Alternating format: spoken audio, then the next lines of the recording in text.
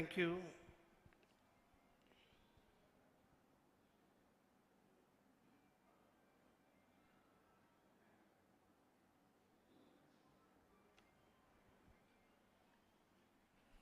Once again, a very good morning and namaste.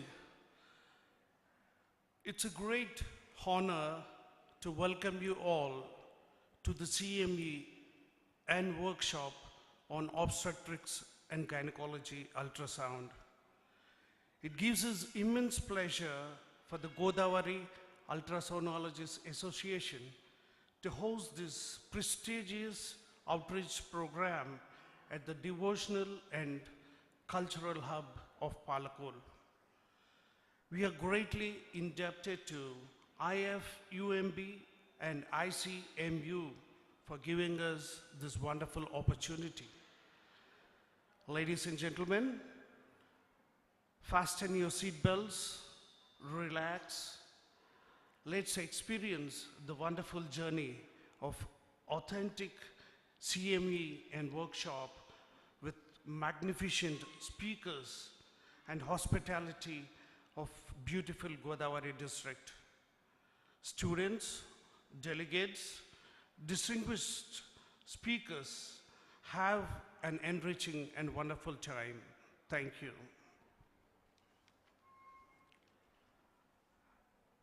Let's start with the scientific session, as we are already late. I invite the chairpersons of the session 1, Dr. V. Ramchandra, MD Radiologist, Dr. V. Ramchandra,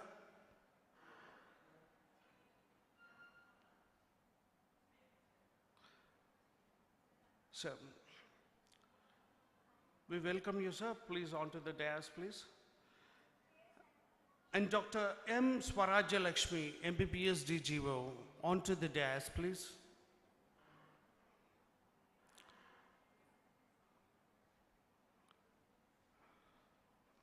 Welcome you, sir.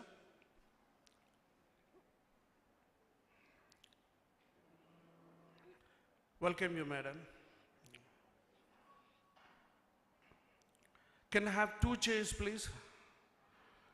On the dais, 2 chairs.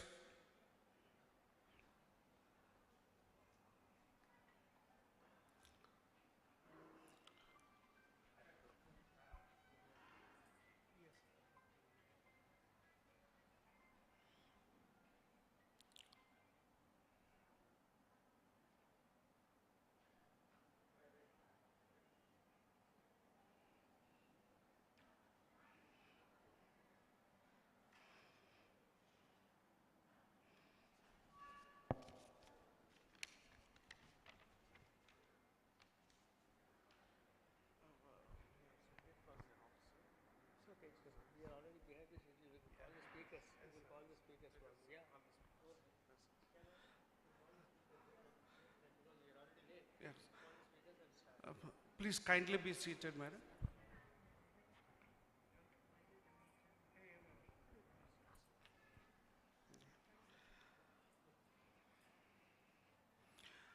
May I invite the first speaker of the scientific session, Dr. NVS Naidu, MD Radiology, onto the dais to speak on the topic, first trimester screening, how to and how relevant. Dr. NVS Naidu garu, onto the dais, please.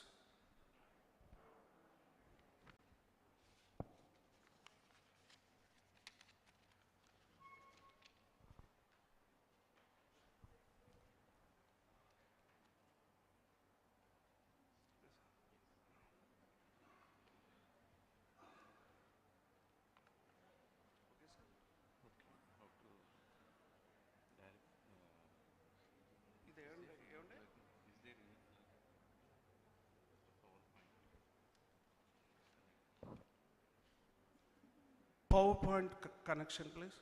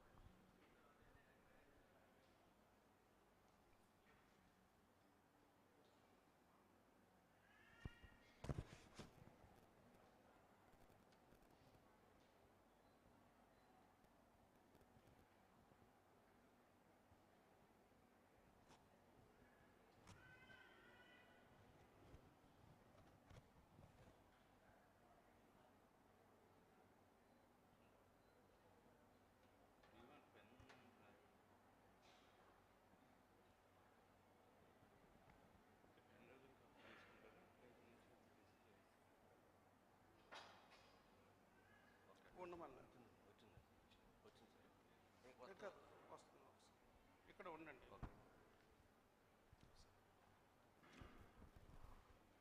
It's not changed.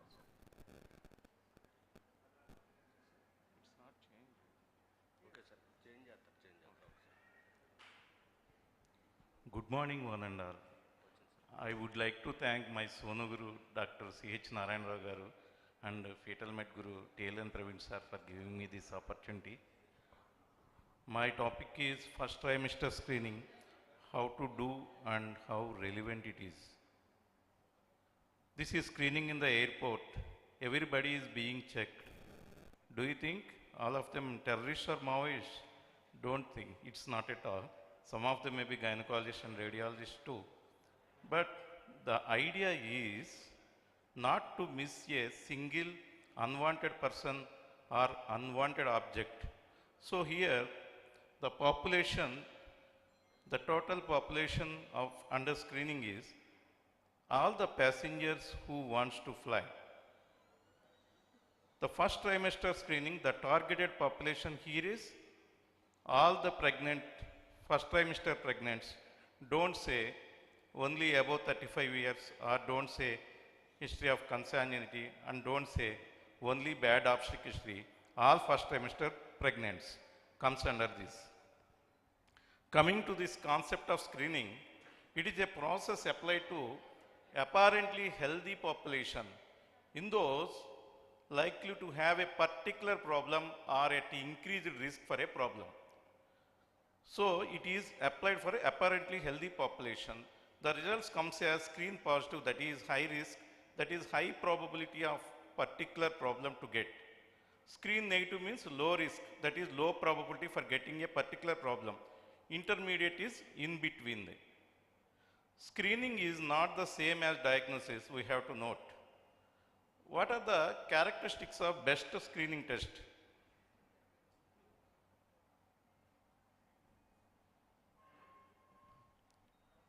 Technical.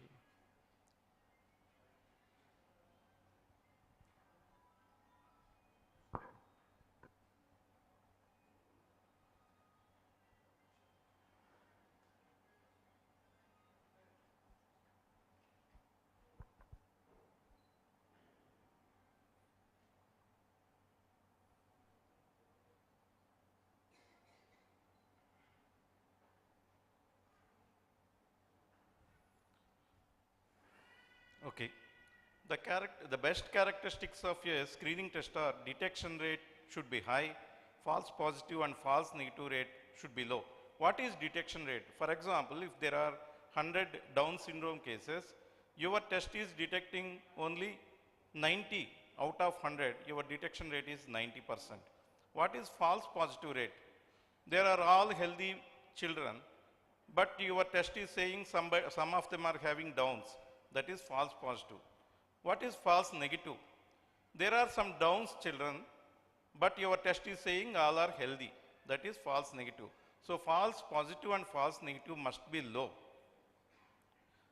Maternal age concept is a age-old practice. If you follow above 35 years old concept, you can detect only less than 30% of Down syndrome cases. Coming to the methods of screening, serum biochemistry, ultrasound, combination of tests, NIPT, second trimester genetic sonogram. Coming to the serum screening, the double marker test is the first trimester screening. Triple marker, quadruple marker are second trimester. Double marker comprises of free beta HCG and PAP-A. Triple marker test beta HCG, AFP, unconjugated estradiol. Quadruple marker test is triple marker plus adding inhibin A. Triple marker test is no longer used now. It has low detection rate. Quadruple marker test replaces the triple marker test in case the first trimester screening was missed. How the serum marker profiles? In trisomy 21, PAP-A levels will be decreased, beta HCG will be increased. In 13-18, both will be decreased. Coming to the combination of tests, combined screening. What is combined screening? NT-scan plus beta HCG plus PAP-A plus maternal characteristics. The next one is the integrated test. Integrated test means NT, maternal characteristics, and blood sample for PAP-A are taken in the first trimester, but we don't reveal any report and call the patient again in the second trimester and perform the quadruple marker test. Finally, both tests are integrated to get the final report. Integrated test, this is more sensitive than combined screening, but limited compliance because the patient may not come for the second time. The next one is NIPT. This is based on cell-free DNA. Maternal serum contains both maternal and fetal cell-free DNA, which cannot be separated. This point is important. So the genome is arranged as per the chromosomal sequence. If any excess genome corresponding to a particular chromosome, such as 21st chromosome, we call it as trisomy 21, provided mother is normal. What are the advantages? Definitely, NIPT is most efficient screening for trisomy 21 because of its high detection rate, more than 99%. The false positive rate is also less than 0.1%. But the limitations are, it is expensive. And in some cases, the report will come as no result. No result means it may be due to low fetal fraction or some transport failure. Usually, for fetal fraction should be more than 4% for getting the optimum report. However, NIPT is less sensitive for other aneuploidies. If by chance NIPT says it is positive, you have to confirm by invasive tests such as amniocentesis. It is must because it has some degree of false positiveness. Now, is there any role of 12-week scan in the era of NIPT? Definitely, because this 12-week scan dating, number of fetuses, viability, you can pick up some structural defects also in the 12-week scan. You can do NT, nasal bone, tricuspid, ductus venosus interrogation, and at the same time screening of preeclampsia also. If you have the uterine arteries mean PI value, if it is more than 95th centile, it is sensitive for preeclampsia, and also you can detect early FGR also. So scan is very important. When to screen? For biochemistry screening, 10th week of gestation, especially for PAP-A. NT scan high sensitivity at 12 weeks. For convenience, we combine and call the patient at 12 weeks. That is useful. That is called combined screening. Here, one point we have to remember, some of the clinicians think that if NT is increased, then only they want to send for double marker test. It is not like that, because there is no association between the increased NT and biochemical parameters. So combine them and enhance the detection rate. This is combined screening. The first step, calculate the background risk based on maternal characteristics. Step 2, as per FMF guidelines, take the NT. You have to measure CRL also accurately, because increase in CRL increases the NT up to 84 mm, certain limit. Increased NT increases the risk for aneuploidy. Another thing, a old concept, that is NT less than 3 mm is normal, but it is not like that. NT is a function of CRL, like your adult body weight, we compare with their height, not with their age. Like that, NT should be considered as a function of CRL. Yes, now NT. Before getting NT, you have to take a good CRL. Now the criteria for NT, CRL must be 45 to 84 mm. Take the mid-sagittal section, only head and upper chest to be included. Neck in the neutral position, only small amount of fluid should be there. Appropriate zooming, almost 3/4 of the screen should occupy. Low gain. Maximum sonolucency should be considered. Avoid amnion, don't mistake amnion as an NT. Use always plus cursors, and from inner to inner you have to measure like this. In case of nuchal cord, measure the NT above the cord as well as below the cord and take the average value.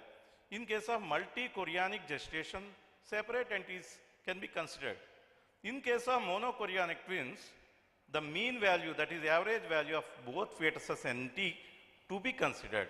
Next is step 3, use appropriate software and take the NT, CRL, biochemical markers, maternal characteristics, all you incorporate and get the combined risk. So now the risk is stratified into high risk. For the cutoff for the high risk is 1 in 250. The cutoff for low risk is 1 in 1000. In between is intermediate risk, easy to remember. These are some odd sections, oddly taken entities. The first one is amnion was wrongly misinterpreted as NT. The second is odd position. Third, also it is not mid-sagittal. It is not, the whole fetus was included in the image. It is not mid-sagittal. It was not properly zoomed. It was not low gain. All. If you consider these entities into your calculation, your risk assessment will be much erroneous. So that should be careful. And another interesting point is some of the normal fetuses may show increased NT. So based on this finding alone, don't terminate the fetus. Increased NT is a beginning for further evaluation. It is not an end card for the fetus. So there are some other markers are also there which can strengthen and which can enhance the detection rate. Those are nasal bone. What points to be seen? Whether in the first trimester you have to see whether ossified or not ossified, or like that only. You need not measure the nasal bone length in the first trimester. So unossified or poorly ossified, it may be unilateral or bilateral, the same significance. So they are considered as positive markers. Sometimes delayed ossification may be seen in some cases of Downs also. Some of the Indian population may interestingly show delayed ossification, though may be normal.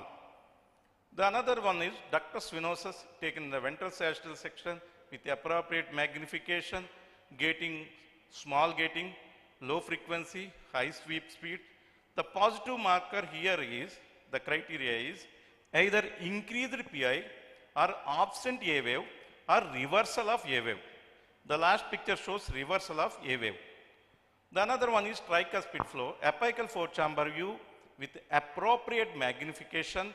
Gating should be high here, unlike ductus venosus. Ductus venosus small gate, tricuspid is large gate, so that it should cover across the tricuspid wall, that is, it covers part of the atrium and part of the ventricle.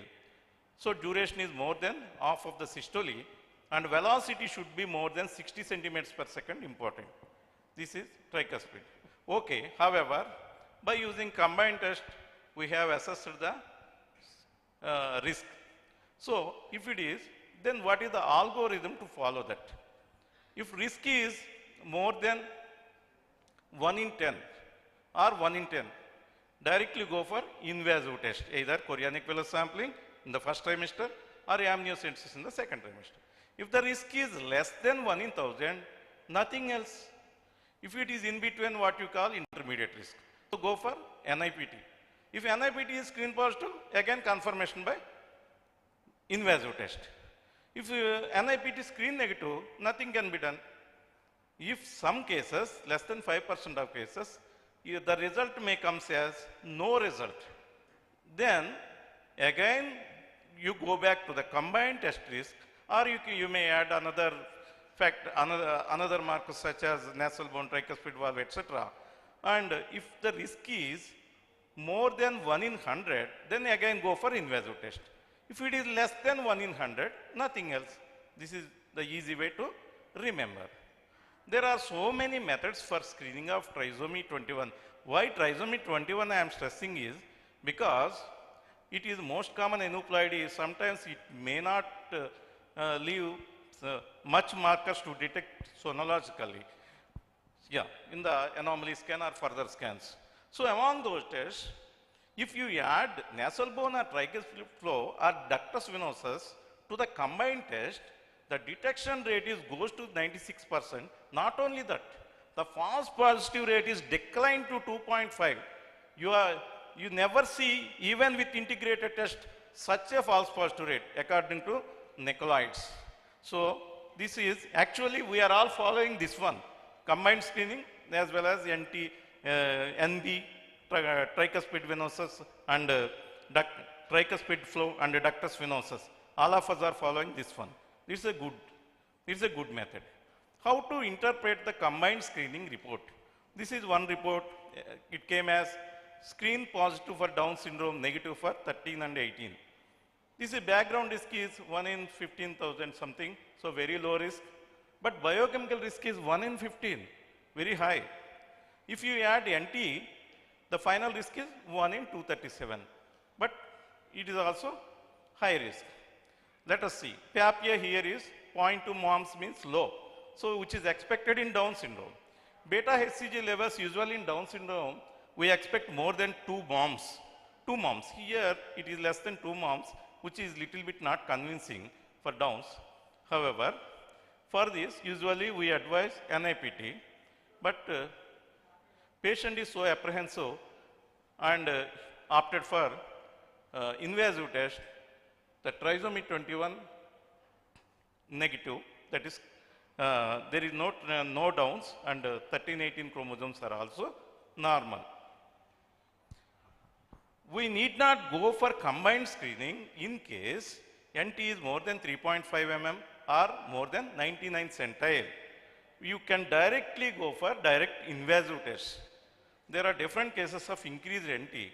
This is an NT 28 years old, 4.2 mm, no risk factors at all. So at 12 weeks, so we have done chorionic villus sampling. It came as Turner syndrome. Yeah. Not only the fetus in the first trimester, you have to think of for screening for preeclampsia mother also by using combination of maternal factors, PAPA, PLGF, mean arterial pressure, mean uterine artery, PI. The detection rate for preeclampsia before 32 weeks of gestation is 100%. For less than 37 weeks, it is up to 75%. That means first trimester screening for preeclampsia is very effective for preterm preeclampsia. There are so many models for first trimester screening. We have already told integrated test, less compliance. There is another thing is first trimester quad test, maternal age characters, PAPA, beta HCG, PLGF, AFP. There is no ultrasound in this test. It is preferable when good ultrasound is not available. The next one is the first trimester penta test. You can combine with combined test plus NB plus PLGF plus alpha fetoprotein plus inhibin A. It is good test.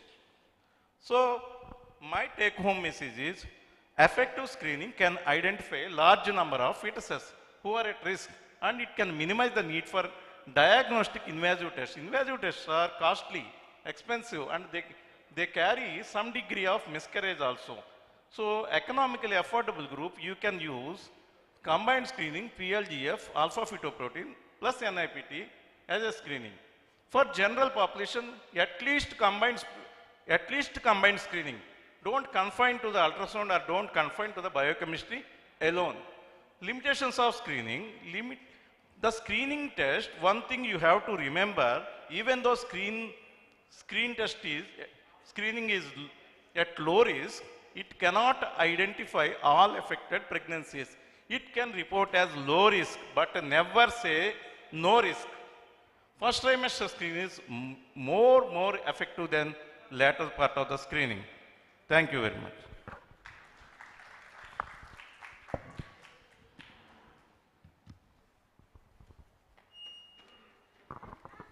Any questions from the audience?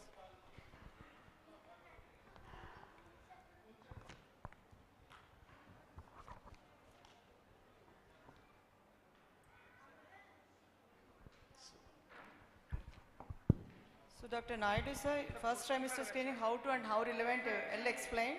Hope there are no doubts. We shall move on to the second session.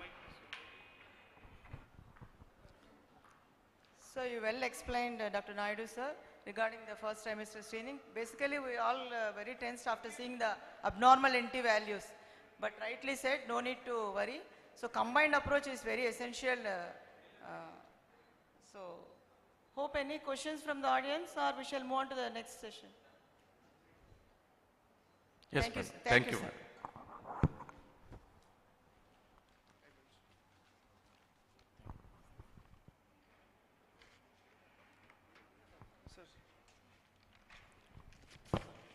Thank you very much, Dr. N.V.S. Naidu garu. Now may we invite Dr. Y. Mrunalini, MD Radiology, and her topic is Basic Approach to Fetal Heart Evaluation.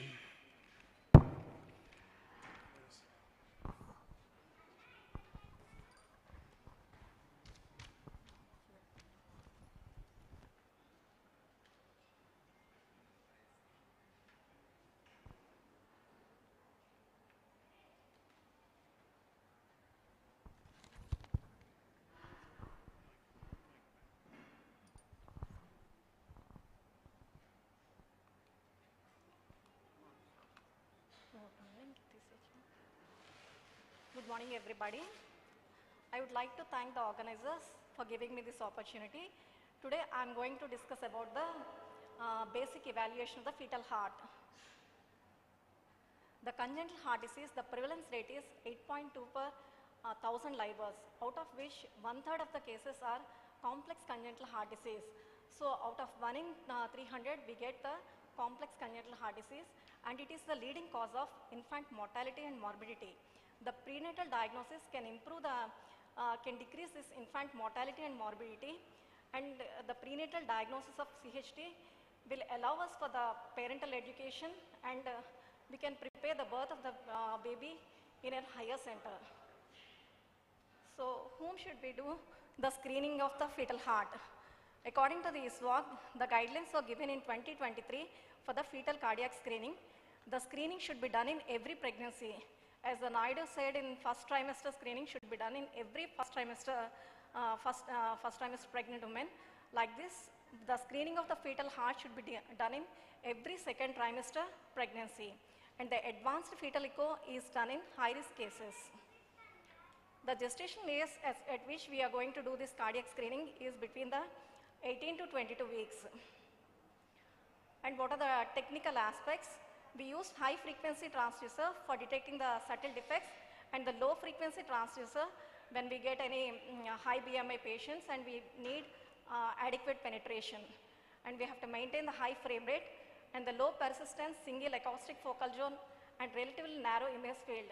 These will be included in your cardiac preset, which will be set by your application specialist. And whenever you do a cardiac examination, you have to magnify the image. The image should occupy at least 1/3 to 1/2 of the screen. You have to take the cine loop for the real-time evaluation of the cardiac structures. Color Doppler is very helpful.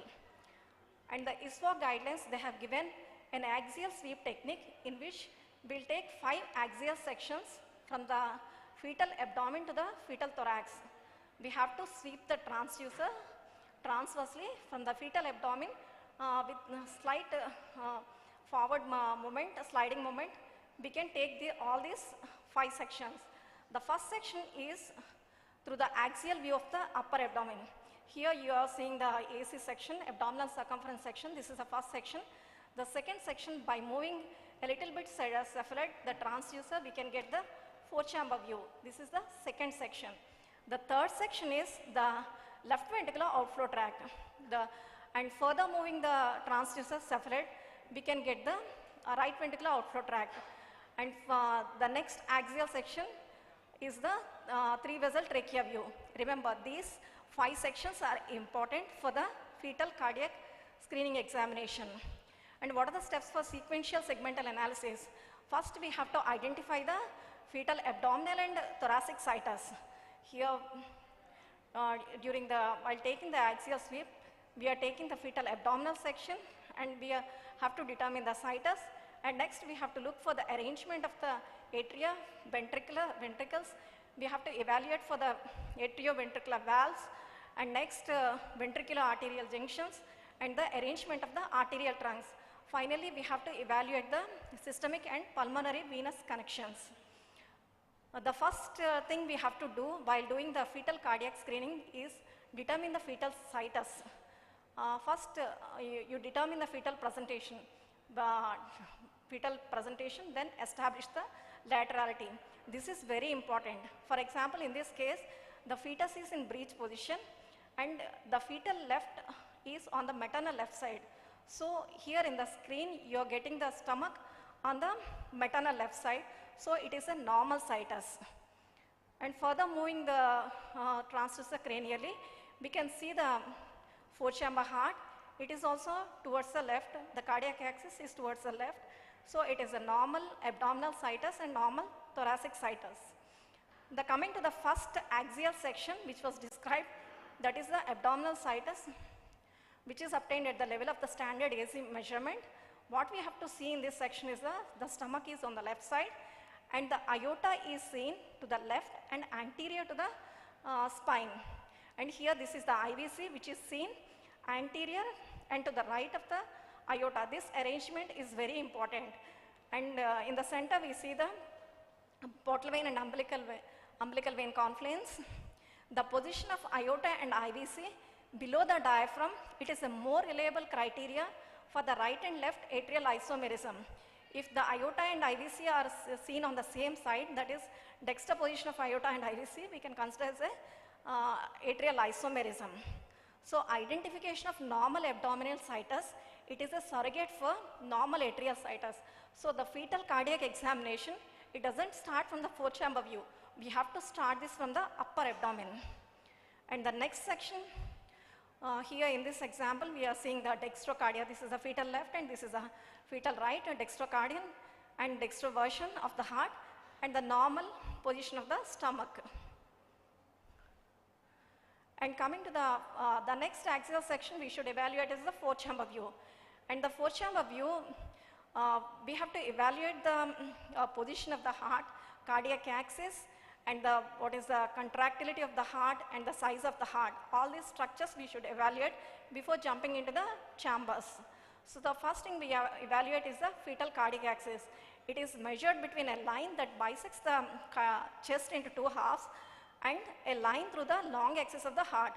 So it is the angle which is made by the apex of the heart with the central line. So normally the angle is 25 degrees to 65 degrees. If it is more than 65 degrees, it is called the left axis deviation. So the left axis deviation is associated with conotruncal anomalies, common arterial trunk, DORV. Here you are seeing a heart which is almost 90 degrees with the central line. So here there is a conotruncal anomaly in this case. So the fetal cardiac position, it refers to the position of the heart in the chest. It is independent of the cardiac axis. Cardiac axis is different and the position is different. If we draw a line which bisects the chest into two halves, if 2/3 of the heart usually normally lies towards the left side and the 1/3 lies towards the right side. So it is a levocardia, that is the normal position. Dextrocardia means the position of the heart in the right hemithorax, and the mesocardia is central position of the heart. And what is dextroposition? Dextroposition is displacement of the heart towards the right side. So here the heart is displaced by this hyperechoic lung lesion. Here it is displaced towards right side because of the congenital diaphragmatic hernia. So it is called dextroposition. Coming to the fetal cardiac size, by eyeballing we normally determine whether the fetal size heart size is normal or not. If there is a large heart like this, we can say cardiomegaly. If there is any doubt, we can take the cardiac and thoracic circumference ratio or area ratio. Normally the thoracic cardiac and thoracic area ratio is between 0.25 to 0.35, and the cardiothoracic circumference ratio is 0.5. Contractility. The fourth point is contractility. Here the two ventricles should contract equally, should be equal without any paradoxical movement of the interventricular septum. The next point we have to assess is the cardiac rhythm. That is the normal heart rate and regular rhythm should be confirmed. The normal heart rate ranges from 120 to 160 beats. And if there is any bradycardia, tachycardia, we have to evaluate further. Here in this, there is a irregular rhythm and there is persistent bradycardia.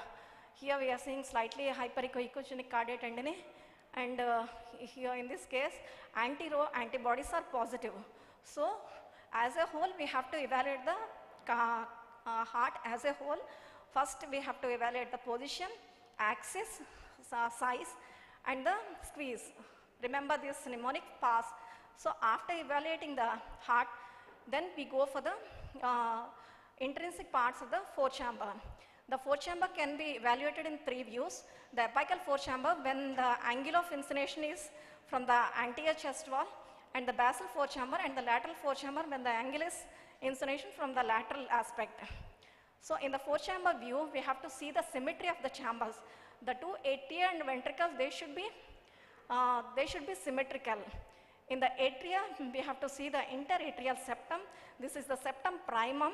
In the center of the septum primum, this is the foramen ovale. The foramen ovale flap moves from right to left, and it is seen in the left atrium.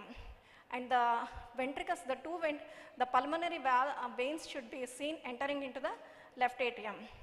Coming to the ventricular chambers, we have to see they should be equal in size, and there is no ventricular hypertrophy and the moderator band in the apex of the right ventricle, and the tricuspid valve is inserted apically when compared to the mitral valve. Here there is an offset, and this is the crux of heart. And I'll discuss about the morphology of the chambers. First, coming to the atria, the most posterior chamber is the left atrium. The descending aorta is seen behind the left atrium, and you will see the 2 pulmonary veins. These are the inferior pulmonary veins entering the left atrium, and the foramen valve flap is seen within the left atrium. And sometimes we may see left atrial appendage, which is narrow and finger-like. The right atrium is anterior to the left atrium. It receives blood flow from the IVC and SVC, which are seen in the other cross-sectional views. And we can see the coronary sinus draining into the right atrium.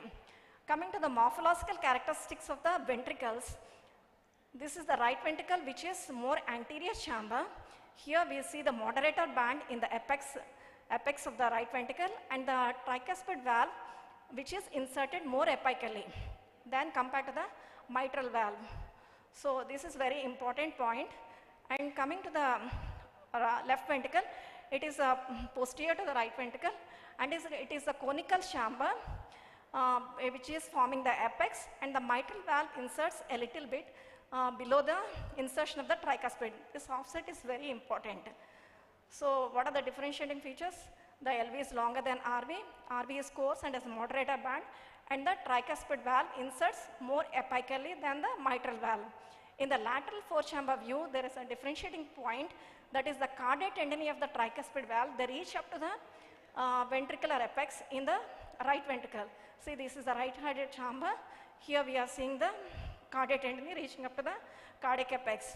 And the mitral valve does not have cardiac tendony attachment to the free wall, and they don't reach up to the apex. So atrioventricular valves, they are arranged, they should move, they should open and move freely. They should be assessed in this apical forechamber view.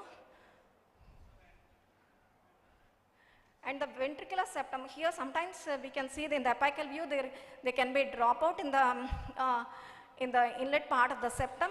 So if we have to take another view, that is a lateral forechamber view, for the better evaluation of the septum. Because the septum is perpendicular to the ultrasound beam, so it is clearly visible in lateral forechamber view. Area behind the heart, it is very important. It is the space between the left atrium and the spine. So normally what we see is the opening of the pulmonary veins, descending aorta, a small azygous vein, and sometimes we may see the esophagus. So if there are any additional vessels, we should observe. So the common indication for fetal echo in our place is the echogenic focus. But these are the bright echogenic specks within the ventricular cavity at the level of the papillary muscles. They can be seen in left ventricle or right ventricle or in both ventricles. They can be single or multiple, and usually it is one of the soft marker for the Down syndrome. The incidence is around 4%. If it is isolated, if the rest of the scan is normal, we can consider it as a normal variant. So we need not advise fetal echo for this echogenic focus. These are the common abnormalities which we can see in the forechamber view. I'll show you a few cases. If anyone from audience, if you give the answers. This is the first case What is the abnormality in this view? Are you seeing any abnormality? There is slight chamber asymmetry. The right heart chambers is slightly prominent when compared to the left heart. Here in this image, what are you seeing? Anyone from the heart? Sir, TLM Praveen, sir, you should not. Here there is a globular left ventricle. There is hypocontractile and echogenic valves. It is endocardial fibroelastosis in a case of critical aortic stenosis. See, in this section, what is the abnormality?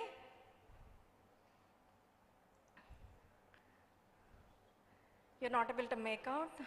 Here we are seeing the small left heart with thickened valves, and here the apex is formed by the right ventricle. So it is a hypoplastic left heart. What is the abnormality in this video clip?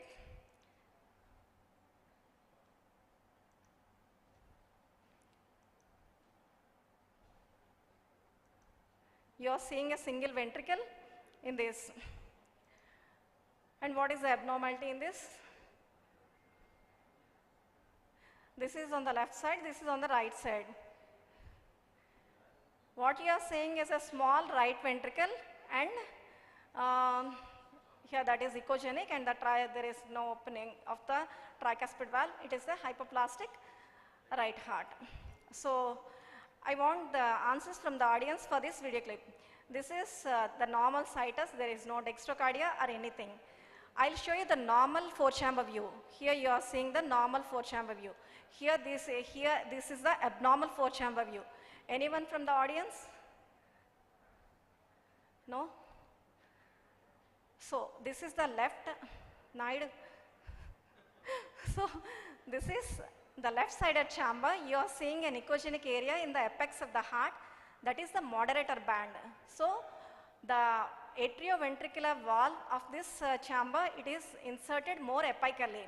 So it is a morphological right ventricle. On the left side there is conical shaped ventricle which is forming the apex of the heart, and this atrioventricular valve is inserting a little bit below. So here this is the morphological left ventricle. So there is a ventricular inversion. So if we know the characteristics of the ventricles, it is very easy to identify this ventricular inversion. So here we are seeing a septal defect, ventricular septal defect, and here we are seeing a large AVST with parallel atrioventricular valves. And here this is a case of severe TAPVC. Here we are seeing a increase in the space between the left atrium and the spine. We are seeing an extra vessel. There is a confluent vein which is going infradiaphragmatically. It is a case of infradiaphragmatic TAPVC. Here I show you one more case. Here you are seeing a confluent vein between the left atrium and the aorta. It is a case of supracardiac TAPVC. The common abnormalities associated with normal 4-chamber view are the abnormalities of the outflow tracts and the arch abnormalities.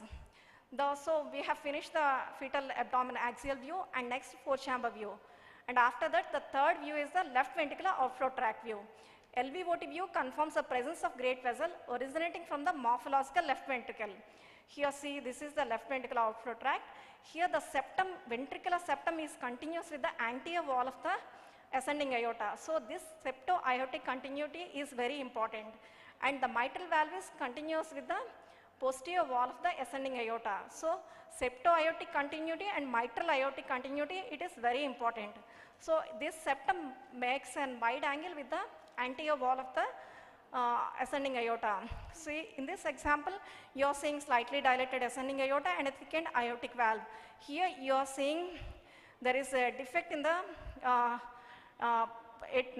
septo-aortic area, and here there is septo-aortic discontinuity, and the septum is parallel to the ascending aorta. Here we have to see some angle here, but there that angle is lost.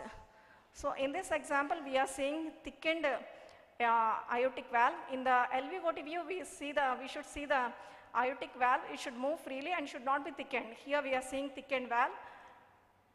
And in the color Doppler, there is aliasing in the ascending aorta. And in the when we take the velocity is more than 170. So it's a case of aortic stenosis. Here there is a left axis deviation of the heart, and there is aortic override, and there is a discontinuity in the septo-aortic discontinuity. So coming to the fourth view, that is the right ventricular outflow tract view. RVOT view, it confirms the presence of great vessel, the pulmonary artery arising from the morphological right ventricle. So it branches immediately after arising from the right ventricle. So the LVOT, the aorta should not branch, the great vessel arising from the LVOT, it should not branch, but in the RVOT, the pulmonary artery branches immediately, and the pulmonary valve should move freely and should not be thickened. It normally courses to the left of the ascending aorta, and we can see the cross section of the SVC in this view. Here it's a case of tetralogy of Fallow. It's a normal 4-chamber view, and here there is a ventricular septal defect, overriding of aorta, and the small caliber of the pulmonary artery. And when we do a real-time examination, we should look for the crossing of the great arteries. Here we are seeing the left ventricular outflow tract, which is crossed by the right ventricular outflow tract. In this example, we are seeing a normal 4-chamber view, and we are not able to see any crossing of the vessels. We are seeing only single outflow tract. When we take a slightly oblique section, we can see a branching vessel which is arising from the morphological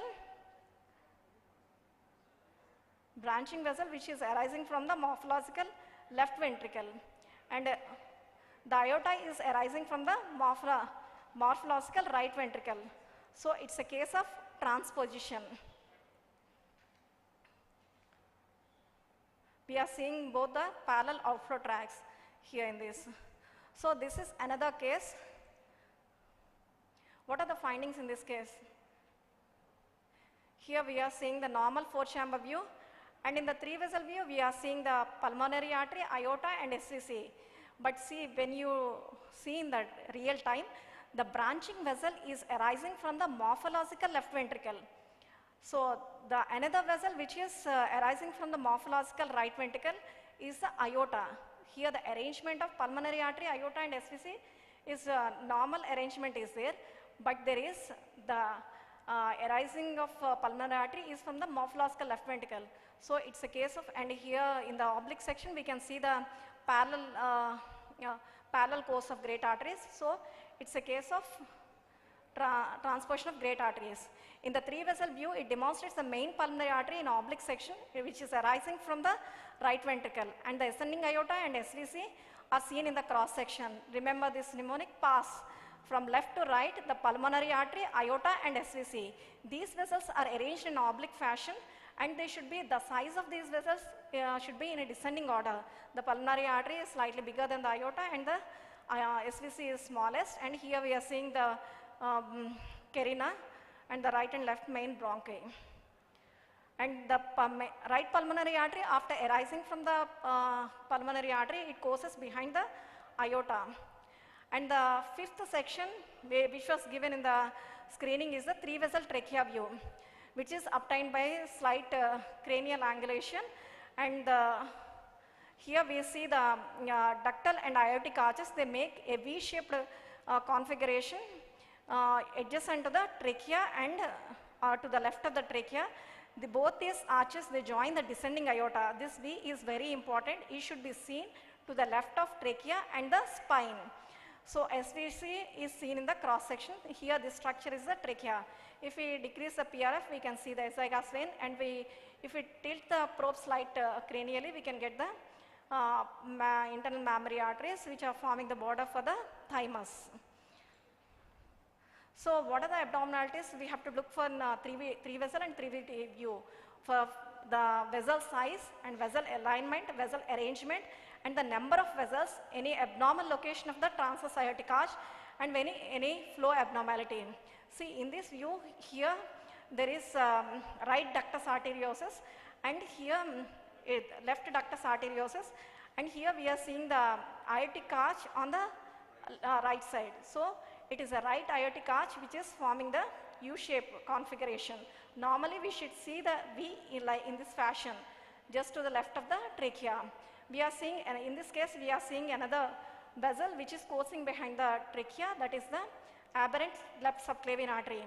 This is left side and this is the right side. We are seeing the V configuration on the right side. Usually we should see normally to the left. So it's a case of hypoplastic left heart, I have already shown, and we are seeing a reverse flow in the aortic arch. So this is a hypoplastic right heart. Here we are seeing a reverse flow in the pulmonary artery, which is a narrow in caliber.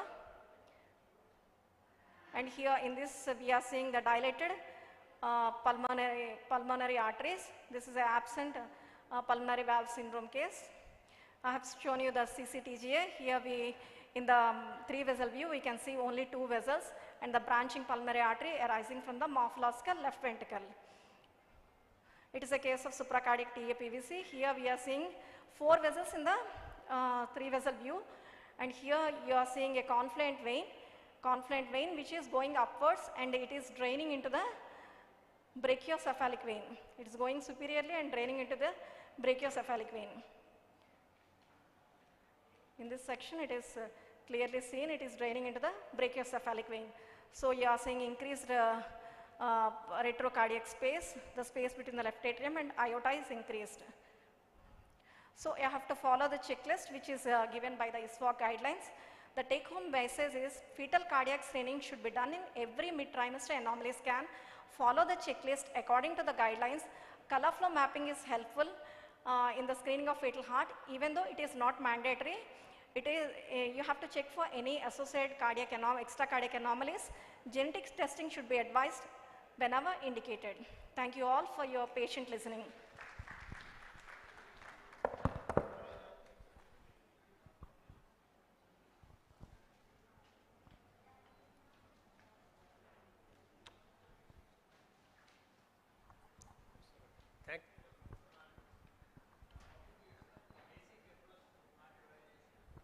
Yes, sir.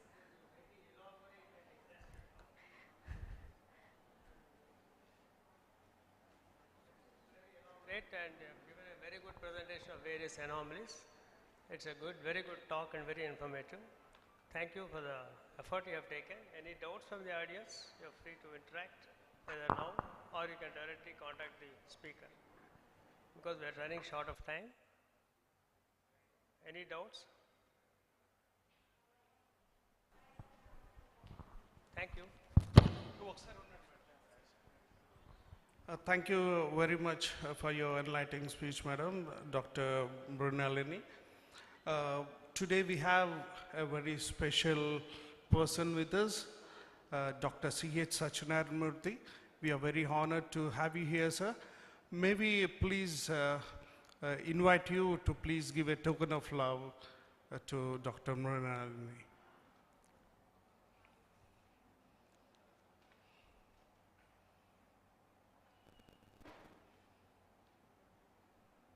A very renowned doctor, a renowned surgeon from PALAKOLLU and surrounding areas. He's also a politician, the past MLA of PALAKOLLU.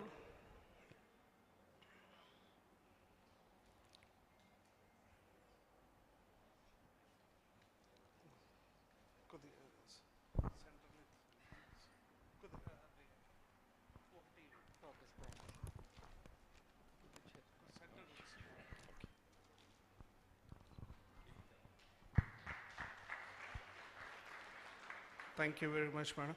And Dr. N.V.S. Naidu onto the stage, please. Please accept our token of love.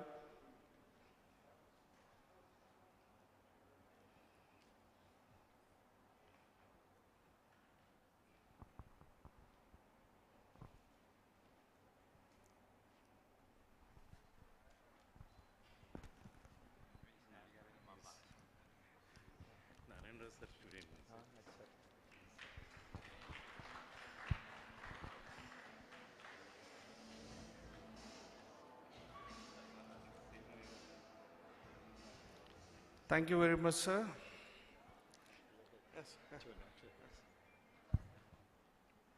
So now it's time for a live demo of HICOSI. We are here because of our organizing chairman of GUSA, Dr. C.H. Narendra Garu. Please come over onto the dais, sir. So here is a live program. Dr. C.H. Narendra Garu. Actually, I'm going to show the live HICOSI. That is, what is HICOSI? Hysterosalpingo-contrast sonography. To detect the tubal patency while injecting the contrast medium. The contrast medium is different from other contrast mediums. This is actually developed by me with the guidance from Dr. Praveen sir. Thank you, Dr. Praveen. And now I am going to show how to prepare the contrast medium and how to inject and how the tubes are seen while injecting the contrast medium. This takes only 10 to 15 minutes. After that, I want to show some 5 to 6 images of live and 4D images. Yes. Thank you, sir.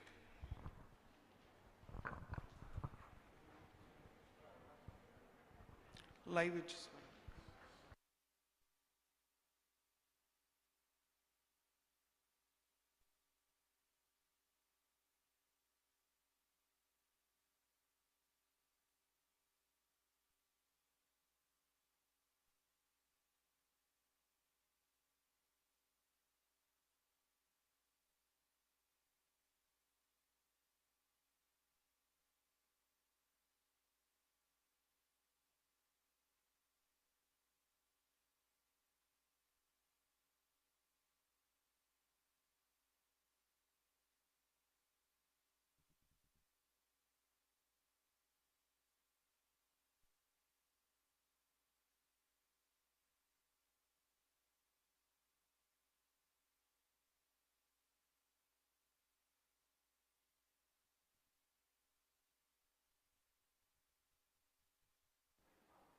Hello.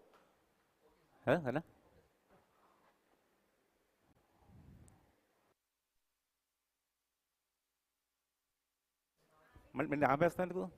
Hello. Close the door.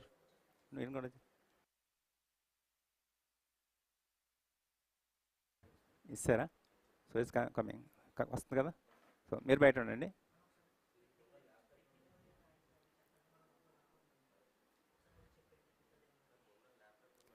లేదు ముందు ఈ machine నుంచి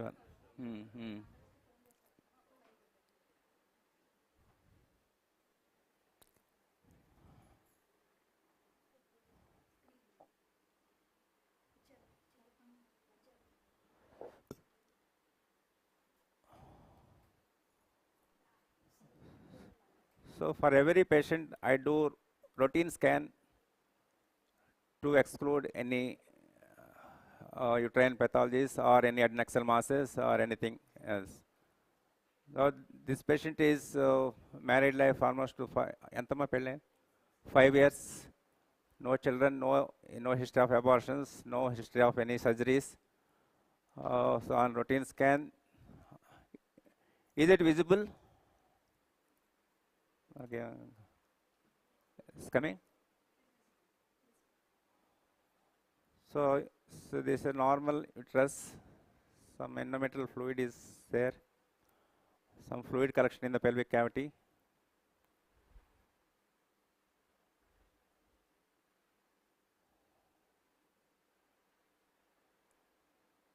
Right ovary. Beg bettakama. This is the left ovary is normal. I'm not able to see the right ovary. Big bettakku free ga undu.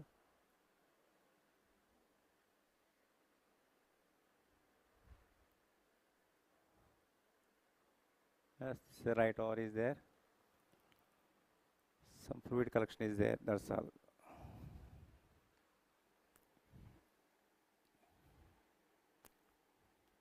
Gloves leva.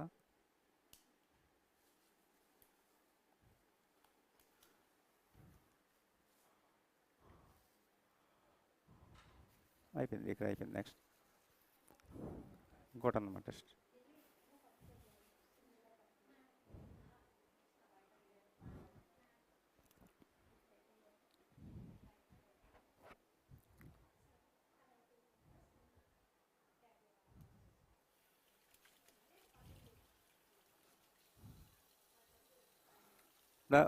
అతను వాళ్ళకి కాల్ చాపేసి పడుకోబెట్టండి. Video projection.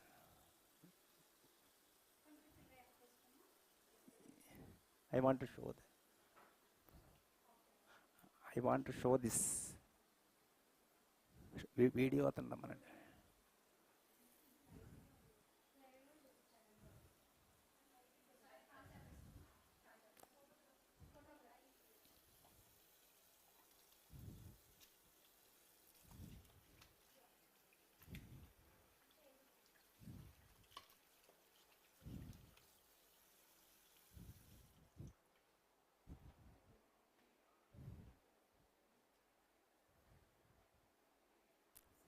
అదే ఇక్కడ చూడండి ఒకసారి.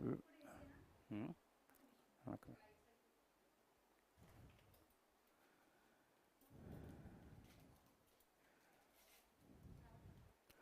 హలో,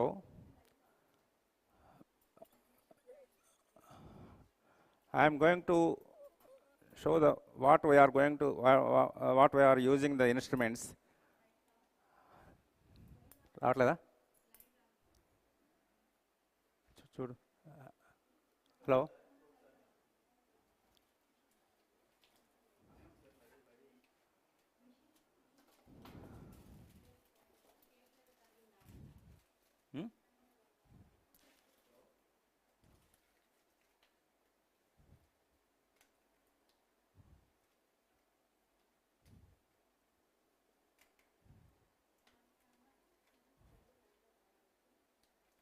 ఏమండి ఈ గ్లౌస్ ఎవరు పెట్టారు?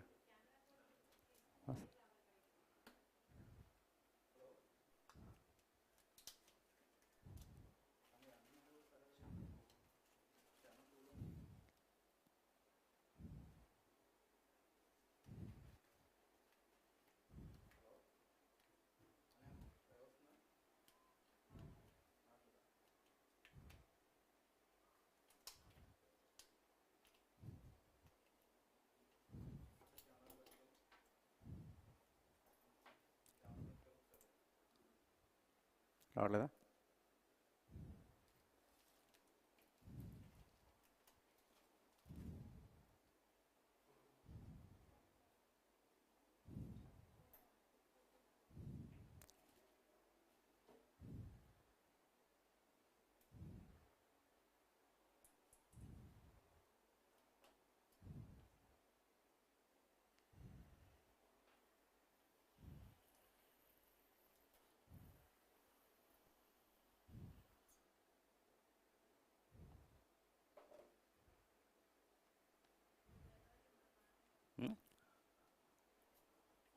Hello,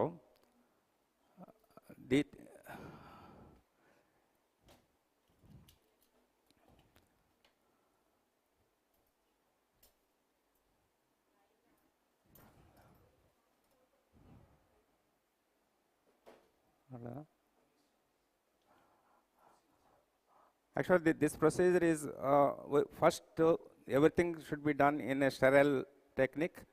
First I take the for every patient I do the routine scan, then I prepare the contrast. So how this contrast is, I mix the normal saline, I take the normal saline in 50 cc syringe, that is 20 ml of normal saline, and I take the 2 ml of 2% Jalocan jelly into another syringe. I use the 8 French Follis catheter that is to be introduced into the uterine cavity. ఇది ఎందుకు రావట్లేదు కదా?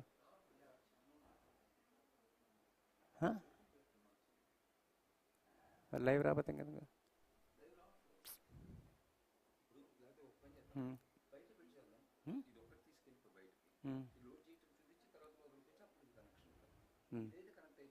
వచ్చింది కాబట్టి okay okay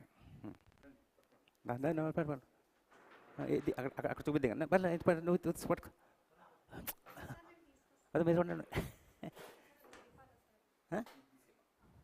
ఒక్క నిమిషం అక్కడే దిగాను బయట మీరు వచ్చండి వాళ్ళు నేను చూపిస్తాను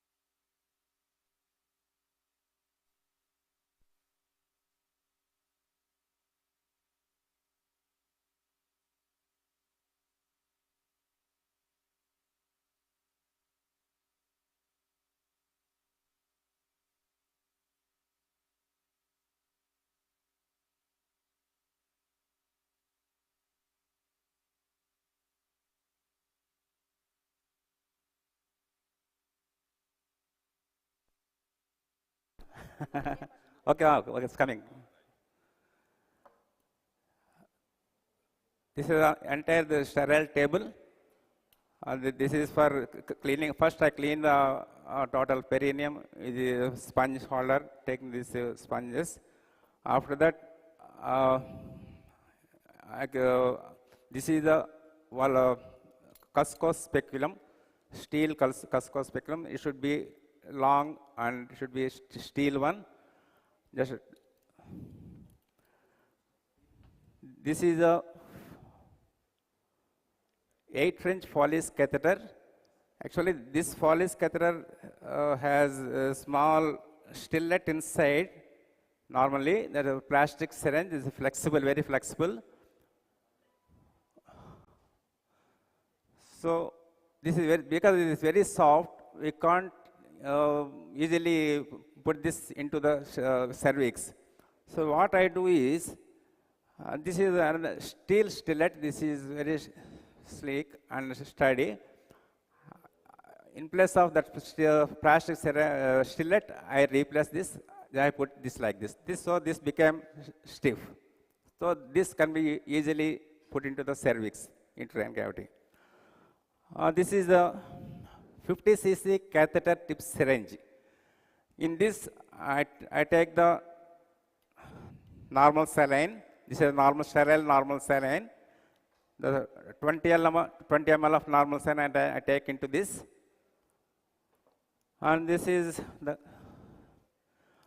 10 cc syringe, 2% gelacan sterile. This is sterile. This is taken into the 10 cc syringe. Just I take the only 2 ml, 2 to 3 ml is enough. Even 5 ml take, then nothing will happen.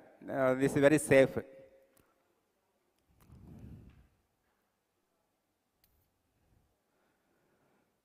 So you put some gap in between the gelacan, this put and this is syringe. So the air bubbles must be there. Some air bubbles must be there to mix it. So without air bubbles, you may not get proper this contrast. So this is a thing. So what I do is, once I put the catheter inside, then immediately I prepare the contrast medium. This is this is 50 cc catheter tip syringe.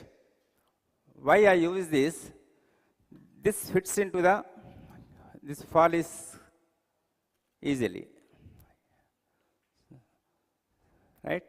So you can tightly fix this. So if you take the other syringes, we can't put this into that. So I prefer this. So then, how I prepare this? This is a 10 cc gelatin. This is a 20 ml normal saline. So I fix this like this. It fits into the session. So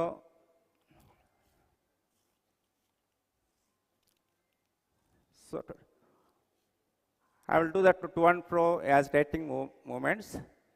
You will get the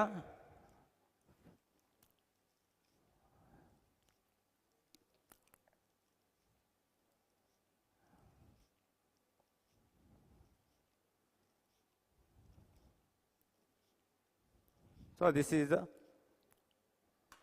whitish micro bubbles. This is the contrast medium I prepared like this. Okay, this is contains lot of micro bubbles. Then we will fit this. I will fit this, and you can inject into the uterine cavity while seeing the screen. Then I will show this on the screen. Okay. Slow this question. This. Okay. Oh, this. Madam, sorry.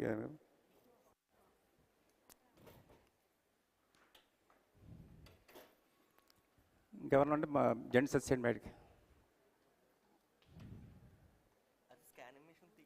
అలా పెడతారు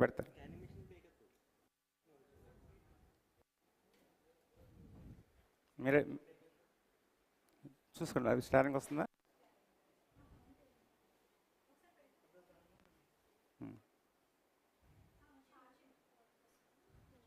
okay.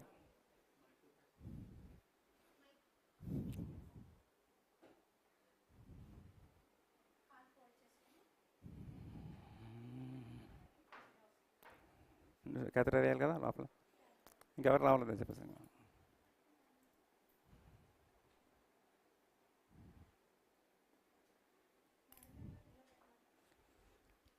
కాలు పైకి తీసుకోండి, కొంచెం కిందకి రమ్మా. చాలు చాలు చాలా.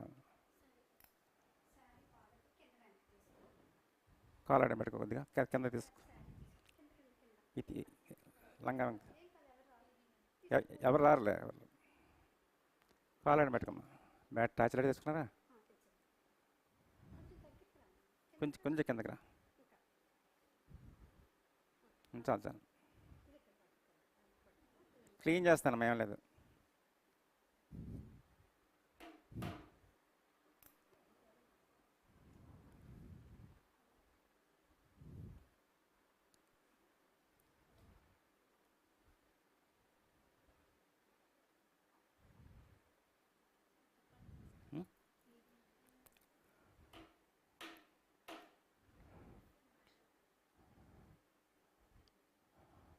I am preparing the perineum and everything to keep the Follies catheter inside.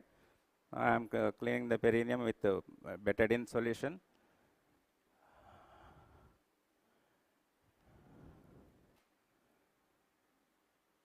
Actually, if you don't do any perfect in sterile this way, so you may get, the patient may get infections and everything. So far I have done more than 10,000 cases so far. I never had any problems like this, any infections or any other problems with this.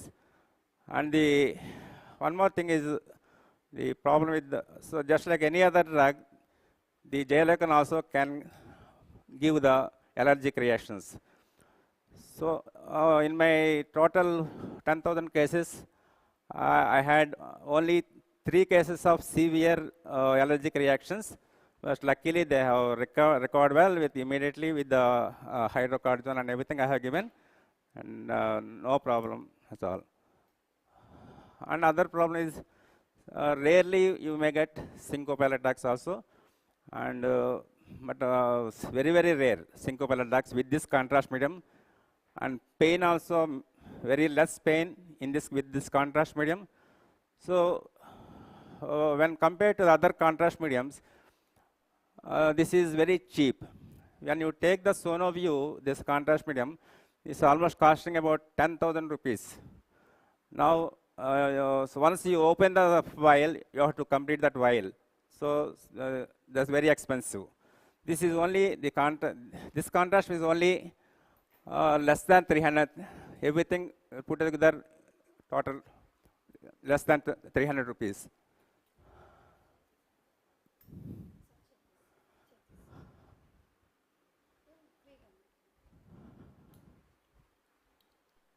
ఏం లేదమ్మా అయిపోయింది ఇంకా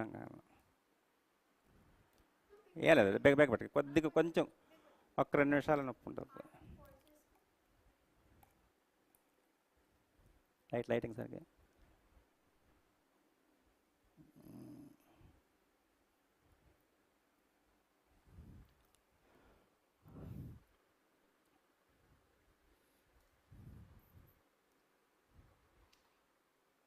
చేయి పట్టుకో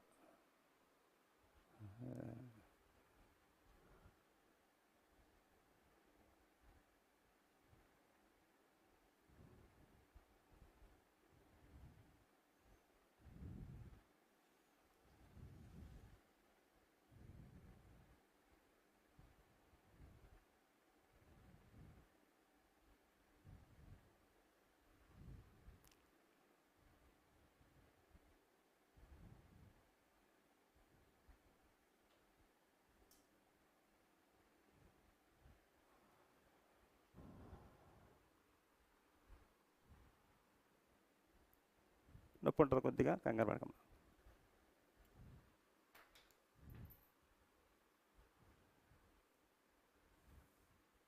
అయిపోయింది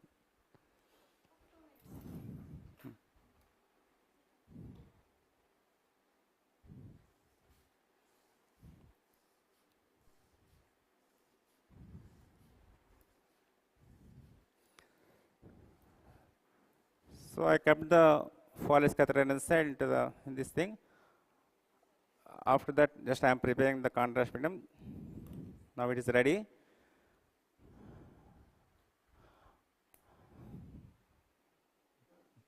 Nadale.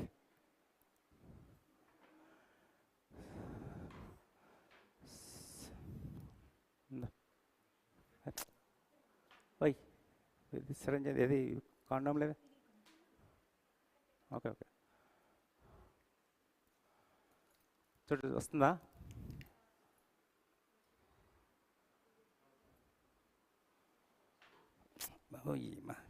పడిపోయినా కుర్చీ తీసేయండి 2 కుర్చీలు తీసేయండి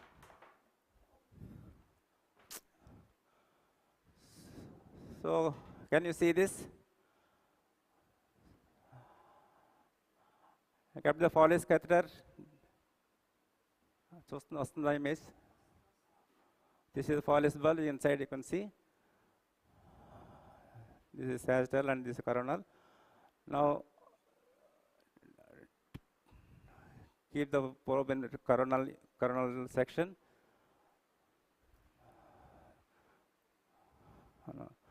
Now first I do the 2D with B mode. First I do.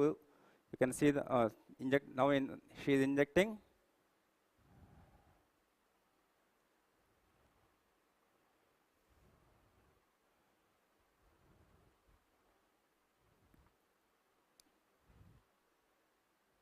వెళ్తుందా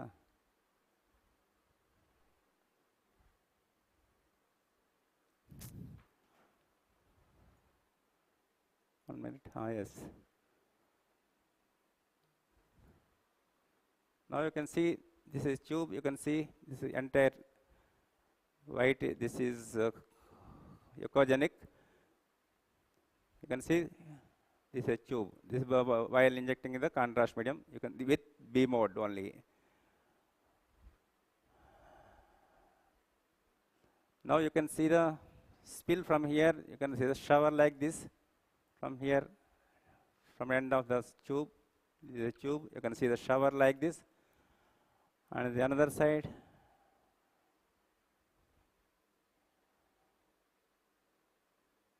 This is a tube. This is a left side tube. Inject check with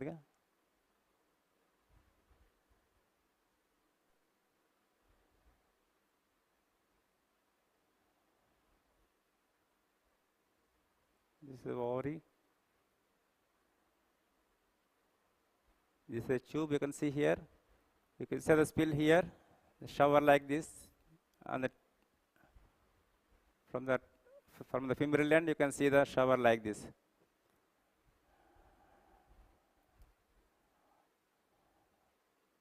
Right? This is a tube, this is a shower like. Okay? Now in the contrast medium,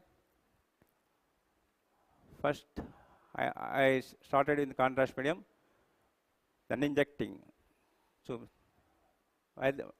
see.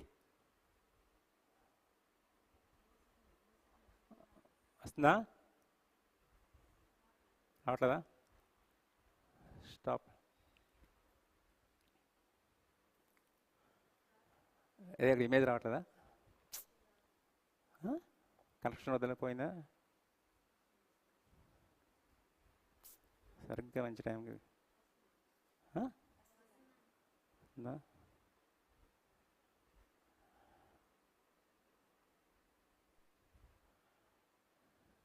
So I have taken the 3D.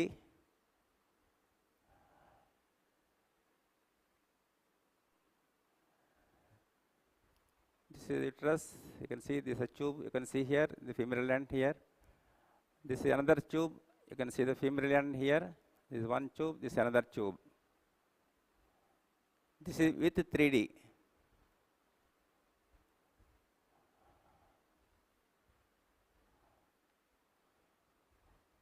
Now I am going to take it 4D. First, start with contrast. Switch on the 4D. Inject.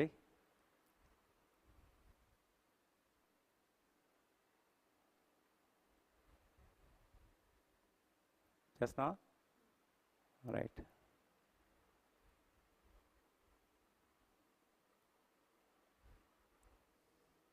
Inject. Stay. Abhina? Okay. You can see the tube here, you can see the femoral end. Yes, you can see here, this side you can see the tube, you can see the femoral end. This is uterine cavity. This is tube, femoral end. Okay.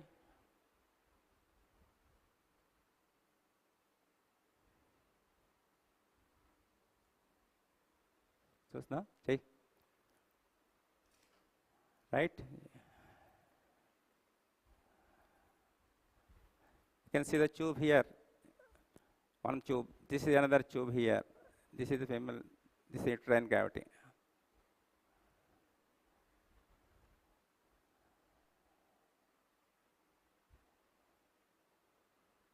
You know?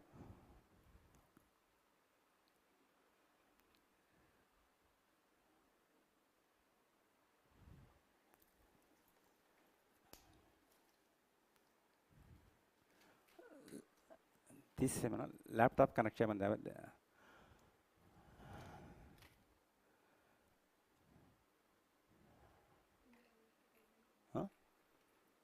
this is live that is good.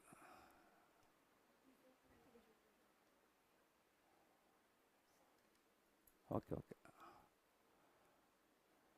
This is already I have taken this in my center. This is 4D. You can see this tubes are seen here. Now it's beautiful. This is tube. This is femoral end.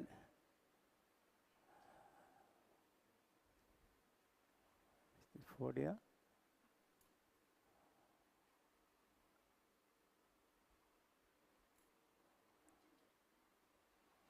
వస్తుందరా that tube you can see.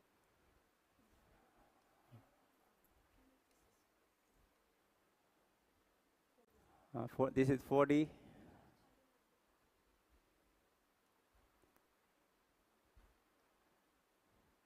This actually this one patient with distal block. One side up to distal end, you can see the tube. This is normal tube. This is another case. So this you can see the both tubes. You can see.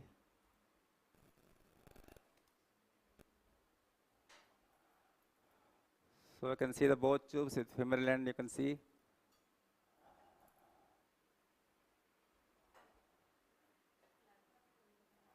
Laptop connection.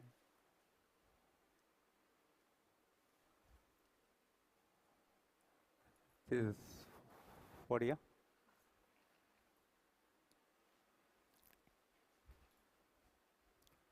This is 4D. You can see this movement of tubes. In the 3D, this is static. Because this is static, we can't see the movement and femoral and the functional aspect of the tube we can't say with 3D. So, tubal movement is also important in the infertility cases. So that we can see either 2D or 4D. So both can say the functional aspect of the tubes. In the 2D, you can see the movement of the tube and internal flow of the tube. Also, you can see with the in two-dimensional, and you can see the movement and everything. You can see with 4D view. You can see the very beautiful 2D images and 4D images also you can see here. All with this Mindray mission. This is an excellent mission for hysterosonography. You are getting wonderful images. This. So patient is all right. Hema, noppundemana? Em ledhu kada? Good. Baga cheyinchukunnam. Thank you.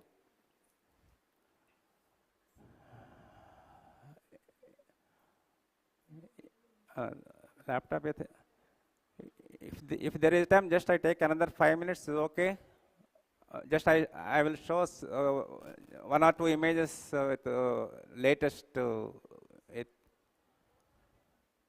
with hysterosonography. Laptop ఇక్కడ పెట్టేసి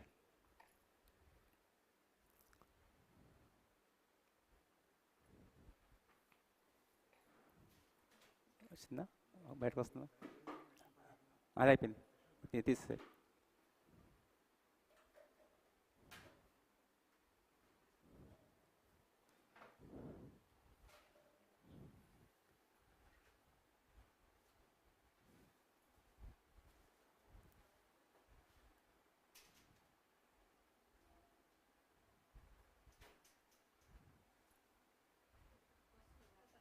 వస్తుందా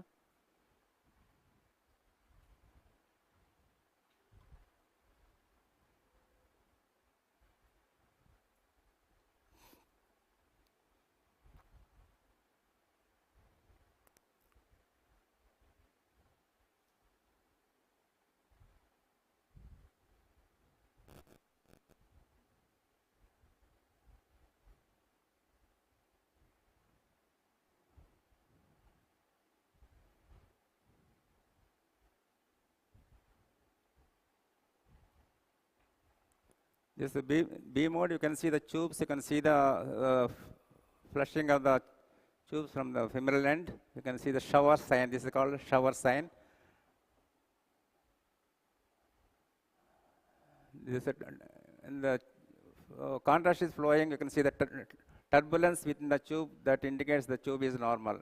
When you don't see that the turbulence, tube is normal. You can see the femoral end flow is there.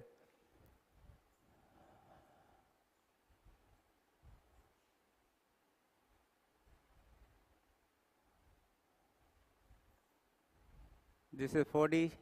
You can see the tube, 4D movement. You can see femoral end tube.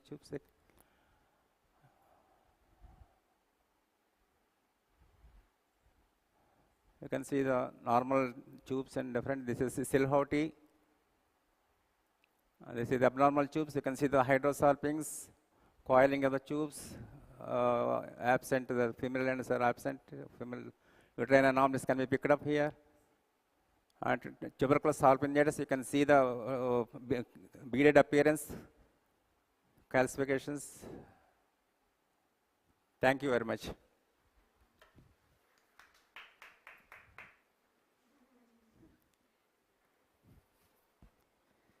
తీయాలి.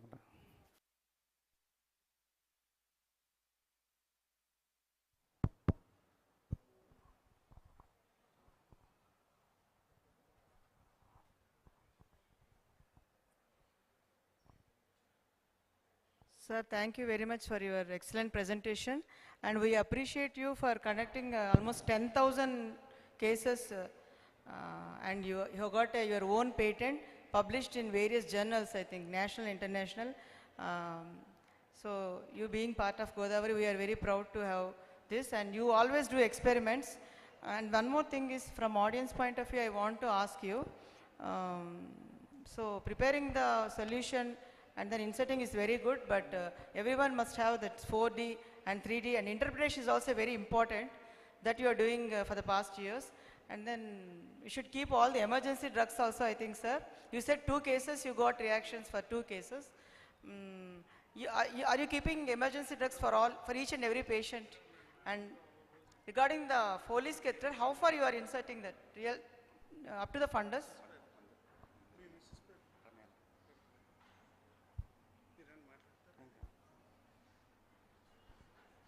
So up to the fundus you are keeping the Foley's catheter? Foley's catheter you are inserting up to the, till what level you are keeping it? Till the fundus. And then what's the time taken for you to inject the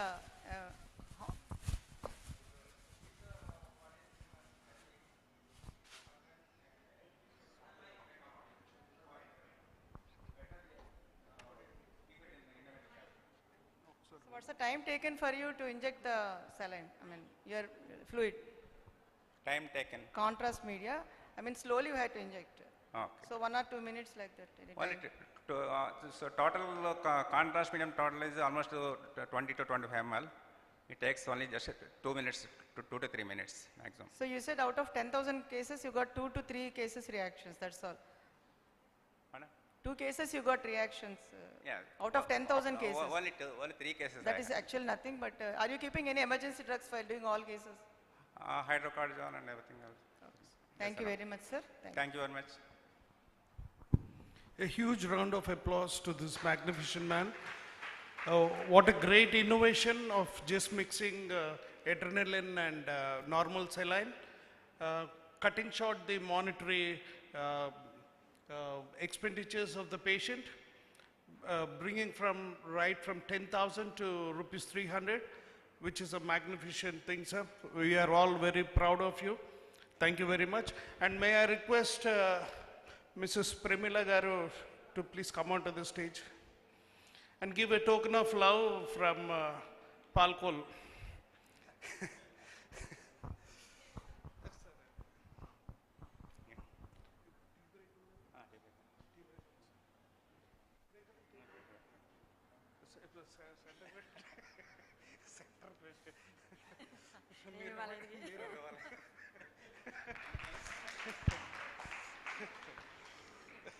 Thank you very much, sir.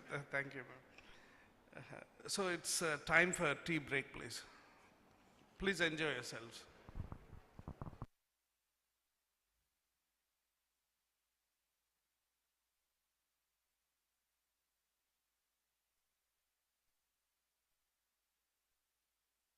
These are defined as deviations from normal anatomy resulting from embryological maldevelopment of Mullerian or paramesonephric ducts.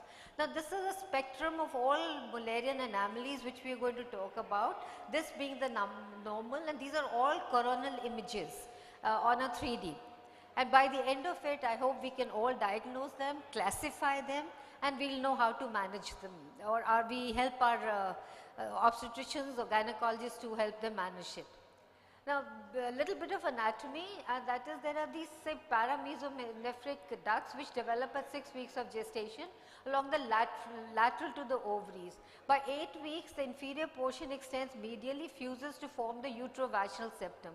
Between 9 and 11 weeks, there is resorption of the uterovaginal septum, and the cranial end forms the uterus and cervix, and the caudal end forms the vagina, proximal upper third of the vagina. Fallopian tubes and ovaries develop separately and are not involved in the MDA process.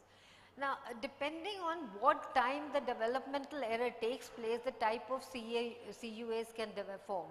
Now, if there's complete failure to develop, whether bilateral or unilateral paramesonephric duct, it develops into aplasia or agenesis or hemiuterus. Fusion defects will develop into bicorporal, bicornuate or uterine diadelphous, depending, the names are depending on what classification we are using. And when there's failure of septal resorption, it results in a persisting septate, which is septate or an arcuate uterus. Now, there's these distortions in uterine cavity are clinically important because of high risk of recurrent pregnancy losses, infertility and infertility, and implantation failure. This is just a normal uterus, and we can see that these anatomic distortions of the endometrial cavity may be one of the reasons to have these people presenting with RPS, subinfertility, etc. Or there could be abnormal vascularization because of the abnormal shape. Also, these MDAs are associated with, they have an increased risk of endometriosis, which may be the major reason for them being for infertility. The prevalence is very variable. It may go up to as much as 25% in patients with history of infertility and recurrent pregnancy losses. But I would also like to say MDAs do not prevent conception. It's only they have adverse reproductive outcomes like spontaneous abortion, cervical incompetence, especially in bicornuate uterus, cornual pregnancy, or an ectopic pregnancy in a hemiuterus, small rudimentary hemiuterus, had a functional rudimentary second horn with a functional cavity, and this was an ectopic pregnancy.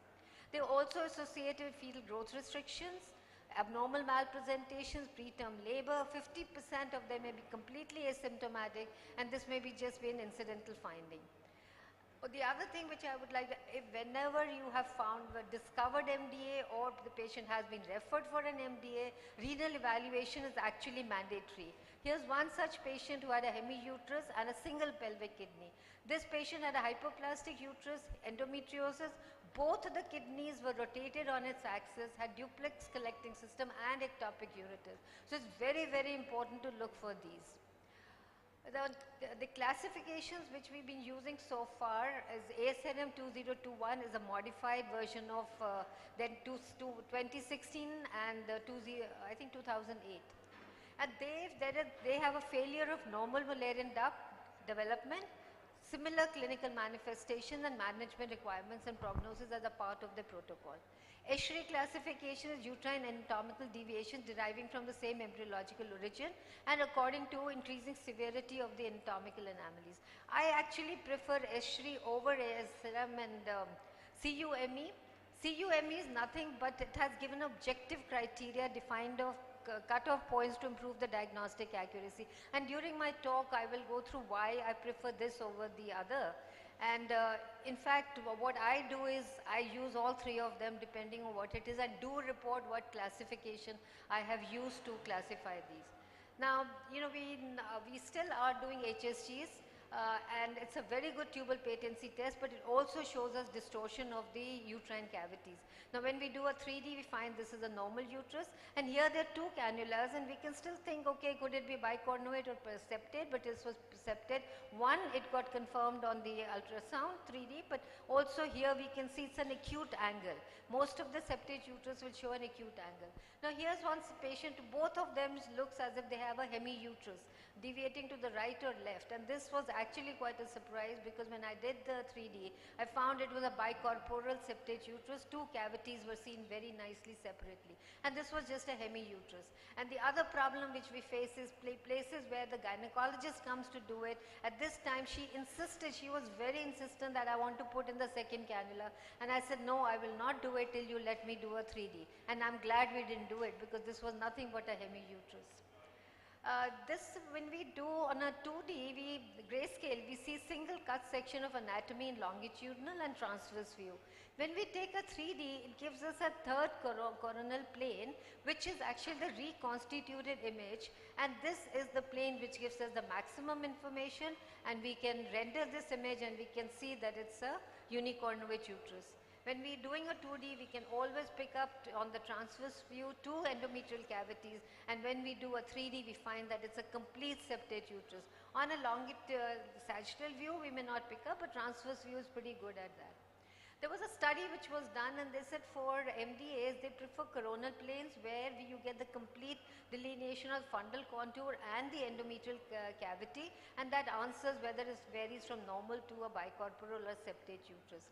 And the other thing which they said was that VCI is nothing but you trace the region of interest and you have a simultaneous display of the uterus in the coronal plane. So this was in the long sagittal view, this I did it in the transverse, and both of them have a partial septate uterus. This is one which we traced on the hemi-uterus, and VCI is actually easier to do, improves the contrast resolution, and we have the answer simultaneously.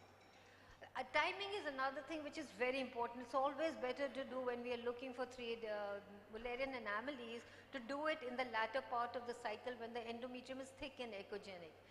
Like here's as an example, 4th day, looks like a unicorn, but not too sure. Here I wasn't sure what is happening to this area. And when we do a 3D, we find that this was a unicornuate uterus, and this was on a 17th day, which we confirmed that this was a bicorporal septate uterus. There are certain definitions which are again measured on the coronal plane. Interosteal line, which is the line connecting the highest point of the endometrial cavity. Indentation depth is the distance between the interosteal line and the lowest point of the indentation on the endometrial cavity. We can measure this angle by tracing it close to the apex. And then there's an external fundal indentation. Is the distance between the intercornual line and the fundal cleft. We should be measuring this uterine wall thickness, which can be done in the sagittal plane, which is nothing but the thickest anterior-posterior diameters of the anterior and posterior walls. But coronal image is much easier. We can measure, we have the interosteal line, we have the fundal corn, we measure this distance, that gives us the fundal indentation. When we are diagnosing these, external fundal contour is one of a very important criteria in differentiating MDAs. Now here if I show you these two images, we can see that the fundal contour is dipping, and here we have a normal fundal contour. So this is normal and this is bicornuate uterus, and we cannot go wrong when we look at this. But if there's any suspicion that we are not sure what's happening to the fundal contour, there is this particular method by this particular group which is very good. What they say is draw the interosteal line from the fundal contour, you measure this distance. If distance is more than 5 millimeters, it's normal. If this distance is less than 5 millimeters, it's abnormal. And obviously if this fundal cleft is dipping below the endometrial cavities, this is definitely abnormal. When we look at normal uterus, we see that there's a triangular endometrial cavity, flat anterior margin, normal fundal contour, and 2 interstitial segments of the fallopian tube. This is normal uterus, which is a part of Escherichia classification. ASNM does not have a normal uterus in their classification. Minimal impression along the fundal contour is considered normal. Then there's this dysmorphic or T-shaped uterus. Here the uterine contour is normal. We have a normal fundal contour. We still have a normal anterior margin of the endometrial cavity, but there's an abnormal shape to the cavity, which in this particular patient was due to this DES exposed drug, which is not used anymore, so we really don't see them. This can be also seen when there are patients who have tuberculosis where the endometrium gets distorted, and in this patient there was adenomyosis and fibroid which was actually distorting the endometrial cavity. They are associated with impaired fertility, and there's an increased risk of miscarriage and preterm labor, but even before and after any treatment they don't respond well, but they can conceive normally also. For diagnosing, there is narrowing of the endometrial cavity, which is because of this increased thickness of the lateral myometrial wall. The endometrial cavity is long and vertically long and tubular shape. Fundal contour is normal. Here we see another fibroid which is indenting the cavity. The other important thing is ratio between the uterine body to cervix remains normal, which is 2/3 to 1/3. And this is by Escherichia classification, which is subjective evaluation. Whenever there is a doubt that you're not sure, then what I do is I use the CUME objective criteria, which improves the reliability and diagnostic accuracy. So what they say is you draw a line from the outer fundal to the internal os. You draw this line and you measure this distance from the this apex, this distance should be more than 7 millimeters. We can measure this angle, which is more than, should be less than 130, and then we can do this T angle, which is from one point of the contour to the other, and we measure this angle. Now, I don't definitely remember the criteria, but whenever I'm in a doubt, I pull this out and check it. Now, like for this example, there was, this is borderline because only out of 3, only 2 of them were, we could see that they were correlating with T-shape. As compared to this one, there was only one single criteria. Whenever there's one single criteria, according to CUME, then this is considered to be a normal uterus. Then in infantilis uterus, there's a narrowing of the uterine cavity, but there is normal lateral wall thickness. It's not because of the thickening of the lateral wall that there's narrowing of the cavity. And here the ratio between the corpus and the cervix is reversed, 1/3 to 2/3. Now there is these 2 uterine cavities. We can see there's a persistent depression along the anterior margin. The fundal contours are normal and there are 2 interstitial segments of the fallopian tube. If I was to use Escherichia classification, it is in the normal range because they use wall thickness and this indentation along the anterior endometrium is less than 50% of the uterine wall thickness. But if we are using ASRM classification, this falls into the arcuate uterus, and then if I add CUME recommendation, indentation depth and the indentation angle, this definitely fits into the arcuate uterus, and this surgical resection is only indicated if there is a history of multiple recurrent miscarriages. Septate uterus is when there is an abnormal absorption of the uterovaginal septum. Now, these account for the 55% of uterine anomalies. Now, septum is this internal indentation which is dividing the endometrial cavity into 2, and this exceeding 50% of the uterine wall thickness. Now here, when the septum ends above the level of internal os, is partial septate. When it goes all the way into the cervix, it's a complete septate. The fundal contour generally remains normal, but there may be a minimal impression which is considered normal. But like I said, we always start with grayscale, and here we have 2 different endometrial cavities. We can see there are 2 cavities, and here just to show that we did a VCI and this is partial septate, and in this one we did a 3D reconstruction and again a complete septate uterus. The different classification use different criteria. Escherichia uses indentation depth ratio versus wall thickness ratio. CUME adds indentation depth and the indentation angle along with this wall thickness ratio, and ASRM classification only has these 2, indentation depth and indentation angle.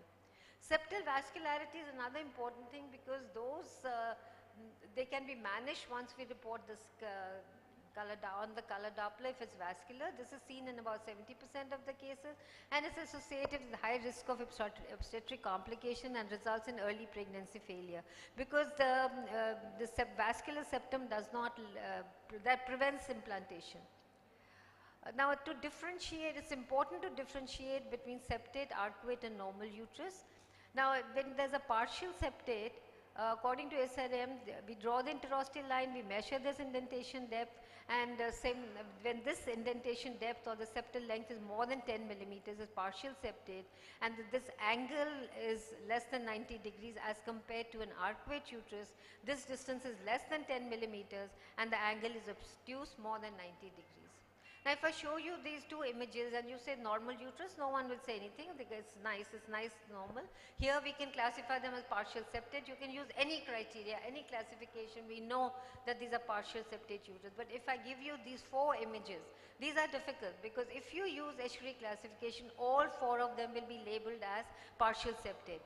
And then if we use ASRM, these 2 fall into the arcuate category because the indentation depth is less than 10 millimeters, which is their the recommended septal length.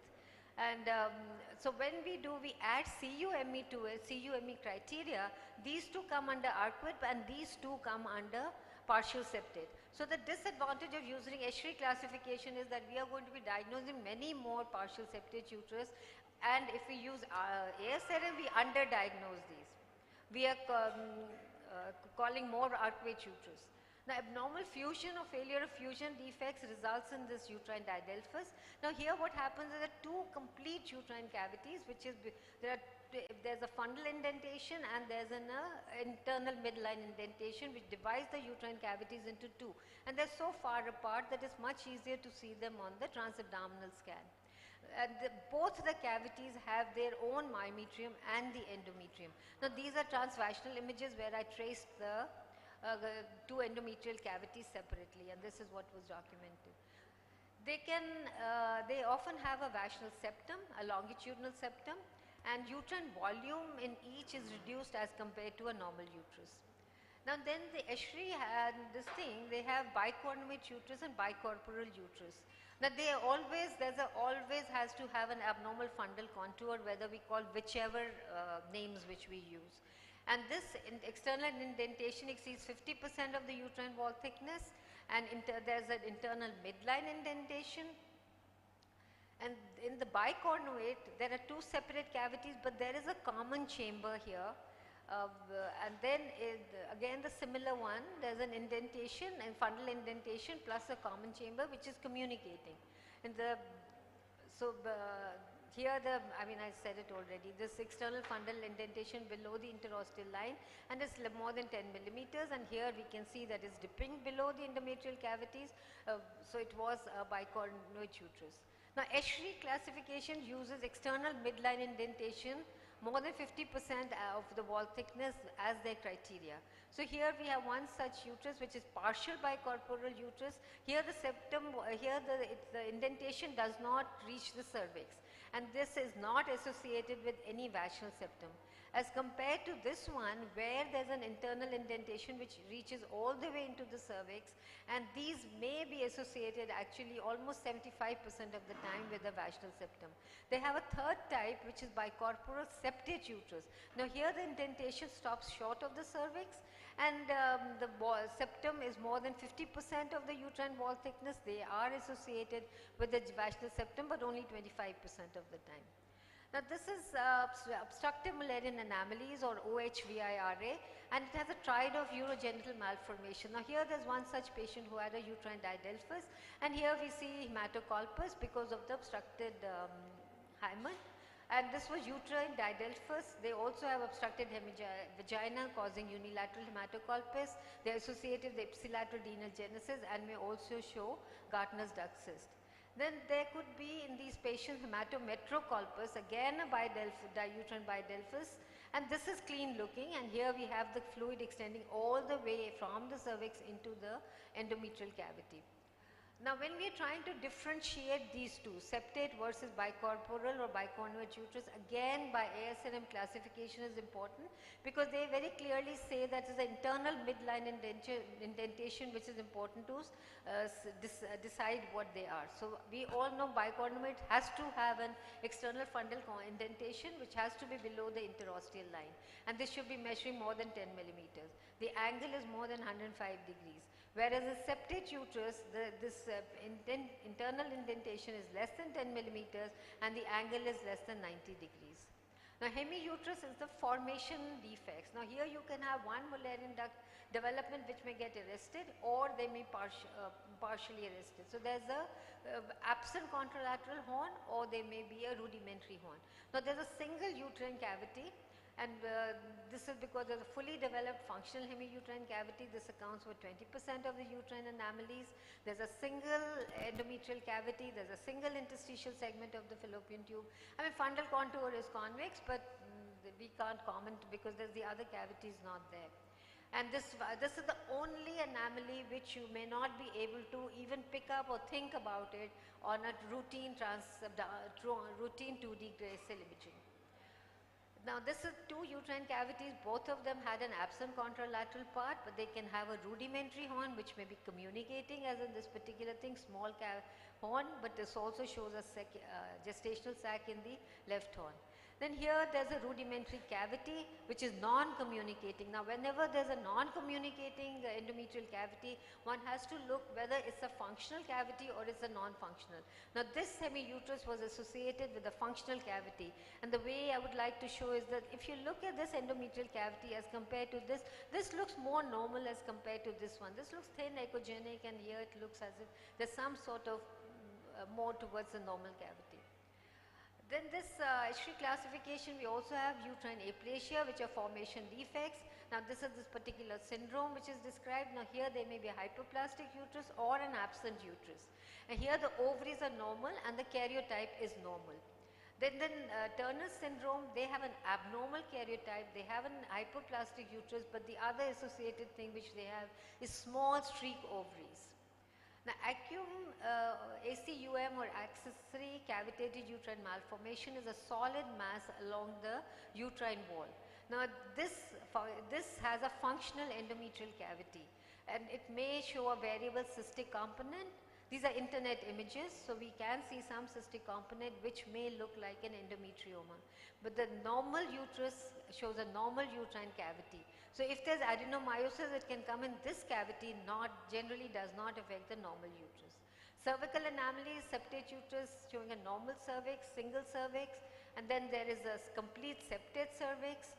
Then there are double used cervices, and in the cervical, this was aplasia, there was absent cervical cervix. So just to end this, I think we have started with this. If by now you should all be knowing which is what, so I won't go through it. H3 normal uterus, this is arcuate, T-shaped, unicornuate, partial septate, complete septate, and bicorporal uterus. The thing which I want to emphasize is that 3D ultrasound is a beautiful modality. It has a sensitivity and specificity of almost 98 to 100%, and which is almost equivalent to MRI. And just to give the final summary, the 3D provides a greater anatomical details and information on external fundal contour and the endometrial cavity, which is the important diagnostic criteria for MDAs. Then we can add the CUME criteria wherever we have a doubt to call them septate or arcuate. And the septal length can be measured on 3D. MR is a problem solving modality, and I always say do good at 3D ultrasound, and you may not need an MR to solve the problem. And thank you so much for your kind attention.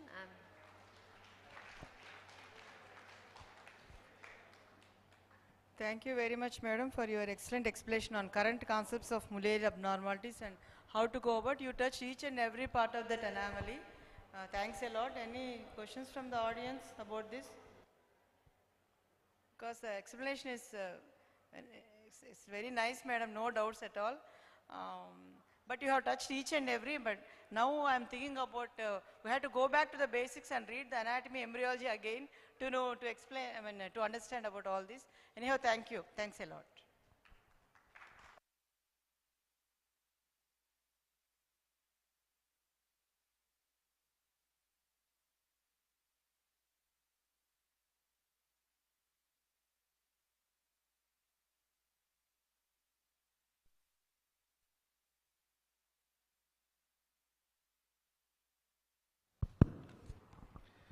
It was such a pleasure listening from you, ma'am. It was so pleasant.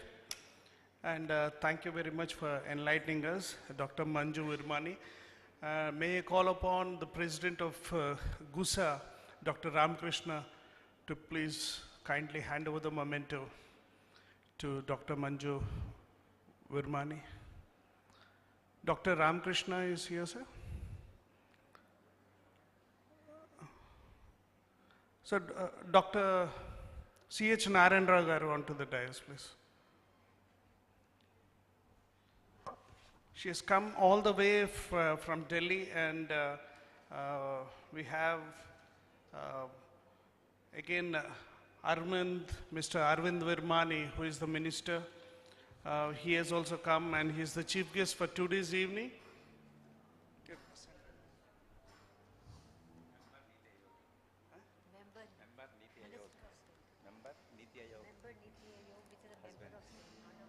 He is a member of Niti Ayog.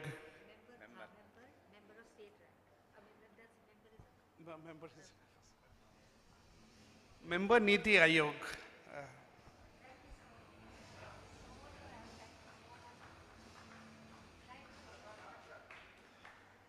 Thanks a lot, madam.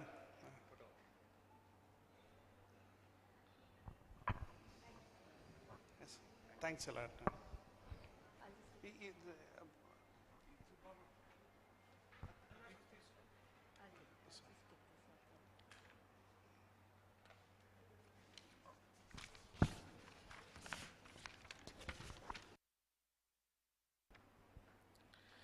And we have our next speaker, Dr. Sudhir Gokhale, MD Radiology, who is presenting us with the topic, Red Flags in the Diagnosis of Fetal Heart Abnormalities. Thank you.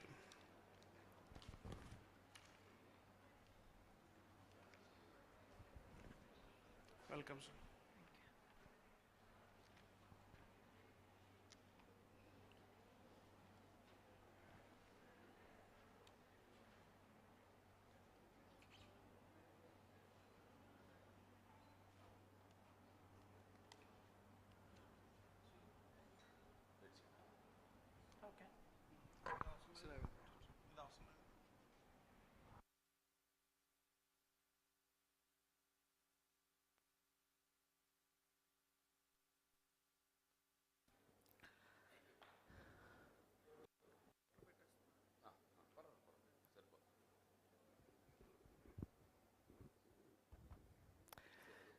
Hello. Morning. First of all, let me thank Dr. Narayan Rao and for bringing me to this CME. I come from when Dr. Rao invited me, I was thinking whether I should go there because yesterday it took me almost 12 hours of travel to come here, but I think it was worth it. Thank you very much. So what I'm going to do next 20-30 minutes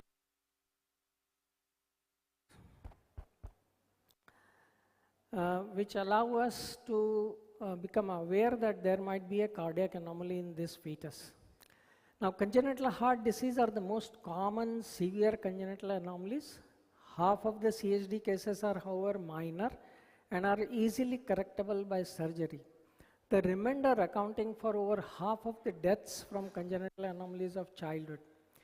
With a believed incidence of 9 per 1,000 live births, nearly 200,000 children are born with CHD each year in India. So you can imagine how big a burden that is, and therefore we need to detect all the cardiac anomalies as much as possible. It is accepted that CHD occurs more commonly in certain groups which are inherently predisposed and are at a higher risk. Although this is true, we must recognize the fact that in absolute numbers, babies are born to low-risk groups, and therefore screen everybody for cardiac anomaly. Most infants born with CHD are born to mothers with.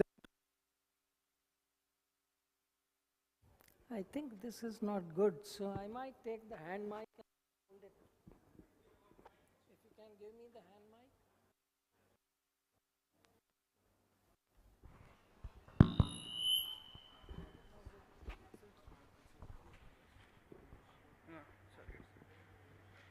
Oh, that's okay. If this works, that is fine.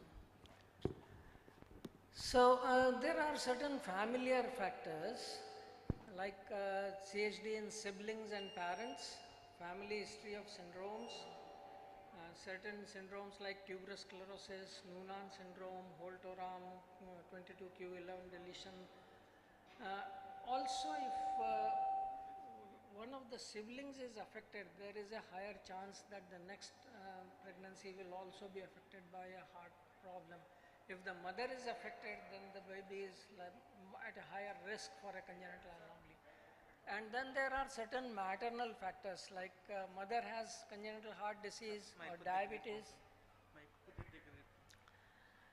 or collagen disease, exposure to viral infections like rubella, CMV, parvovirus. All these things put this mother at a higher risk to have a baby with a congenital heart anomaly. And then there are certain drugs and chemicals which also expose this mother to having a higher risk.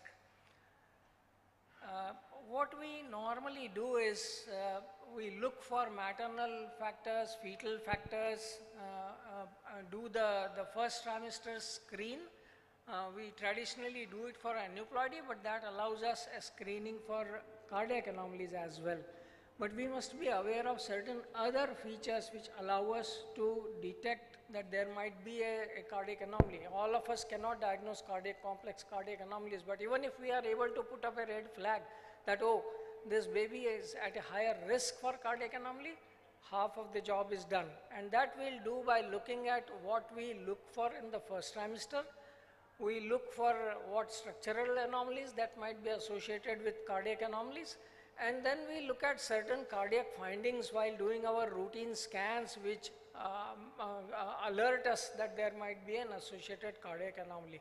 So when we do first trimester screening, we already know that we are looking at nuchal translucency, we are looking at the ductus venosus flow, we are looking at the tricuspid flow. So nuchal translucency measurement is well established. It started with screening for trisomy 21, and we know that not only trisomy 21 but increased nuchal translucency is also associated with a very high risk for congenital heart disease. So even if the amniocentesis comes back negative, we know that this baby is at a higher risk for congenital heart if the nuchal translucency is high and the chromosomes are normal. Ductus venosus sampling also is done during the first trimester screen, and we know that if we find an abnormal ductus venosus flow in the sense that the A wave is reversed, that is an abnormal finding, and that might put this fetus at a higher risk for cardiac anomaly. So there have been studies which have looked at ductus venosus as a screening test for cardiac anomaly. And this one big study, they looked at fetuses with abnormal DV and normal karyotype, and 11 cases of CHD were diagnosed giving a sensitivity of 24%. So even without having a chromosomal abnormality, an abnormal ductus venosus might be one of the markers for congenital anomaly in 25% of cases. We look at the tricuspid flow in the first trimester, and we know that the tricuspid flow has a typical M-shaped waveform, and there should be no systolic reversal of flow through the tricuspid because it is normally competent. But if the tricuspid valve is incompetent and you find a tricuspid regurgitation, that is one of the minor markers in the first trimester. But an isolated tricuspid regurgitation is not a very strong marker for congenital heart disease. So therefore, as far as CHD is concerned, that's not a very significant marker. But there's one more marker in the first trimester which should alert us that there might be a cardiac anomaly, is the cardiac axis, and that is a more important marker than ductus venosus or tricuspid valve. So if your cardiac axis is abnormal, it's not in the usual 30 to 60 degree range, it is more deviated, then that puts this heart at a higher risk of having cardiac anomalies, even if that cardiac anomaly is not obvious in the first trimester. So here is one big study which looked at cardiac axis deviation in the first trimester, and they found that about 70% of these babies had some or other cardiac abnormality, even if that was not visible in the first trimester. Then monochorionic pregnancies are at a higher risk for congenital heart disease. The incidence is about 2 to 9%, but 7% for monochorionic diamniotic twins, which increases to 57% when it is a momo twin, a monochorionic monoamniotic twin. The risk for cardiac anomalies is significantly high, and VSD was one of the commonest defects there. Then cardiac anomaly can be associated with extracardiac anomalies. So if you are doing a second trimester scan and you come across a structural anomaly, look at the heart very, very carefully, because it might be associated in 70% of fetuses with CNS anomalies, genitourinary, skeletal, gastrointestinal, craniofacial. So a total of half of the structural anomalies, major structural anomalies, might have some or other cardiac anomaly. So one anomaly you find in the fetus, always look at that heart more closely. So here are certain examples like the holoprosencephaly, the absence of corpus callosum, they all might have a associated cardiac anomaly, so you need to look at that. An omphalocele carries a 20 to 45% risk of congenital heart disease. Gastrochiasis, the CHD risk is relatively less. And when you are looking at omphaloceles, we know that small omphaloceles with intracorporeal livers carry a higher risk for aneuploidy and for CHD as well. Other GI abnormalities also might have associated cardiac abnormalities, particularly atresia anomalies like esophageal atresia. You don't see the stomach, you see polyhydramnios, you look for the esophageal pouch, and then you start looking at the heart. The duodenal atresias, they will carry about 30 to 40% risk of associated congenital heart disease. Some of the urinary tract abnormalities might also have associated cardiac anomaly. It's about 25%, and it's not a very specific association. So some or the other urogenital abnormality might have some or the other associated cardiac abnormality. Skeletal anomalies have a 20 to 30% association with cardiac abnormalities, particularly upper limb skeletal abnormalities have a higher risk for having associated cardiac abnormalities like Holt-Oram, Vactal, golden hour. So here are certain examples of radial ray aplasia, and you have associated cardiac anomalies in Holt-Oram syndrome. Micrognathia is very common finding in several syndromic abnormalities, and therefore it also is fairly commonly associated with an intracardiac abnormality in many of these syndromic abnormalities like Treacher-Collin, Nager, cat-eye, Wolff-Hirschhorn, and so on and so forth. Some of the facial abnormalities are common with cardiac abnormalities. So isolated atrial septal defects and VSDs are the two common congenital defects which presented in 23 to 21% of patients with facial abnormalities. So when you come across a cleft lip or a cleft palate, always look at the heart of this fetus very particularly. So if you have seen any anomaly, look at the heart very carefully, because that anomaly has increased the risk for cardiac abnormality in this fetus. And then we always look at the heart, whether you are doing an anomaly scan or you are doing a routine scan, you are supposed to do at least 2 cardiac views. You do a 4-chamber view and you do a 3-vessel trachea view. That is the norm now. Even if you are doing a routine growth scan, you must obtain a good apical 4-chamber view and a good 3-vessel trachea view. And these 2 views, if there is anything wrong in these 2 views, that alerts you that there might be something wrong with the heart, and we'll see what signs alert us. So in apical 4-chamber view, look for the abnormal position of the heart, whether the heart is placed normally, whether the axis is normal. You don't have to do a detailed echocardiography. Just looking for these things will alert you that there might be something wrong with the heart.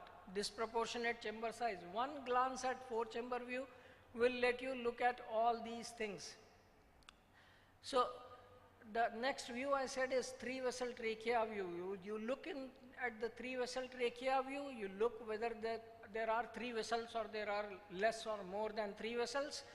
If the pulmonary aortic ratio is normal, normally the pulmonary aorta is slightly larger than the aorta. The pulmonary trunk is slightly larger. So if that proportion is maintained, if their axis of the outflow tracts is normal, and relationship of the 3 vessels. So if you just by eyeballing, you can see that whether these 3-4 things are there or not. Abnormal position, if it is outside the chest, obviously an ectopia cordis is something which you are not going to miss. And ectopia cordis has a very high incidence of intracardiac abnormalities as well, so you need to look at that heart very carefully. Then look at the cardiac position. The commonest anomaly that is sometimes missed is the positional abnormality. The sidedness, the right side, left side, that is very often confused.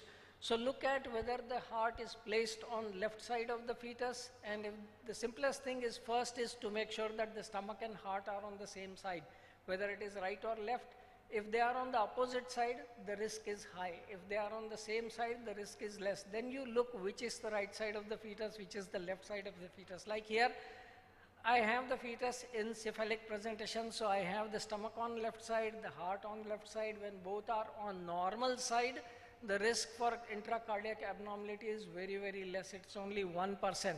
As compared to that, here I have the stomach on right side and the heart also on right side. So there is a situs invertus with dextrocardia, and the risk is about 10 to 15%. In this case, this fetus is in breech, so that is the left side of the fetus, right side of the fetus. So I have a abdominal situs solidus, the stomach is on left side, but the heart is on right side. So the inverse relationship, the risk for intracardiac abnormality is very, very high. Here again I have the abdominal situs solidus and dextrocardia. This fetus is in cephalic, so that is left, that is right, so the heart is on left side, but the stomach is on right side. So I have a abdominal situs invertus with cardiac situs solidus, levocardia. Again, they are on the opposite side. The risk for intracardiac abnormalities is very, very high. So always look for the sidedness, which side, if the stomach and heart are on the same side or they are not on the same side. Then look at the cardiac axis. We already talked about it, that if the axis is leftward rotated, then tetralogy of Fallot, trunk arteriosus, Epstein's, hypoplastic left heart are more common. If they are rightward rotated, then corrected TGV, double inlet LV are more common. Then look at the chambers. I'm just talking of eyeballing. I'm not doing a detailed cardiac examination. Look that there are 4 chambers. Look that the right and left-sided chambers are more or less of the same size. We know that in the fetus, intracardiac, intrachamber pressures are equal, and therefore the left and right-sided chambers are of equal size. And then look at the shape of the chamber. So if you see only 2 chambers, obviously this is not a normal heart. This is obviously a significantly abnormal heart. Then we'll look at the proportion of the chamber size. If there is a right-sided dominance here, we have large right-side chambers as compared to the left-side chambers.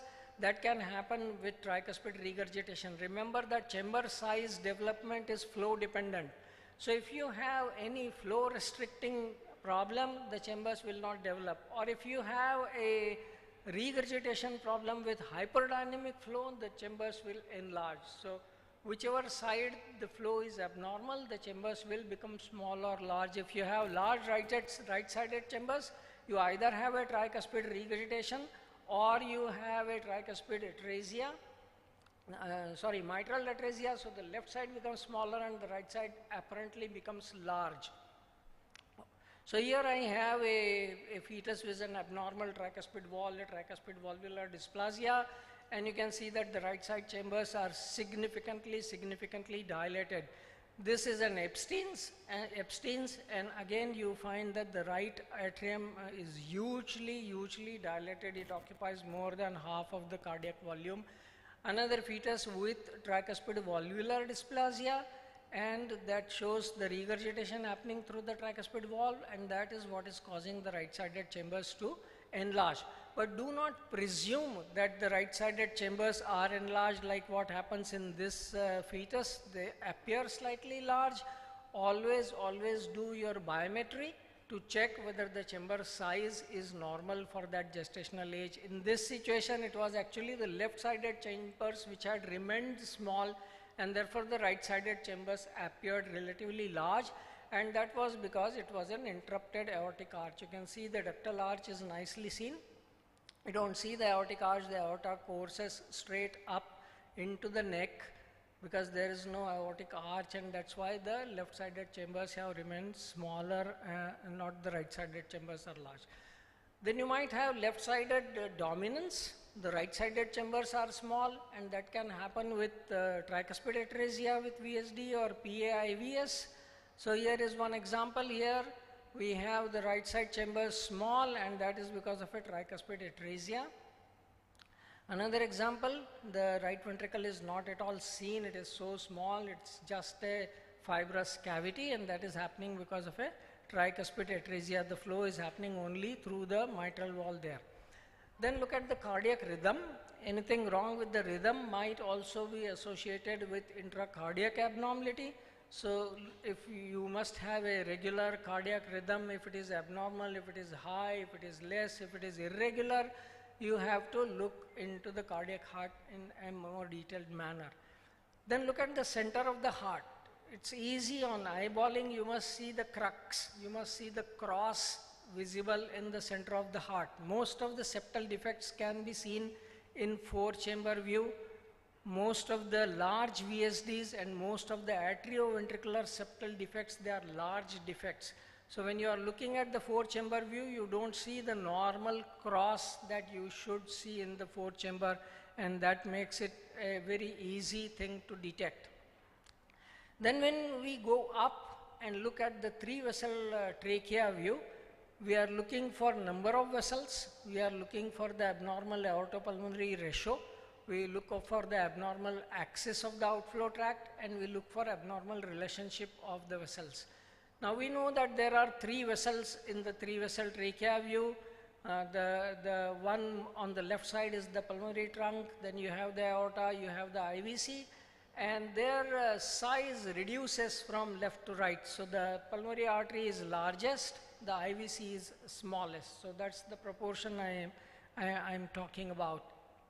So here we have only 2 vessels in the 3-vessel trachea view. So it may be that the aorta is absent, or it may be that the pulmonary artery is absent, or one of them is placed at a different level and therefore it is not visible in the 3-vessel trachea view, and that can happen in PAIVS, aortic atresia, common arterial trunk, or TGA.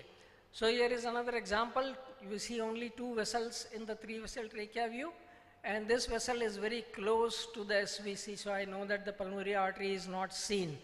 Pulmonary atresia with or without intact ventricular septum will give this appearance in the 3-vessel trachea view, that you will see only 2 vessels. Another example, only 2 vessels, but this time the distance between this vessel and SVC is large, so the middle vessel is missing. And which is the middle vessel? It is the aorta. So we don't see the aorta in aortic atresia, you don't see that. Here is another example, 2 vessels in the 3-vessel trachea view.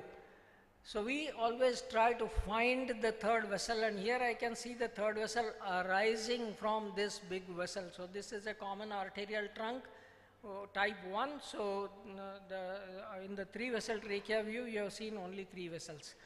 Instead of that, you might see 4 vessels in the 3-vessel trachea view. So here I have 1, 2, 3, 4 vessels in the 3-vessel trachea view, and that happens because of an extra superior vena cava on the left side. So you have the 2 arterial arches in the middle, the right superior vena cava and the persistent left superior vena cava, and that gives you 4 vessels in the 3-vessel trachea view. So when you have bilateral SVC, always check for the direction of flow in the left SVC, and that will help you differentiate between a persistent left superior vena cava and a supracardiac TAPVC. It could be an abnormally coursing vein on left side. The pulmonary veins drain into an abnormally coursing vein. So whenever you're looking at the left superior vena cava, always check that in the left superior vena cava, the flow should be towards the heart and not away from the heart. So when you have abnormal 3-vessel view, if their number is abnormal, only 2 vessels, it could be truncus arteriosus, pulmonary atresia with VSD, aortic atresia. If you have vessels at different levels, that could be TGA. If you have 4 vessels, then you know that there are 2 SVCs on either side. This could be because of a persistent left superior vena cava, or it could be because of a TAPVC, an abnormal pulmonary venous circulation which is climbing up and draining into the brachiocephalic vein. Then look at the relative caliber of the pulmonary trunk and the aorta. Normally the pulmonary artery is just a little larger than the aorta. So here I have a pulmonary artery which is huge. I said that size is flow dependent. So a large pulmonary artery means a huge amount of flow happening through the pulmonary artery, and that happens in absent pulmonary wall syndrome. So you have huge pulmonary artery and even dilated pulmonary right and left pulmonary arteries as well. That happens in absent pulmonary wall syndrome. Another example here, the pulmonary artery is large, the aorta is small, and that happened because there was an interrupted aortic arch. The flow in the aorta was very less, and therefore the aortic caliber did not increase as it should increase, it remained small. So abnormal 3-vessel view with abnormal vessel size, if you have a small aorta, it could be coarctation, interrupted aortic arch, aortic atresia, or hypoplastic left heart. If you have a small pulmonary artery, it could be tetralogy of Fallot, pulmonary atresia with VSD, or Epstein's anomaly. So dilated aorta can happen with aortic valvular stenosis. So there is a lot of turbulence and the aorta dilates, or if that is an aortic regurgitation. Here I am talking of abnormal vessel size. Dilated pulmonary artery, we already saw that can happen with pulmonary regurgitation as happens in APVS, or that can happen secondary to pulmonary valvular stenosis. Then we look at the outflow tract directions. When you are going from 4-chamber view to 3-vessel view, you will always see that the right and the left cardiac outflows cross each other. So they should cross each other. Here I have the LVOT going this way and the RVOT going this way. When you are going from 4-chamber to 3-vessel view, you should see this crossing. If they are not crossing, if the vessels are parallel to each other, that definitely suggests a conotruncal abnormality. You have both the vessels parallel to each other, they are not crossing each other. So that tells you that there is some sort of conotruncal abnormality. That could be a TGA, that could be something else. So abnormal direction, the parallel outflow tracts can happen in DORV, in TGA, in corrected TGA, or in malposition in complex cardiac abnormalities. And then you can have abnormal placement or direction of the vessels. Like here I have, normally you should see the 3 vessels forming a V configuration.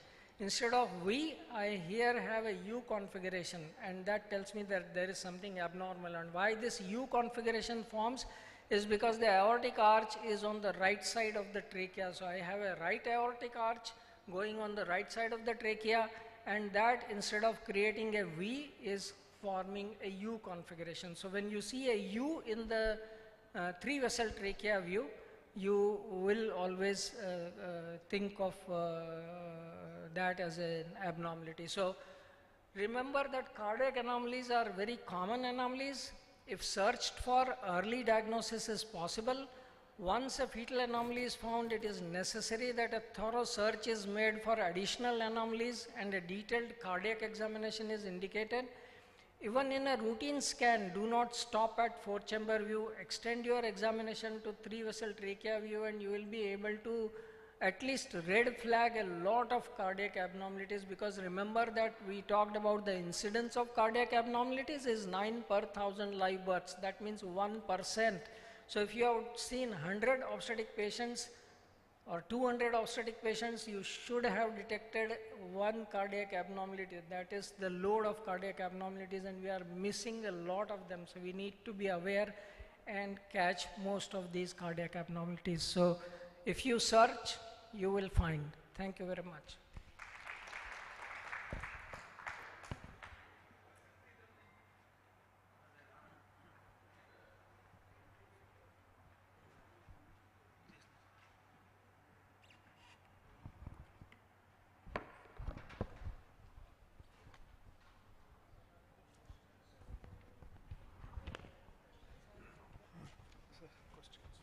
Any questions, please? Thank you, sir, Dr. Sudhir Kokle. Dr. Narendra Garu. Very elaborate talk, and it's very, very informative. We can only learn from the talk. We have no. Are there any questions? Audience, please. Any questions from the audience, please? So Sudhirji, thank you very much for your enlightenment. It was a wonderful presentation. Thanks for coming all the way from Indore. Thanks a lot.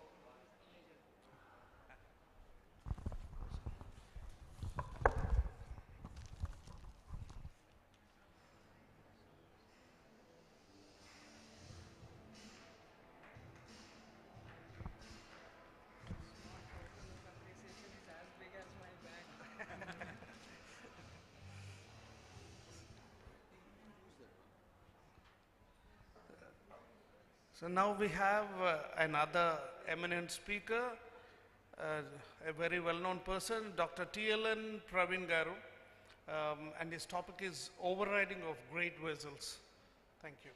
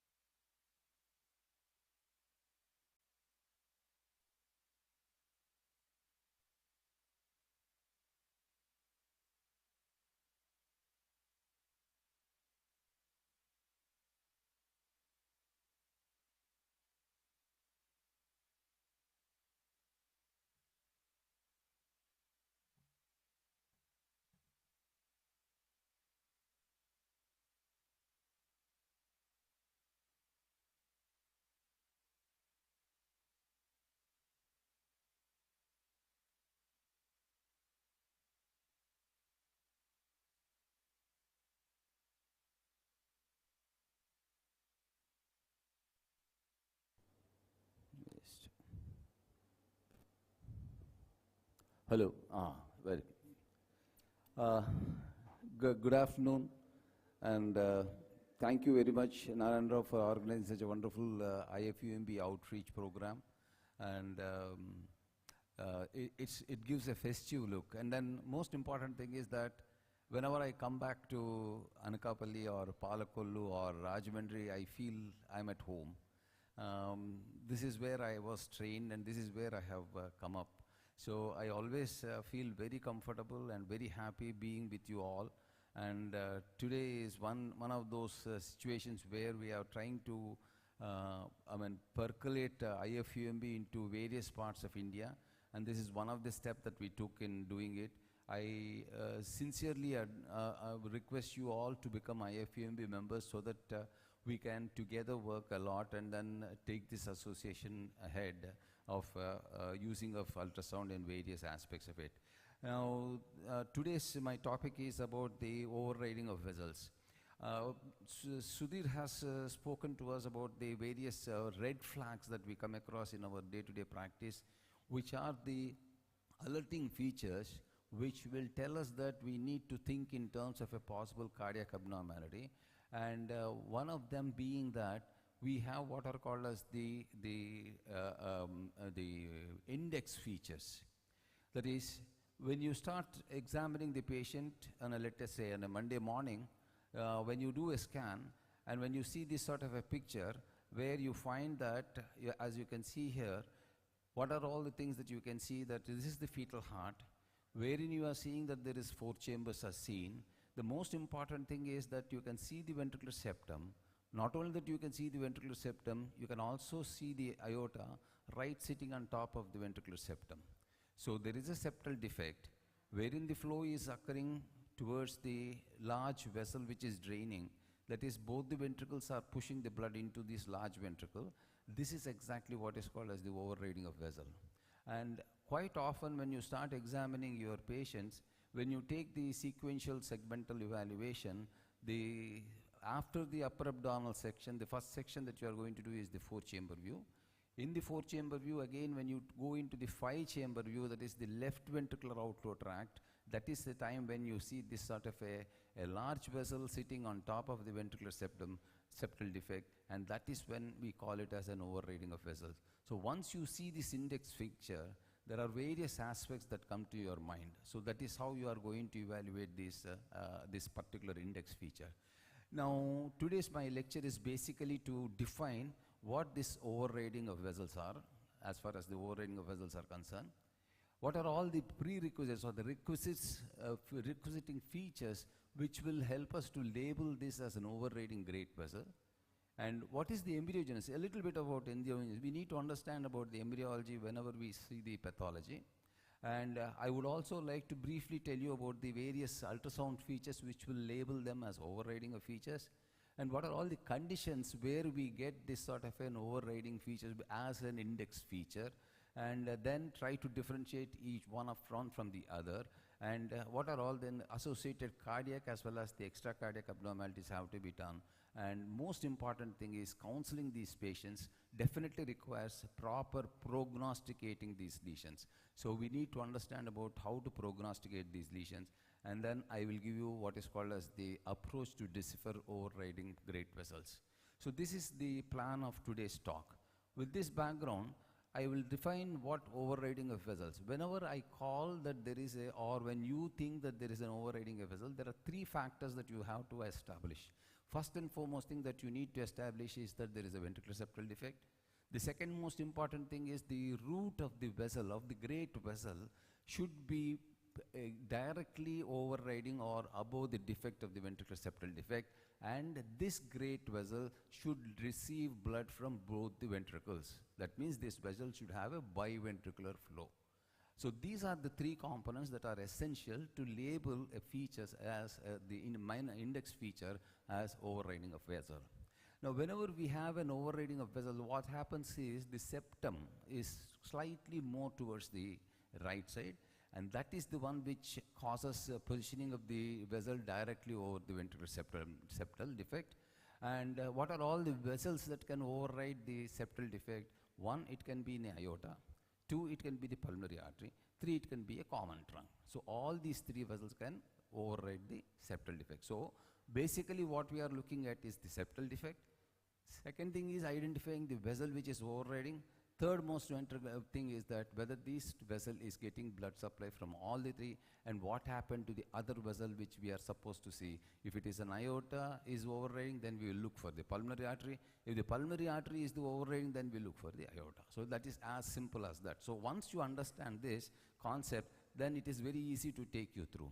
So the requisite composite of labeling overriding of vessels is biventricular connection. First point. Overriding vessel, it can be in aorta or the pulmonary trunk or the common arterial trunk. Third one is that whether these outflow tracts, that is the aorta and the pulmonary artery, are arising from the concomitant ventricle. That is the left ventricle giving off the unbranched or non-branching ascending aorta, or if the right ventricle is giving off a branch which is giving off a vessel which is branching. So that is what is called as the ventriculo-arterial discordance or concordance. Okay, so these are the three things that we have. And also we need to understand about the status of the great vessel, whether the size of the great vessel is normal, is it reduced, or is it absent. So this is as simple as that. That's how we need to understand these things.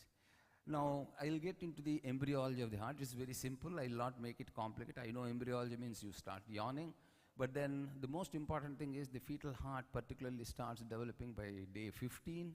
What happens is there are what are called as the cardiac precursors. These cardiac precursors, they fuse together to form a midline pulsating tube. This pulsating tube or these cardiac precursors multiply and they become larger and they become proliferate, resulting in elongation as well as broadening of the tube.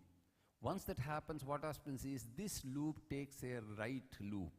Once it takes a right loop, that is when the four chambers develop. That is the two atria and the two ventricles develop, and there will be a single channel coming from the center. That is what is called as the common artery, which again divides into pulmonary artery and the aorta. This is as simple as that. So any mistake during this development can result in an overriding of vessels. That's as simple as that as far as the embryology is concerned. Now, what are all the fetal echo features that we will find in a overriding of vessels? First and foremost thing, as we all know, we have to label this as an index feature. This overriding of vessel is identified in the apical four-chamber view, apical five-chamber view, that is particularly when we are looking at the LVOT, that is left ventricular outflow tract.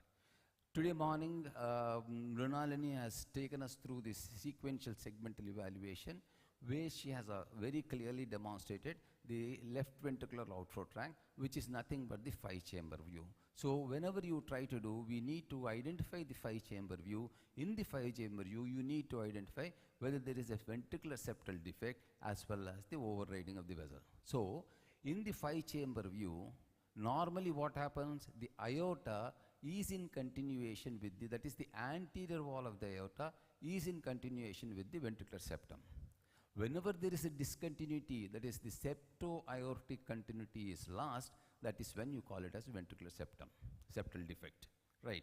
Then second most important thing is whenever there is a ventricular septo-aortic discontinuity, normally what happens is when you take the septo-aortic continuity, the angle is obtuse. I'll show you the image so that you can understand.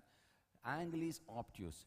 Whenever the angle becomes acute, you know that there is overriding. It is that simple to understand that. So I'll show you the images. Now here you have, this is the five-chamber view, where you can nicely see the ascending aorta. And you know that this is the septo-aortic continuity. I'll take you through, and here we can see that that is the septo-aortic continuity. That is the septum is in continuation with the anterior wall of the aorta. This has to be established. Once you have established, then you can rule out the possibility of a ventricular septal defect. When you rule out the possibility of ventricular septal defect, you can rule out the possibility of overriding of vessels. Is it not simple? So that is one most important thing that you have to establish. For example, if you have demonstrated that there is a discontinuity in the septo-aortic continuity, as you can see here also, this is the septo-aortic continuity nicely seen. If this continuity is lost, you know that you are dealing with ventricular septal defect. Not only that, would you not agree with me that this angle is obtuse? Do you know, is it not obtuse? This is obtuse, isn't it? In case of this being instead of this being obtuse, if this becomes acute, then you know that there is a ventricular septal defect, I mean overriding of aorta. Am I clear till now? So this is how you are going to take it forward as far as this is concerned. Now, whenever we try to evaluate the index feature of overriding of aorta, the components that we are going to look for is, first thing, when you do a scan, you identify that there is an overriding of aorta. We will try to re-establish that there is a septal defect. Then we need to identify the vessel which is actually overriding. As I said, there are all the three. That is, it can be an aorta which is overriding, which is commonest.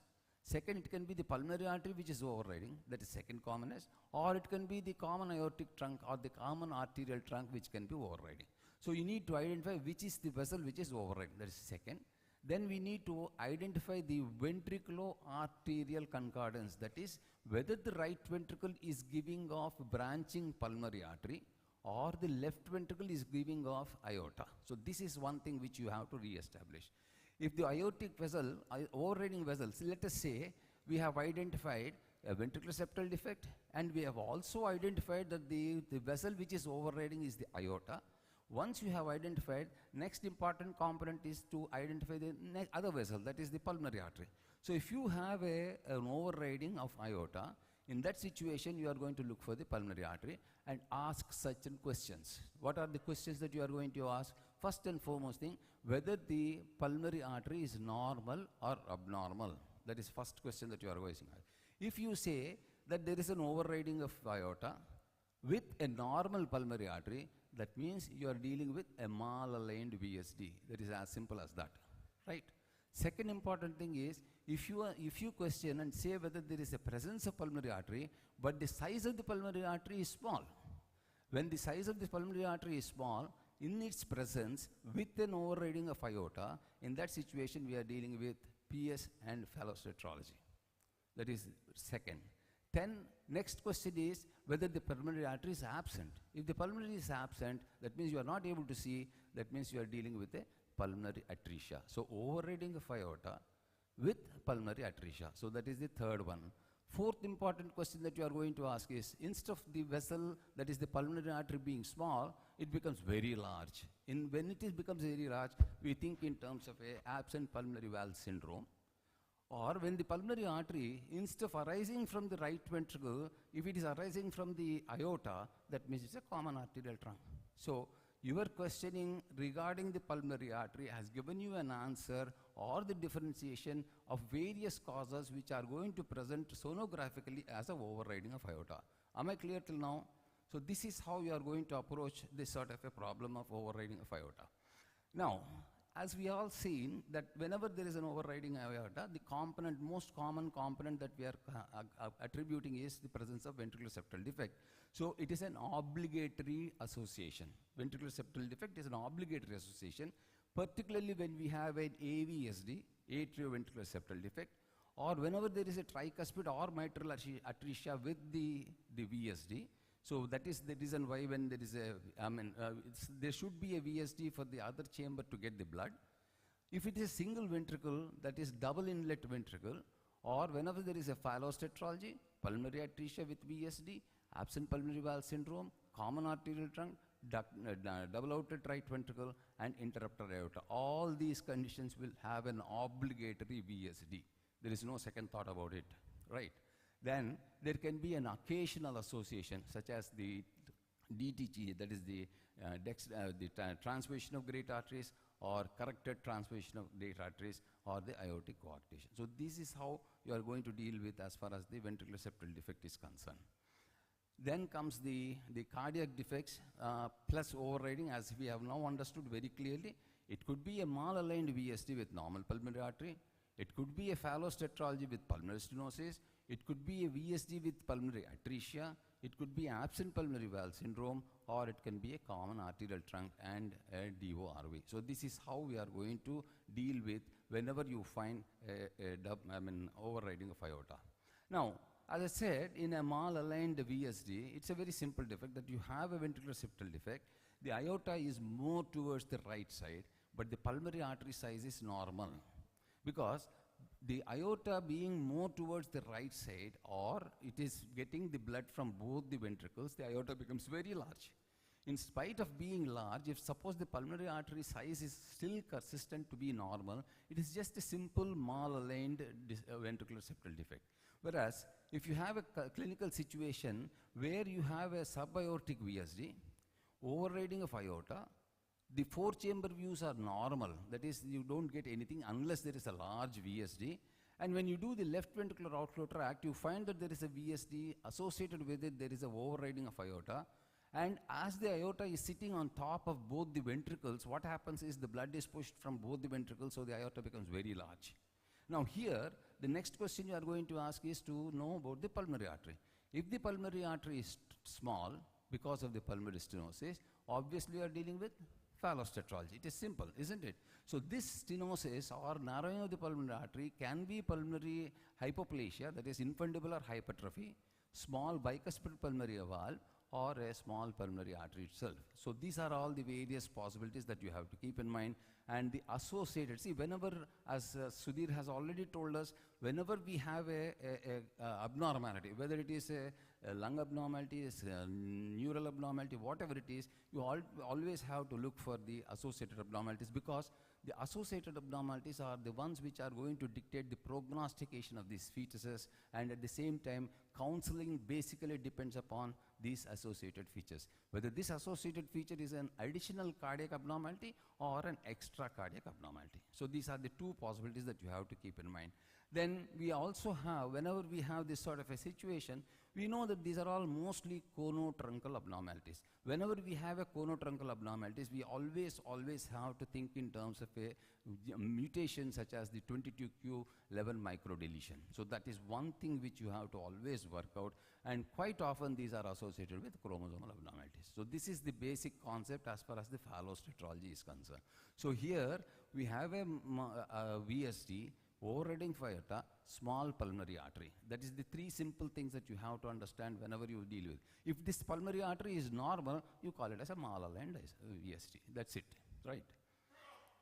Then these are the classical images where you can see that I will run through this one wherein you can see that this is the overriding of aorta, and next is the same overriding of aorta, and you can see the same thing we can appreciate even in the color Doppler. This is the two multiple planes, that is the two planes that you try to get. You can get this sort of a Y appearance, and then you can see, here you can see that the aorta is very, very large, whereas the pulmonary artery is very, very small. There is a relativity which Sudhir has told us very clearly, that whenever you have a vessel or a chamber, you need to look for the discrepancy in the size, and normally the pulmonary artery is larger than the aorta, whereas when you get that the pulmonary artery is smaller than the aorta, it is definitely abnormal.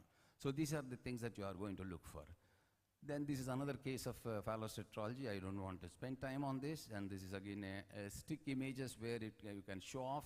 And then the other cardiac abnormalities which can be associated with phallocetrology are the patent foramen ovale, that is the ASD, which cannot be diagnosed on ultrasound, antenatal ultrasound.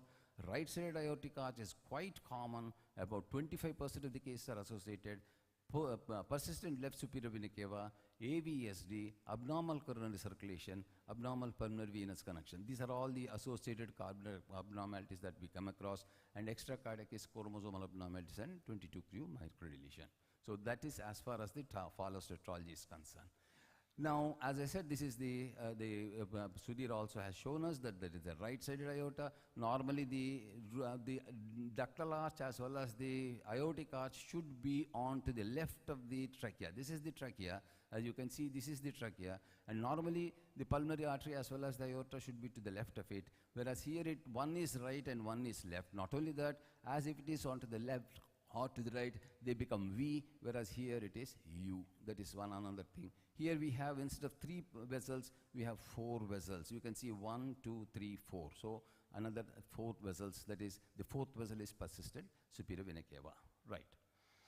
Then we have prognostication. How do we prognosticate these patients? The prognostication basically depends upon the size of the pulmonary artery. If the size of the pulmonary artery is decreasing further, and at the same time the aorta is becoming bigger and bigger, what happens? There will be, normally there will be an antegrade flow. That is, the right ventricle contracts and pushes the blood into the pulmonary artery.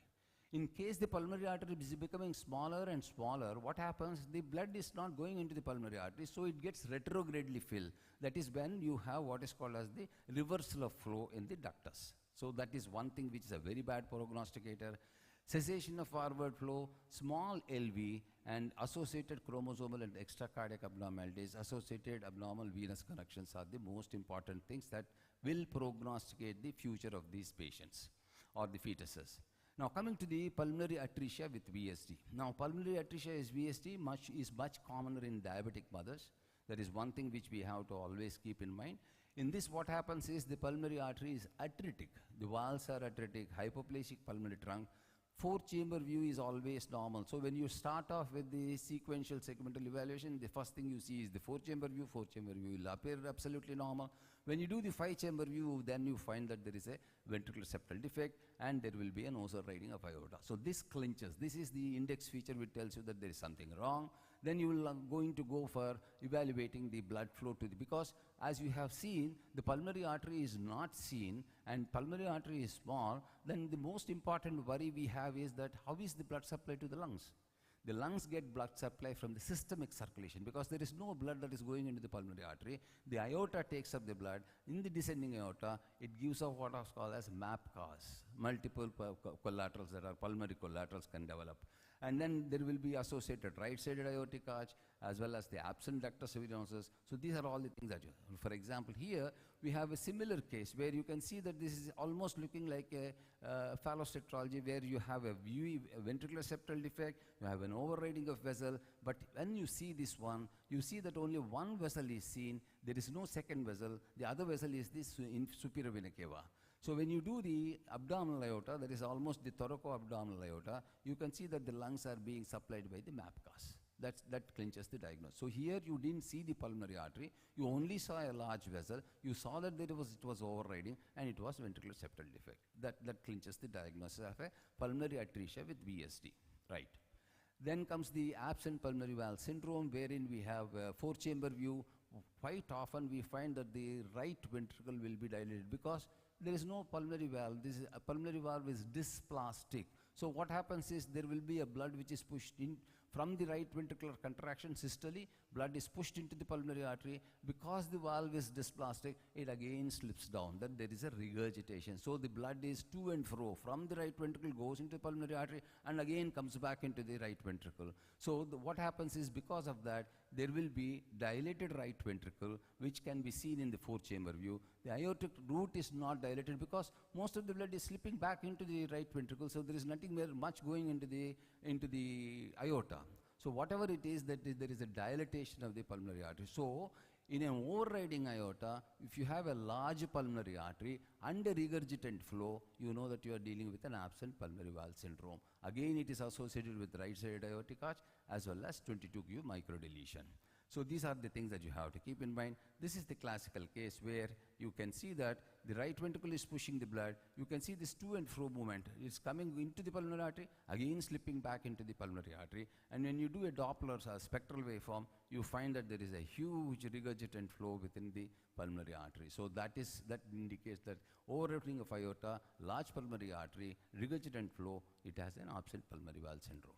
Then comes the other thing is that you have a common arterial trunk. Common arterial trunk is, as you know, whenever there is during the development of the aorta, the common arterial trunk gets septated, and while getting septated, the pulmonary artery and the aorta are formed. Instead of that, if it fails, then what happens? The pulmonary artery starts arising from the aorta. So whenever you find that the pulmonary artery is not arising from the right ventricle, but it is arising from the aorta, along with it you have a ventricular septal defect, which is obligatory, and a overriding of aorta, you are dealing with a common arterial trunk. It is as simple as that, okay? So this is the classical example where you can see that that is the common arterial trunk. You can see that that is the aorta which is coming, which is non-branching, and you can see some of one branch coming from here. As you can see here, this is the arterial branch which is coming from the pulmonary artery, which is arising from the ascending aorta. So this is the common artery. There are various types of, I'm not going into that details, but overriding, ventricular septal defect, overriding of aorta, pulmonary artery arising from the trunk. So in DORV, this is just the little more complex conotruncal abnormality, where four-chamber view is normal unless there is associated ventricular septal defect.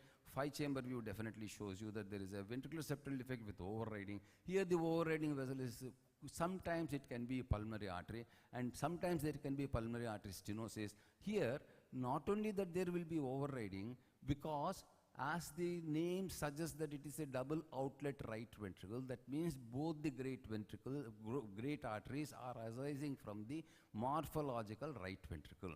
So what happens? There is no crisscross. As Sudhir has said, that we have to look for the crisscross, because the aorta which is arising from the left ventricle goes to the right shoulder, the pulmonary artery which is arising from the right ventricle goes to the left shoulder. So that crisscross has to be established. When you can't establish, because both the vessels are arising from the morphological right ventricle, they don't crisscross, but they travel parallel. So there are two index features. One is that there is an overriding of aorta.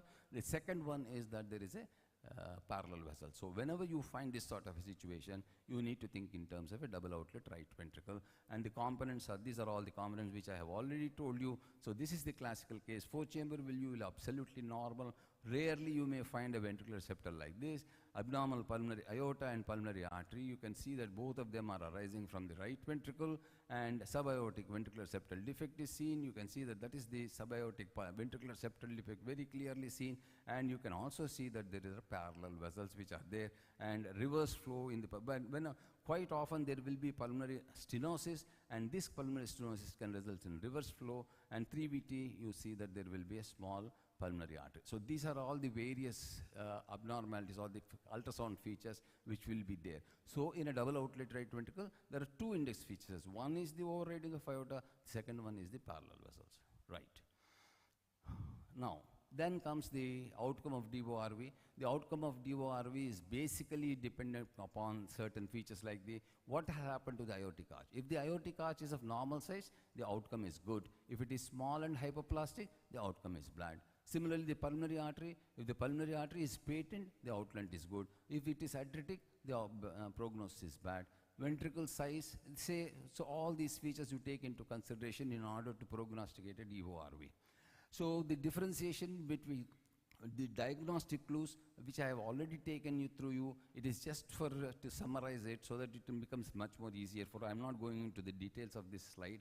Now, this is one slide which I thought is useful for all of us. That is, whenever you find that there is a VSD plus overriding of aorta, the second most important thing that you are going to look for is the pulmonary artery. Is the pulmonary artery arising from the right ventricle or not? If it is arising from the right ventricle, the next question you are going to ask for the size of the pulmonary artery. If the size of the pulmonary artery is normal, it is a malaligned VSD. If the pulmonary artery is small or moderate, you are dealing with phallocetrology. If it is very small, you are dealing with pulmonary atresia and VSD. If it is very large, you are trying with absent pulmonary valve syndrome. Whereas, if the pulmonary artery is arising from the overriding aorta, the course, pulmonary artery as well as the aorta are arising from the right ventricle, and at the same time they are parallel in course, then you need to think in terms of double outed right ventricle. But if the origin of the pulmonary artery is not from the right ventricle, but it is arising from the aorta, then you are dealing with a common arterial trunk. Am I clear till now? So this is the crux of the whole index feature of ventricular septal defect with overriding of aorta. So with this, thank you very, very much for giving me this opportunity, and I invite you all for a focused fetal echo course in Hyderabad from November 15th and 16th, these 2 days. We have a focused course. We deal entirely about various aspects of fetal echo. Thank you very much once again. Any questions or anything?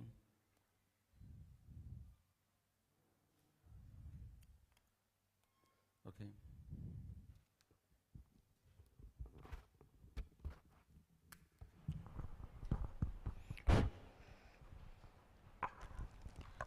Thank you for the very wonderful presentation, Dr. Praveen Garu. May I call upon Dr. Sindhu to please hand over the memento to Dr. Praveen, sir.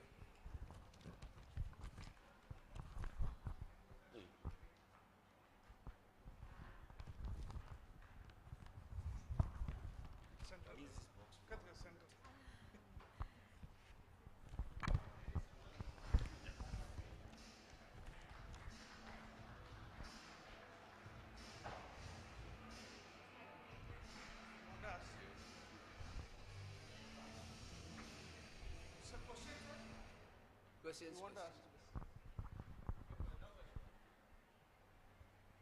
I just thank you for you have made a very complex subject very simple. You have made a very good elaboration and very good demonstration. It's a great topic, sir. Thank you.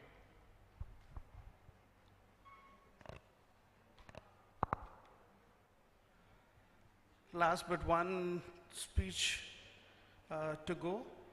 Now I would like to invite Dr. Chandar Lulla, MD at Radiology. Chandar Lulla. And the topic is early onset fetal growth restriction. Half an hour, sir? Half an hour,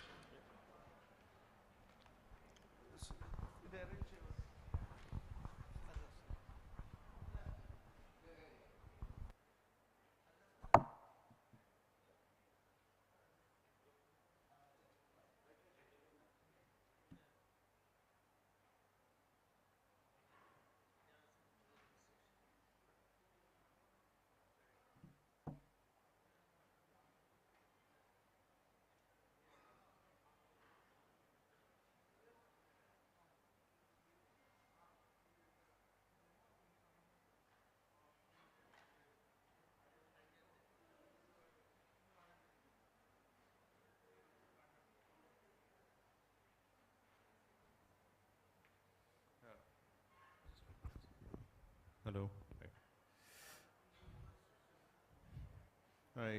Thank you, Dr. Narayan, for a pending visit to this part of the world, and excellent hospitality, great food, and thank you, Chairman, sir, for the invitation.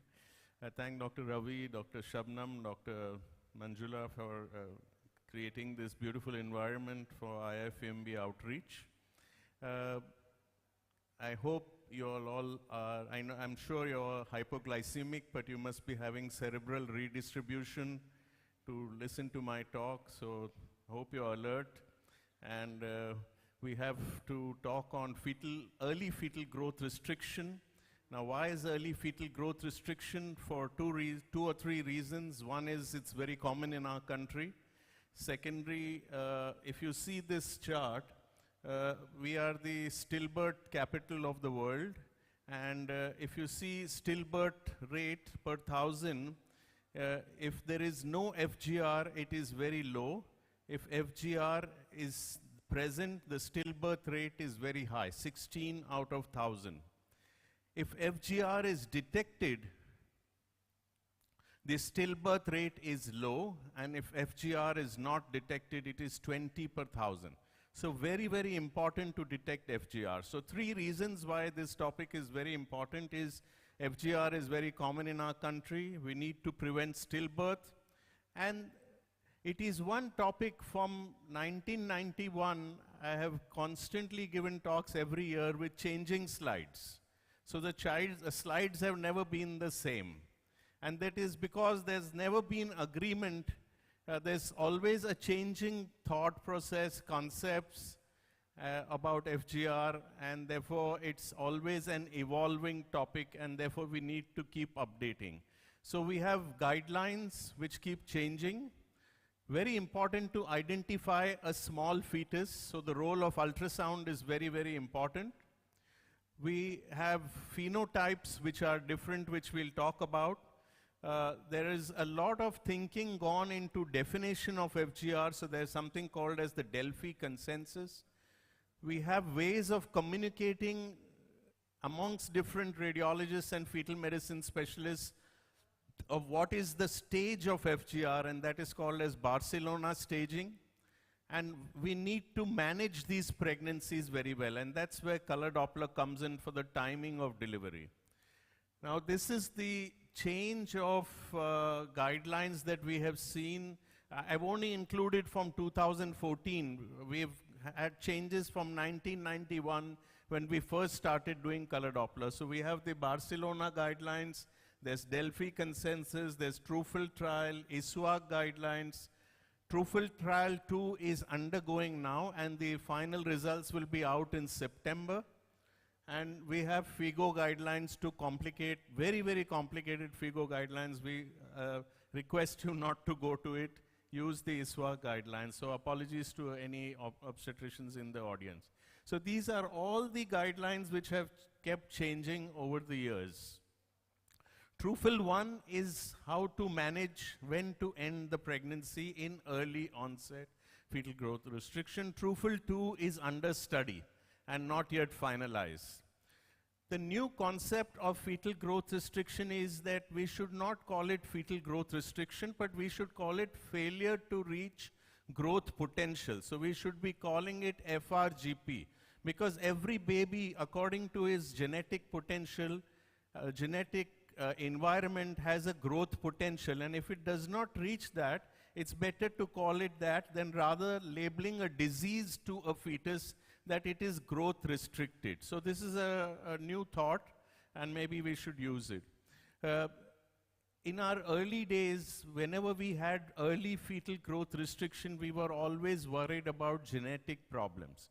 So symmetrical growth restriction, we used to call it. Of course, we no longer call symmetric and asymmetric. We call FGR anything when the fetal weight, when the fetus is small, and when the fetal weight is below the 10th centile or below the 3rd centile, as we'll elaborate. And the first thing you need to rule out is a genetic problem. So 20% of IUGR, of FGR, can be due to chromosomal abnormalities. And how do you identify it? Whenever we have multiple structural abnormalities, or we have polyhydramnios, or it's early onset growth restriction, we need to rule out genetics. So here, absent nasal bone, nuchal edema, there's thysis bulbi, multiple abnormalities. Cardiac abnormalities, you saw beautiful cases, and there is fetal growth restriction. We know this is not a placental disease. This is a genetic problem in this fetus, probably due to the genes or to environment. And when we did an amniocentesis, we got a diagnosis of tetrasomy 9p, very, very rare genetic abnormality. It is usually not picked up on amniocentesis, but more commonly on fetal blood sampling. But we were lucky because the size of the defect was 38,529 kbp. It's a duplication of chromosome 9, and it's a rare abnormality which results in fetal growth restriction. Another fetus you can see here, close to 28, 29 weeks, below the third centile, but polyhydramnios and facial dysmorphology. The moment you have some facial dysmorphology, you see a wide philtrum, upturned nose, and it looks dysmorphic, and there's growth restriction with polyhydramnios. So that put on the antenna. We did an amniocentesis at 28, 29 weeks, and this was a 3M syndrome, autosomal recessive. We then found that both the parents are carriers, to their utter surprise. So this is very, very important, that first and foremost, when you have a small baby not growing well with lot of other abnormalities or polyhydramnios, please rule out a genetic problem. So that is according to the American Genetic Association. You are supposed to do genetic analysis if you have early small fetus, polyhydramnios, and structural malformation. We then go on to talking about true FGR, and that is essentially a placental insufficiency.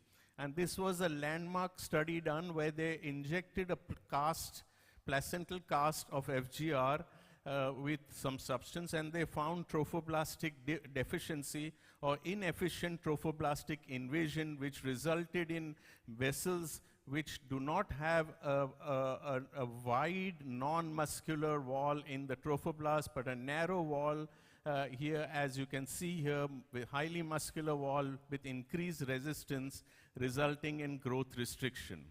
Now, placenta serves two purposes. It is a nutritional organ, gives nutrition to the baby in the blood, and also as a respiratory organ. So it supplies oxygen to the fetus, and both these can be affected with inefficient placentation, resulting in a small fetus. So you can have with a nutritional deficiency, an averagely grown fetus, a small for gestational age, or a fetal growth restriction, and the diagnosis is by ultrasound and growth charts. You're looking at a growth chart, the baby is small. A respiratory problem is hypoxia, acidosis, essentially by Doppler, and we'll talk about it.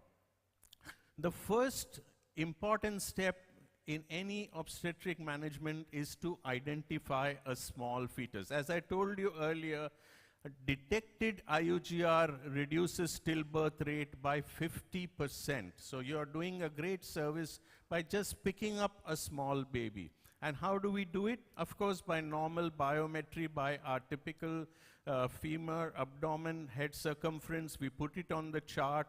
And then comes the problem with charts to use, because we have plenty of charts. We have the FMF chart, which is in blue, WHO chart, and the intergrowth. These are the three new charts that we have.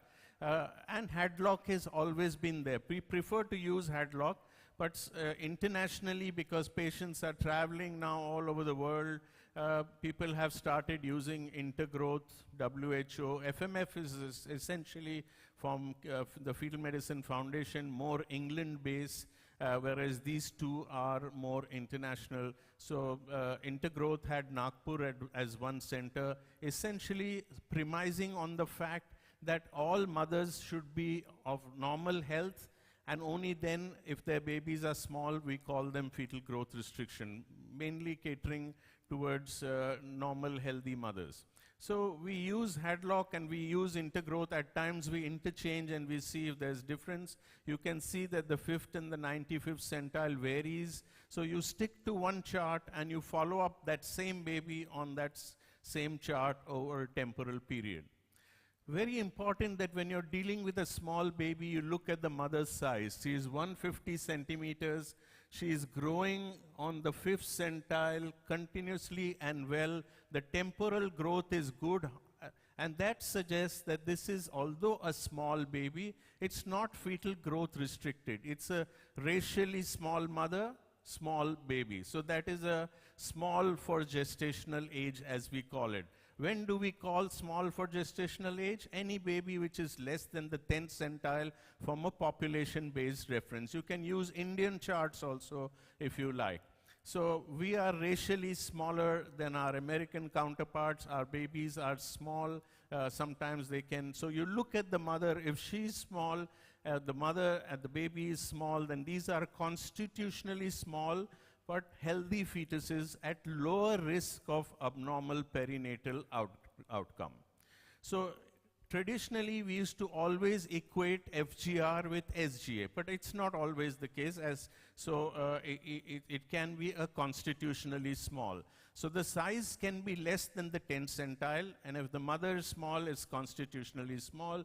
But if it goes below the 3rd centile, then we are generally worried that this could be a fetal growth restriction.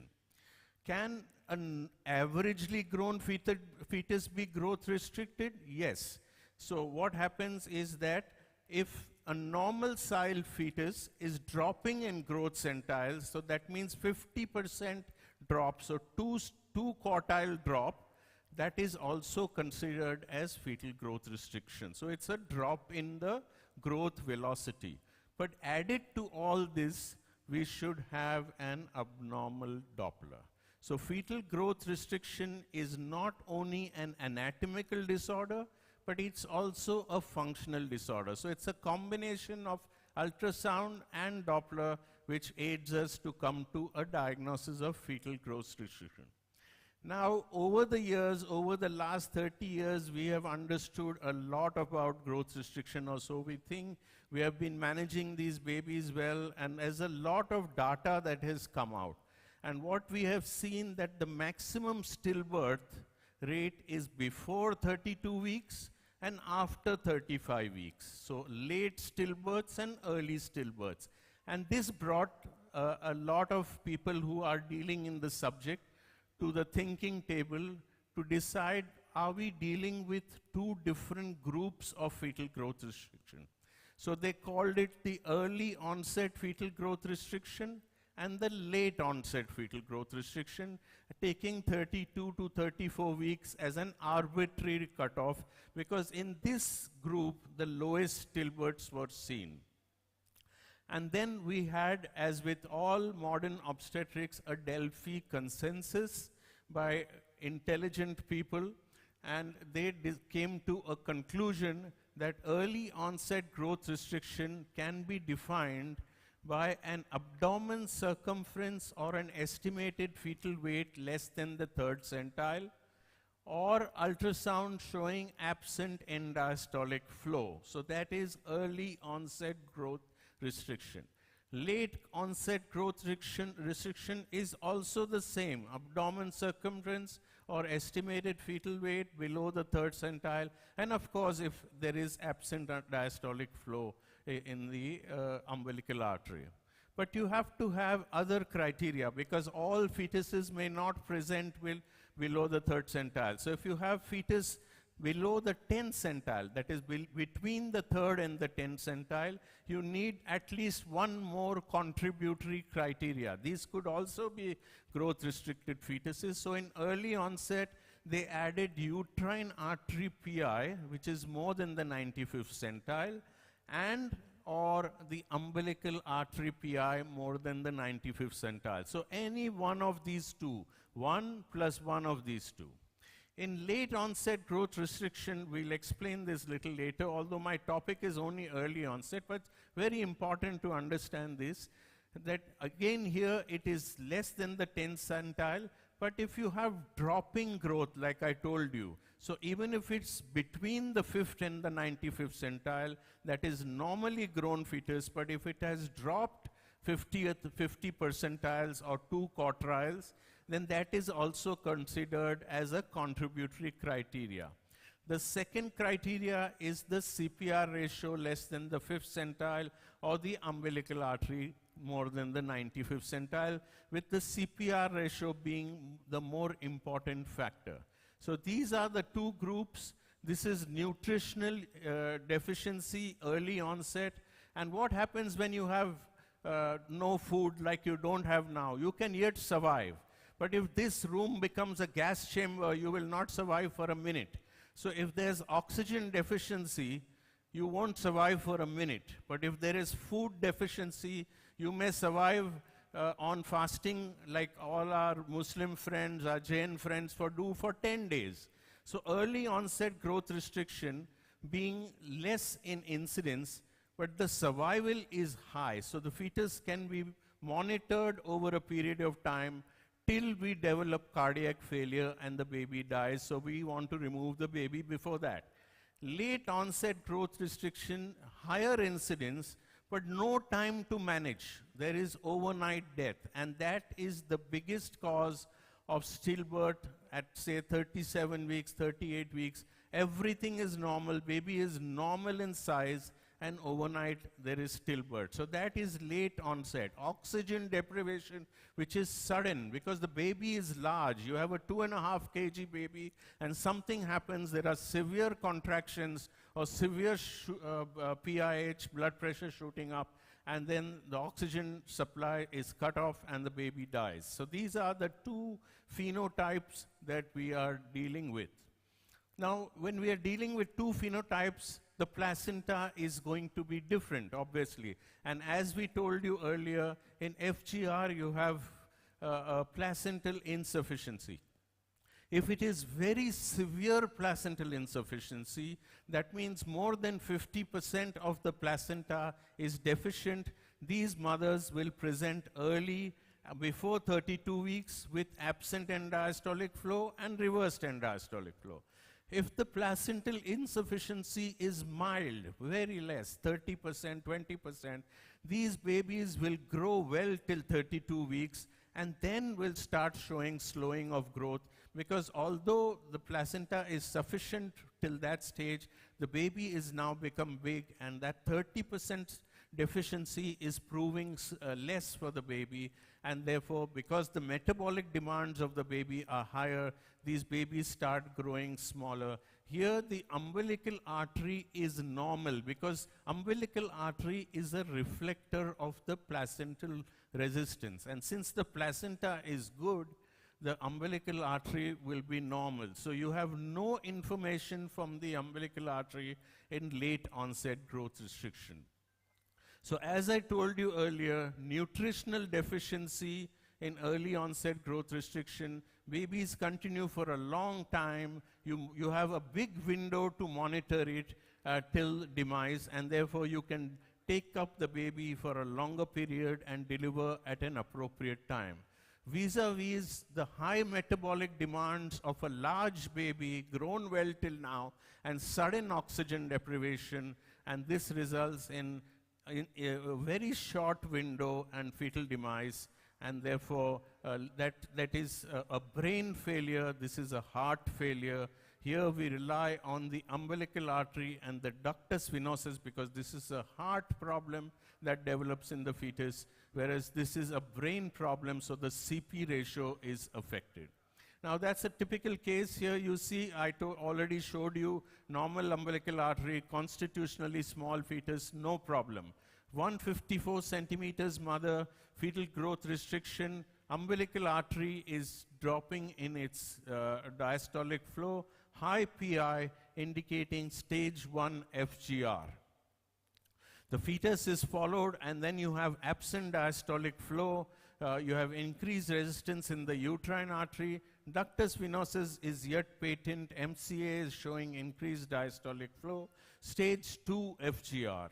Stage 3, when the reversal of diastolic flow in the umbilical artery and probably pulsatile flow, and then you have intracranial bleed in the neonate.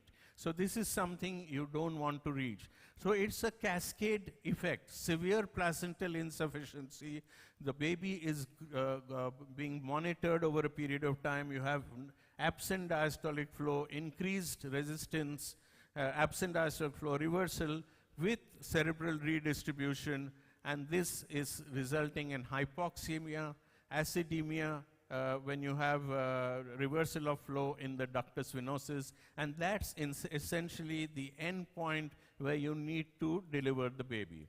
Now, delivery will depend on your neonatal setup, because you have to have a balance between the acidemia that is developing antenatally and the neonatal morbidity that can happen if you don't have an NICU. And you can see that the mortality is higher in IUGR, that is the red graph, in preterm individuals rather than a normally growth individual. So when do we deliver the baby? And that has been well described by a trial called as the TrueFill-1 trial. Conclusive statements, very, very effective, and it is essential for management between 26 to 30 weeks. If you have a small baby with abnormal umbilical artery, that is early onset growth restriction, you put the baby on surveillance, and the moment you have a reversal of ductus venosus or increased pulsatility, and you have reached at least 30 weeks, then you should be delivering this baby. There are also criteria on the CCTG, that is if there is less than 3.5 milliseconds variation, or CCTG less than 4 milliseconds between 29 to 32 weeks. So both the criteria are equally effective. You can use either Doppler or CTG, and both are equally effective. And if you have not reached a stage of reversal of flow in the ductus venosus, you are after 30 weeks, then these are some of the additional criteria. So we call them rescue criteria. So after 30 weeks, if you have reversal of end-diastolic flow in the umbilical artery, then you should deliver. After 32 weeks, absent end-diastolic flow, you should deliver. And this reduces your stillbirth rate as described here, from 20% for REDV and 6% for AEDV. From here onwards, we talk about the Barcelona staging guidelines. Why is this? Well, this is called the stage-based management of FGR. What is this stage-based management? It's a staging process of FGR which allows comparison of outcome data between different centers. So we are talking the same language. And it is valuable in determining more timely delivery of these high-risk fetuses. So this was brought about by a large study done by the Barcelona group, where they decided we must categorize these fetal growth restricted fetuses rather than just saying absent end-diastolic flow or reversed end-diastolic flow. So they put in multiple criteria. So stage 1 is when the umbilical artery is showing increased resistance, and the MCA is showing increased flow or redistribution, as we call it. So the CPR is below the 5th centile. Or the uterine artery is high, and MCA is, of course, showing increased diastolic flow. So this is mild placental resistance and redistribution, which is essentially called stage 1.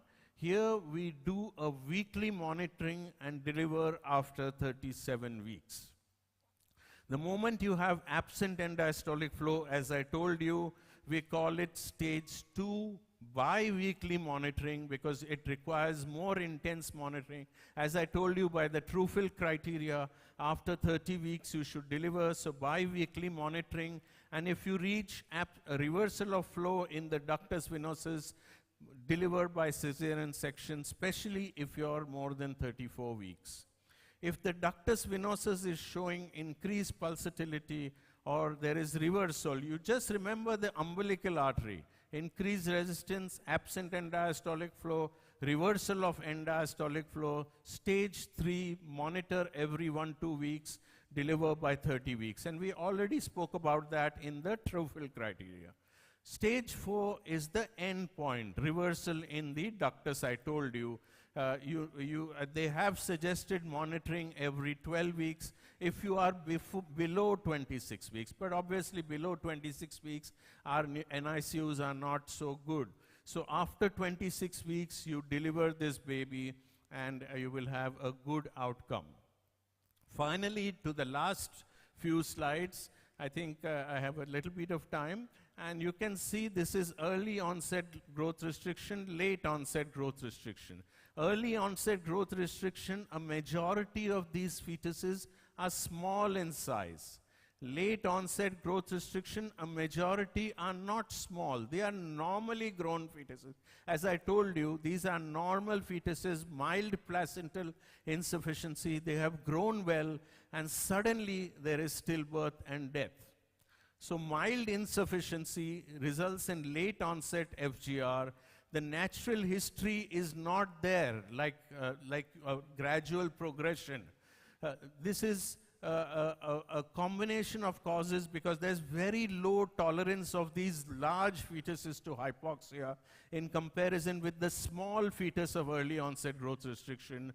There are larger number of uterine contractions which can cause placental insufficiency and rapid placental function failure. And as I told you earlier, this is an oxygen deficiency. Early onset is a nutritional deficiency. So how do we monitor? Last two slides, we rely a lot on the MCA and CPR. That's the only criteria we have at the moment for monitoring late onset FGR. We have contributory criteria like biophysical profile if it's less than flow, if you have CTG deceleration. But essentially, if you have a 37-week fetus with a low CPR, it's better to deliver rather than waiting for a complication. So this is an example, normal Leica, normally growth fetuses, and suddenly you see the ductus venosus is showing increased pulsatility, but more importantly, the cerebral circulation is showing increased diastolic flow, the umbilical artery is showing low diastolic flow. If she is 37 weeks and beyond, it's better to deliver. Otherwise, you see this fully grown fetus suddenly lands up with absent end diastolic flow and intracranial hemorrhage in the cerebellum. This is the true criteria which are being evaluated. So I will not go into this because the final results are not out. But here they essentially talk about the CP ratio being used as the main tool for managing late onset. They have reversed the CP ratio to what we call the UC ratio, or the umbilical cerebral ratio, where if you see the same parameters, if the MCA has a PI of 0.5, umbilical artery 1.5, suggesting increased resistance and head sparing, your CP ratio would be 0.33, that is less than 1. But the UC ratio will be 3. That means you have more scope for managing these fetuses, and therefore it's a better tool to manage. And this brings us to a very important criteria that every fetus should have a 36-week scan, because you improve the detection of late onset FGR, which can go missed, and other benefits of that which I won't go to. So the final two slides are the most important slides, and they essentially tell us how to manage these fetuses.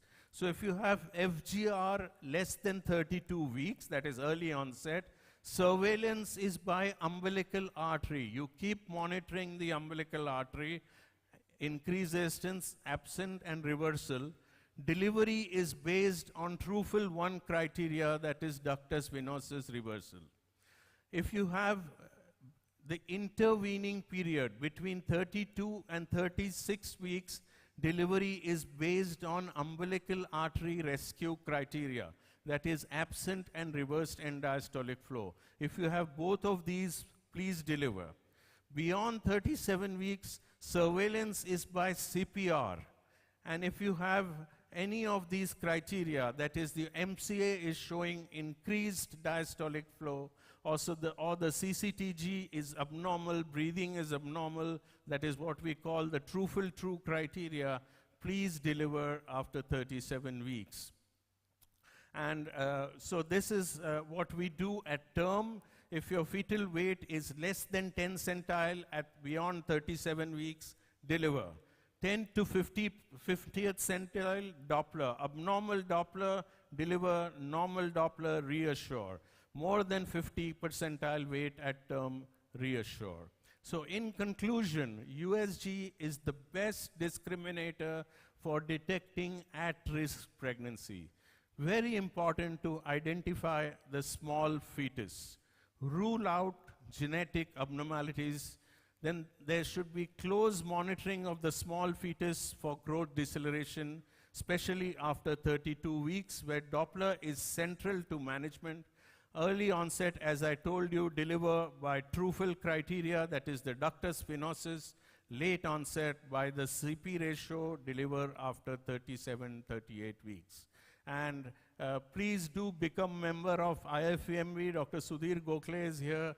He can highlight you further details on how to go on to this website, ifmv.in, and become part of our bigger family. Thank you very much for a patient hearing. Thank you, Dr. Chandralula, sir. You have explained a very lucid presentation with all the how to identify, and then timely delivery is very important. We obstetricians are very much worried. We have to, at last the result is, we have to hand over a live baby. Apart from healthy baby, live baby is very important to the mother. So excellent explanation. Thank you very much. Thank you. Thank you very much, sir, for your very good presentation, Dr. Chandralula. May I call upon Dr. Ramakrishna Garu, President of GUSA, to please hand over the memento. Ladies and gentlemen, there is a small change in the program. The workshop being conducted by Dr. Praveen shall take place after the lunch session. Thank you very much.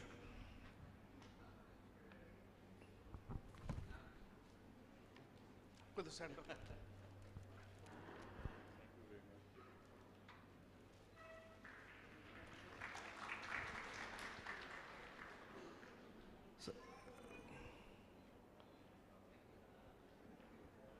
So it's time for lunch. Please experience the delicacies of West Godavari.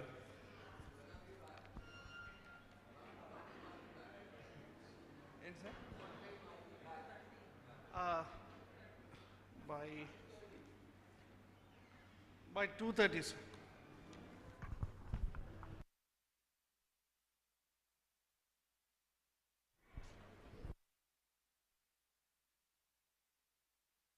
Magnify, because heart is a small structure. Unless you magnify, you will not get the appropriate image. Second most important thing is it's a dynamic structure, so you need to take cine loops. Once you take the cine loops, you can scroll through and get all these needed anatomy, structural evaluation. So here she has been putting her pointer. Can you show me the aorta? Aorta, that is the aorta, thoracic aorta.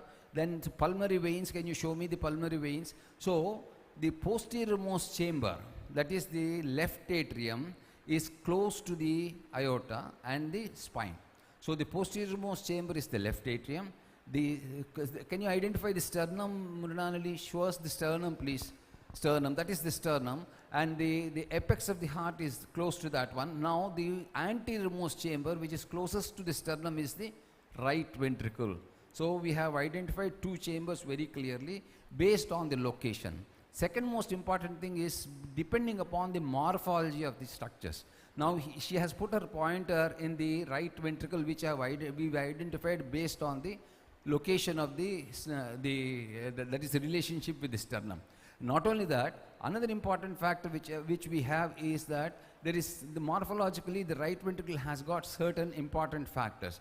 So right, can you yes, scroll through it, please. Yes, still more. Okay, now hold it. Show the moderator band. Show the moderator band. But then, do you think that it is an ideal 4-chamber view? No, I'm not very happy with it. So can you just make a better, get a better image of the 4-chamber? So please don't unfreeze it. When you get a good image, store it so that we will get back to that.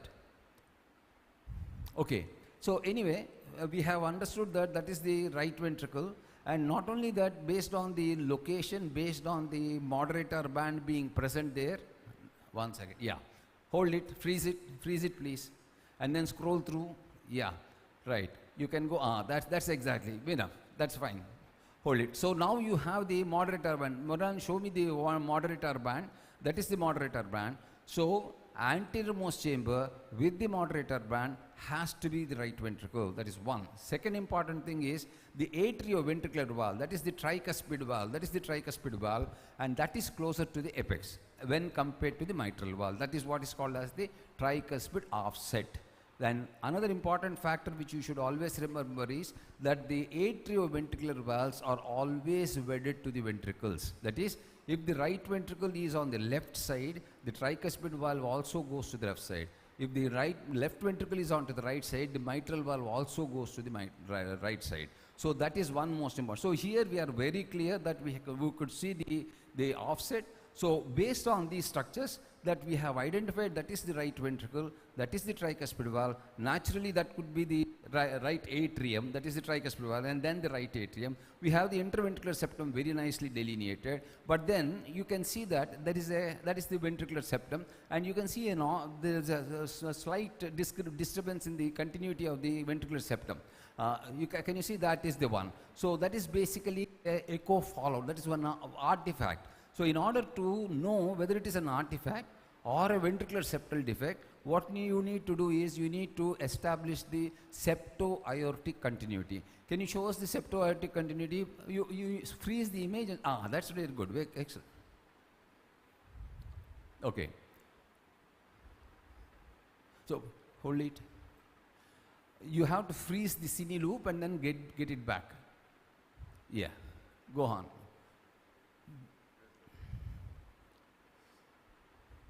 That's right, very good, right. See that is nicely, can you show the septum and the aortic anterior wall of the aorta?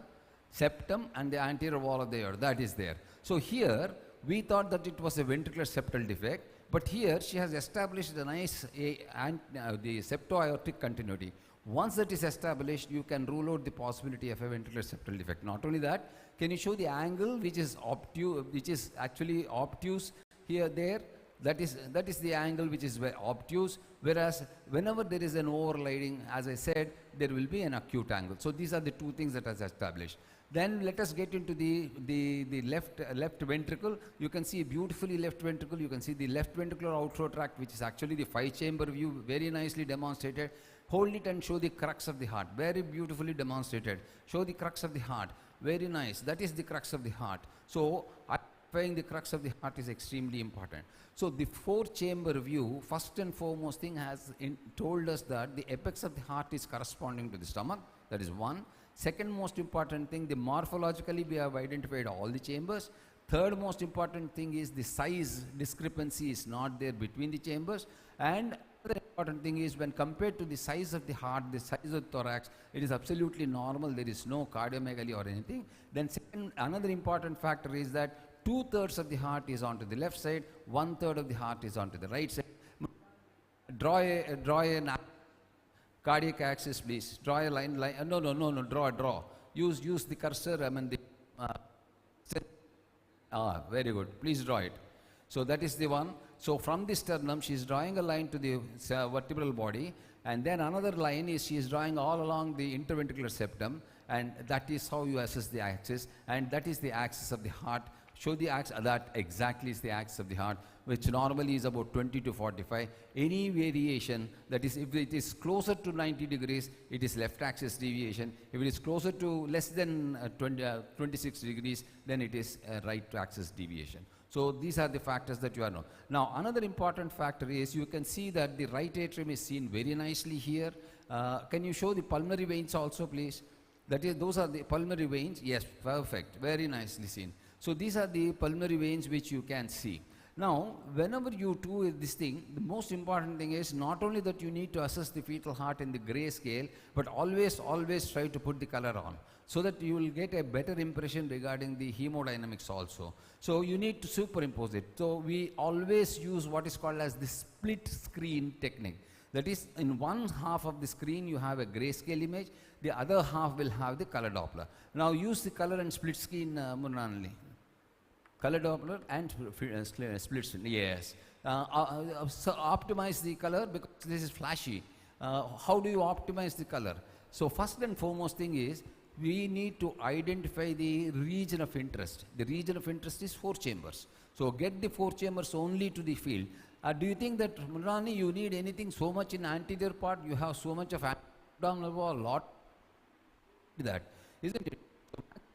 Magnify it so that you can get it nicely. Once you get that one, you can put your color Doppler appropriately and adjust your PRF, so that what happens is you can see the nice filling of the atrioventricular chambers or the atrioventricular flow. Yeah. So here you can see that the flow, I think you can optimize it a little more. Yes, yes, very good. Okay.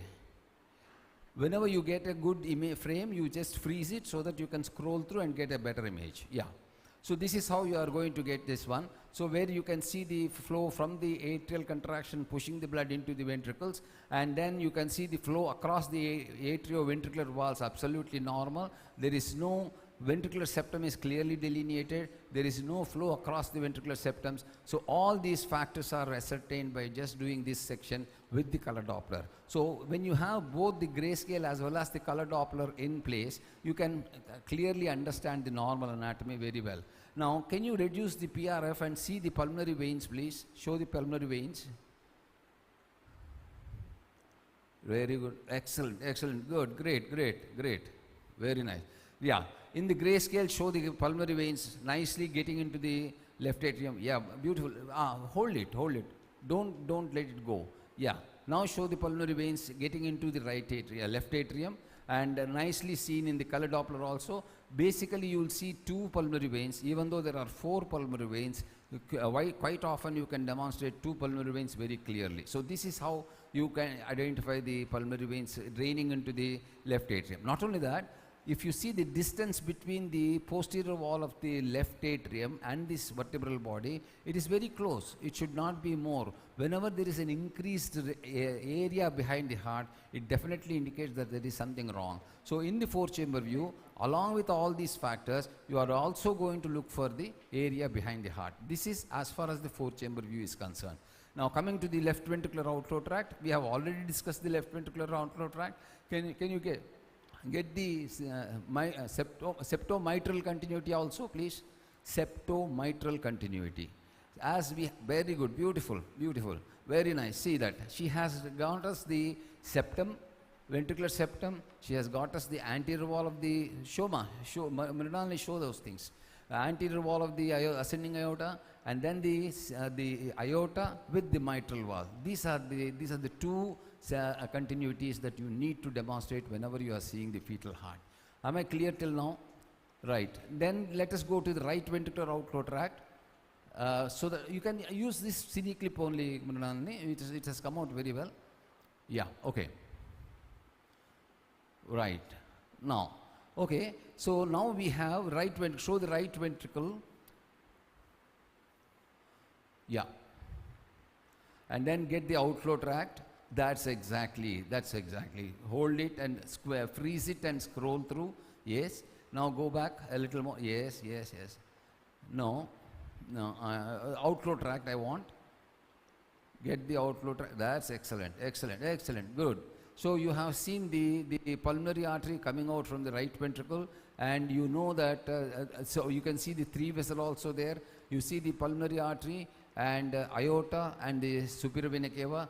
So basically you need to understand that getting the outflow tracts is little difficult, in the sense it is not that easy, because usually whenever we try to evaluate the fetal heart, we do what is called as the sweep technique. That is, we sweep the transducer from the upper abdomen of the fetus to the 4-chamber, outflow tracts, and then the 3-vessel view and 3-vessel trachea view. This is how you progress. But then whenever sometimes it is not possible to get the outflow tracts, so you rotate your transducer in order to get the outflow tracts. This is fantastic. This is short axis view. Can you just hold it and then show me the anatomy? Now show me the right atrium, please. Right atrium. Excellent. That is the right atrium. Tricuspid valve.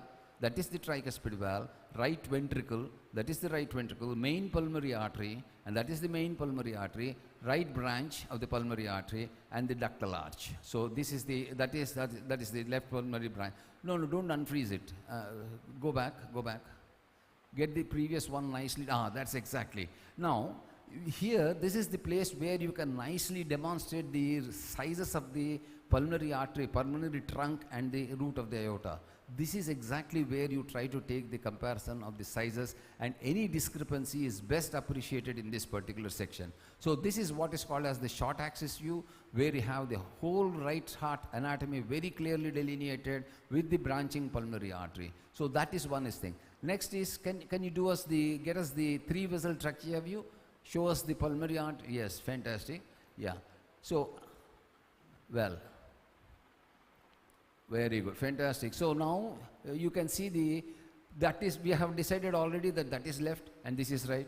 So the leftmost branch is the pulmonary artery, second one is the aorta, and the third one is the superior vena cava. So the pulmonary artery is, as Sudhir has already told us, is larger or slightly larger than the aorta, or almost of the same size, but superior vena cava is definitely smaller. When you put the color Doppler on, there will be onward flow in the great vessels, that is the pulmonary artery and the aorta, because ventricles squeeze and in the systole the blood is pushed into the great vessels. Whereas in the superior vena cava, we have the blood being pumped into the right atrium. So there is a direction change, color direction will be changed. So great vessels will have the same color, whereas the superior vena cava will have a different color. Can you show us that one? In case if it is possible, I think baby is little restless and is moving. Okay. Right. Great. Yes. Can you please show us azygos arch also?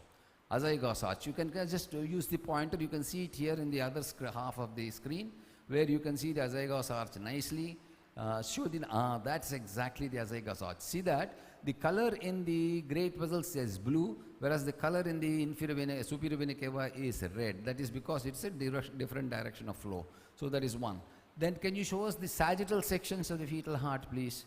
Sagittal sections, particularly for getting the Mrilan use both grayscale as well as the color Doppler in split screen so that it becomes easier for us.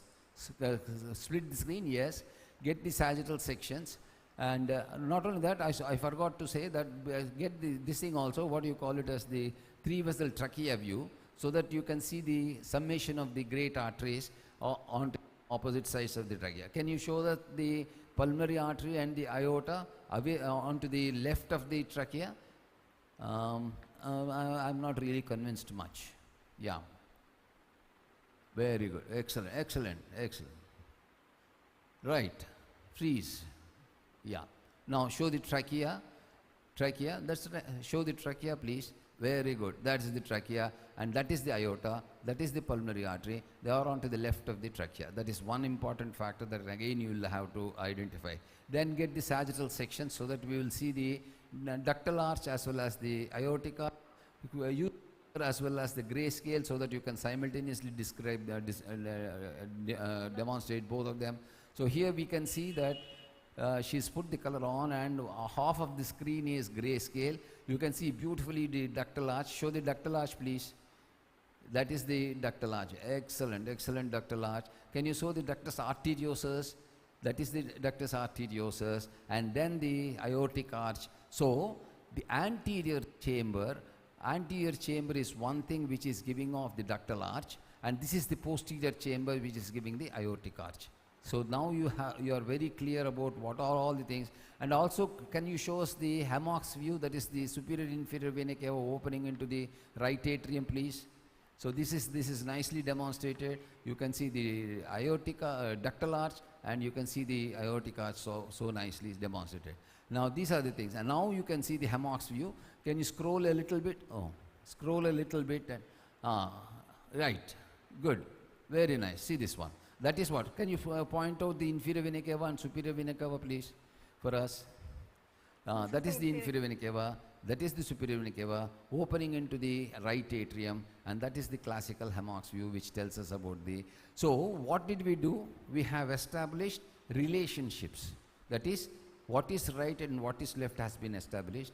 We have established the connections. That is, veno-atrial connections, atrio-ventricular connections, ventriculo-arterial connections. This is what exactly you have to do as far as evaluating the fetal heart.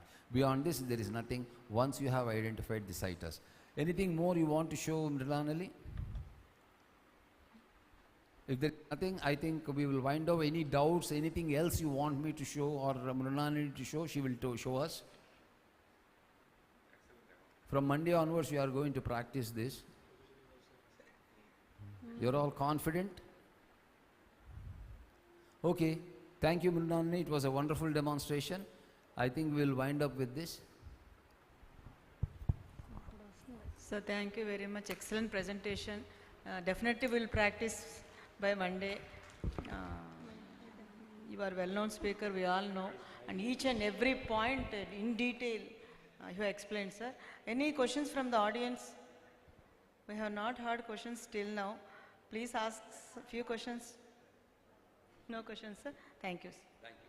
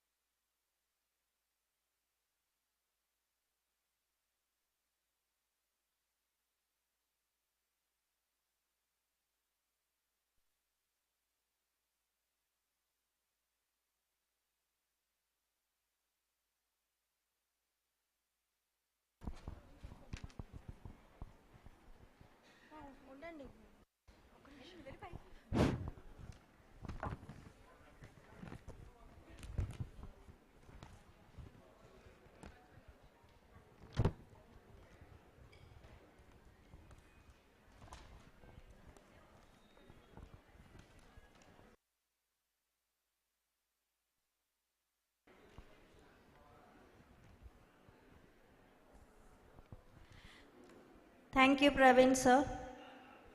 I'm sorry. Thank you for your workshop. And we'll continue to the first session of this afternoon.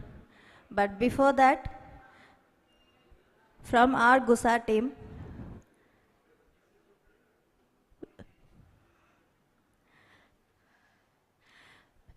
we are giving the token of appreciation to our first session chairpersons. Dr. M. Swarajalakshmi Garu and Dr. V. Ramachandra Garu, please come on to the dais.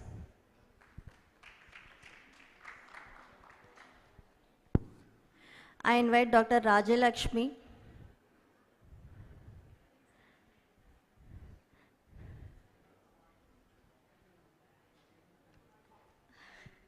I invite Dr. Praveen Garu, Dr. Narayan Rao,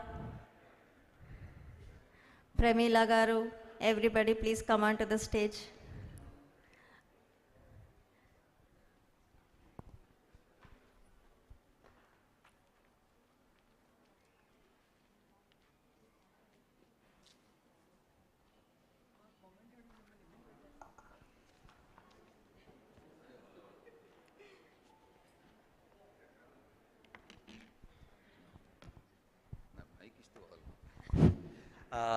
I think we need, the chairpersons need a big applause because so much of patients who sit from morning till afternoon, oh God, I would have slept in between. And I've been observing them that they will take at least one snooze, but no, they were alert. Congratulations and wonderful. Your vibrant voice and eloquent presentations made the audience as well as the chairperson sitting here alert and active during the sessions. Thank you for the vibrant presentations. Thank you very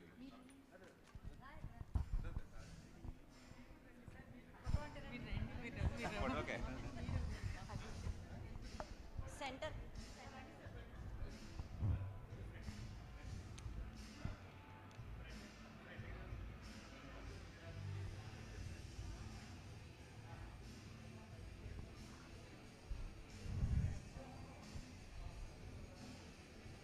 And we appreciate Swaraj Lakshmi Garu for bringing us more doctors all over. We have more registrations because of her also. Thank you, ma'am.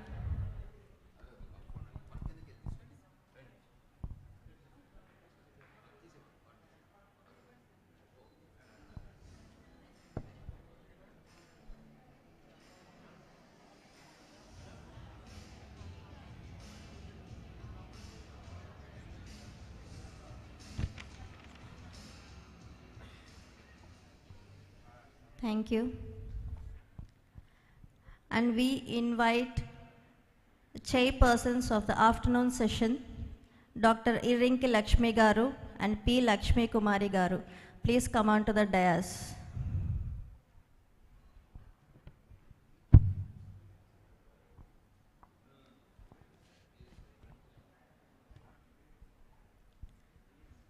P. Lakshmi Kumari Garu.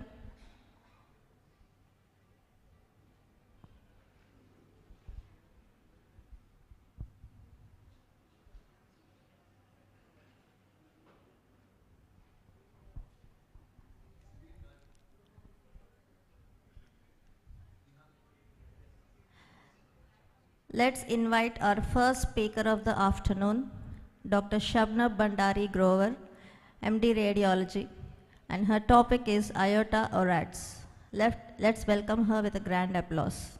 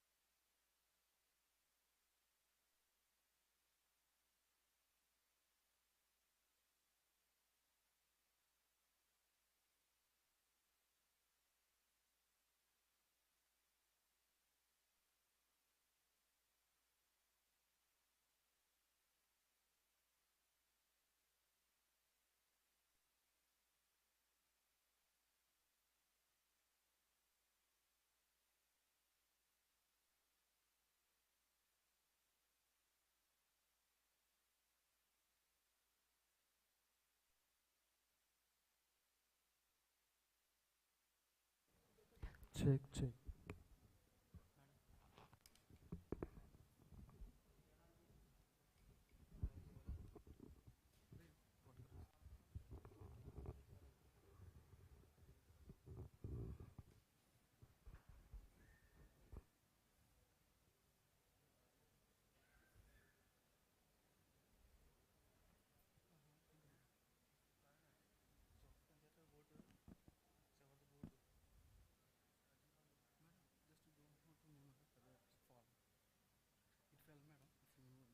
No, it won't fall. Don't worry.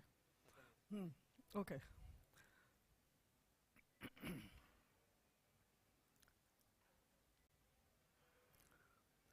Good afternoon, everyone. I'm really grateful to Dr. Rao and Dr. Praveen for inviting me here. And I think Dr. Manju Virmani has started a really wonderful culture of having an outreach program. So I've been assigned a topic for evaluation of ovarian adnexal masses. And I'll be covering the International Ovarian Tumor Analysis Group IOTA outlines, as well as the American College of Radiology Ovarian Adnexal RADS, which is called the ORADS. So this is what I will make an attempt to cover. And the time available is 30 minutes? Yes, I'll try to finish it in 30 minutes. So if I can have some of the lights off, it will be easier to appreciate the slides. So as we all know, ovarian cancer is the 7th leading cause of female cancer deaths, and it has a very high mortality, primarily because the initial symptoms are absent or they are non-specific, which give rise to which ends up with a late detection. Therefore, early preoperative characterization and diagnosing the cancer at an early stage gives us a better outcome, and the patient with the malignancy should be diagnosed and then managed in a dedicated oncology center. That is the focus of the IOTA and the ORADs. It's not only the diagnosis, but it is the management which we have to look at. So the IOTA and ORADs, they classify the ovarian adnexal masses into different categories, and with each category, there are specific guidelines as to how the patient should be managed. So I'll be covering that. And why are we focusing on ultrasound? Because it is the primary modality for detection and diagnosis. And MRI remains a problem-solving tool, but now with the ORADs which came in 2019, they were not recommending MRI for so many categories of tumors, but now in the ultrasound ORADs, which has come in 2022, I'll be covering that. So we have to cover some of the tumors which are recommended for MRI.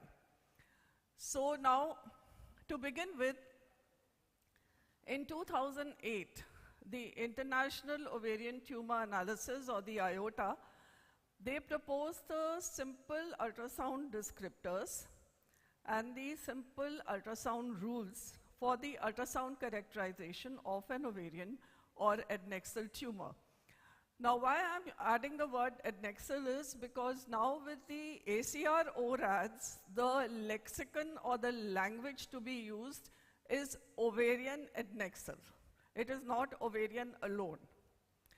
So they came up in 2008 with simple descriptors and simple rules. That descriptor is the lexicon as to how you describe the tumor. And the rule is whether this descriptor indicates a benignity or a malignancy. It's as simple as that. So then, in 2014, the same European group, they proposed the adnex model so that they use the criteria of the patient's CA-125, the type of hospital the patient attended, and the ultrasound findings to categorize a tumor according to the adnex model. Then later, they came up in 2016 with the simple rules risk score. Now this adnex model is a little complicated, but the risk score, if you use the IOTA table, it's very easy to predict the malignancy from the simple descriptors and simple rules. So I'll be showing that. Now the ACR ORADs came up in the end of 2019 and 2020. It was published by Radiology, which is the leading journal of Radiology Society of North America. And they published this American College of Radiology ORADs guidelines, and they have different specific guidelines for ultrasound and separate guidelines for MRI as well. Now, I'll not go into the adnex model because explaining it will occupy a lot of time. I'll just move directly to the simple rules and the descriptors. Now, if you have an ultrasound examined, this all applies to a transvaginal ultrasound. But if the patient, for some reason, cannot undergo transvaginal ultrasound, you can do abdominal ultrasound. And you can preferably, if the mass is less than 10 centimeters in size, you should do a transvaginal ultrasound. So there is a description of the ovarian adnexal mass, Now this is very important. I would request you all to pay attention, and if you like to follow the IOTA guidelines, which are, to my mind, much simpler to follow than the ACR ORADs, and both are internationally acceptable, then these are very nice guidelines and very easy to follow. And you remember a rule of 5. So there's a rule of 5 in the IOTA, and there's a rule of 5 in the ORADs as well. And the ORADs uses a lot of information and the algorithmic or the pattern approach from IOTA. So the concept is that if there is a simple cyst, a simple unilocular cyst, then it is called a B1 descriptor. Now there should be no solid component. The wall should be regular, sharp, and well defined. Then it is a B1 descriptor. If there are some solid components, but the solid components are less than 7 millimeter, then it becomes a B2 descriptor. If you have acoustic shadows coming from the cyst, that indicates the hair and the fat component. So echogenic mass with posterior shadowing, it indicates that you're dealing with a dermoid. So this is the B3 descriptor. And if you move from a unilocular cyst without any contents, with a simple, sharp inner wall, if you move to the next stage, the mass is more complicated. It is a multilocular mass, but it should be less than 10 centimeters in size. Then this is a B4 descriptor. And if you have a absent or very small flicker of flow in the periphery or the center of the tumor, where the color score is called 0 or 1. Now all these 5 are the benign descriptors. So if you have a tumor with any of these features, it goes into benign category. Now, if you have, on the other hand, irregular solid tumor, it is M1, M2 is ascites, M3 is 4 or more papillary projections, and if you have an inner wall and outer wall, both are irregular, and it is a multilocular tumor, and it is more than 10 centimeters in size, and it has a high color flow. So we move from a simple cyst to one which has contents, to one which is multilocular, but it has a low flow. So all these remain in the benign category, and when it is an irregular solid tumor and there are more than 4 papillary projections, and it is a multilocular tumor with irregular outline and high color flow, it is a malignant tumor. So now when you know what are these 5 descriptors for benign and 5 descriptors for malignant, then you will understand what is the likelihood of malignancy. Now that likelihood of malignancy, or the simple rules risk, it is based on those 5 descriptors. So if you have more than 2 descriptors which are of benign, then the tumor has very low risk of malignancy, 0.01 to 0.29%. Now these are the IOTA simple rules risk. They have given in the last column the risk of malignancy. If you have only 1 benign descriptor, you don't have more than 2.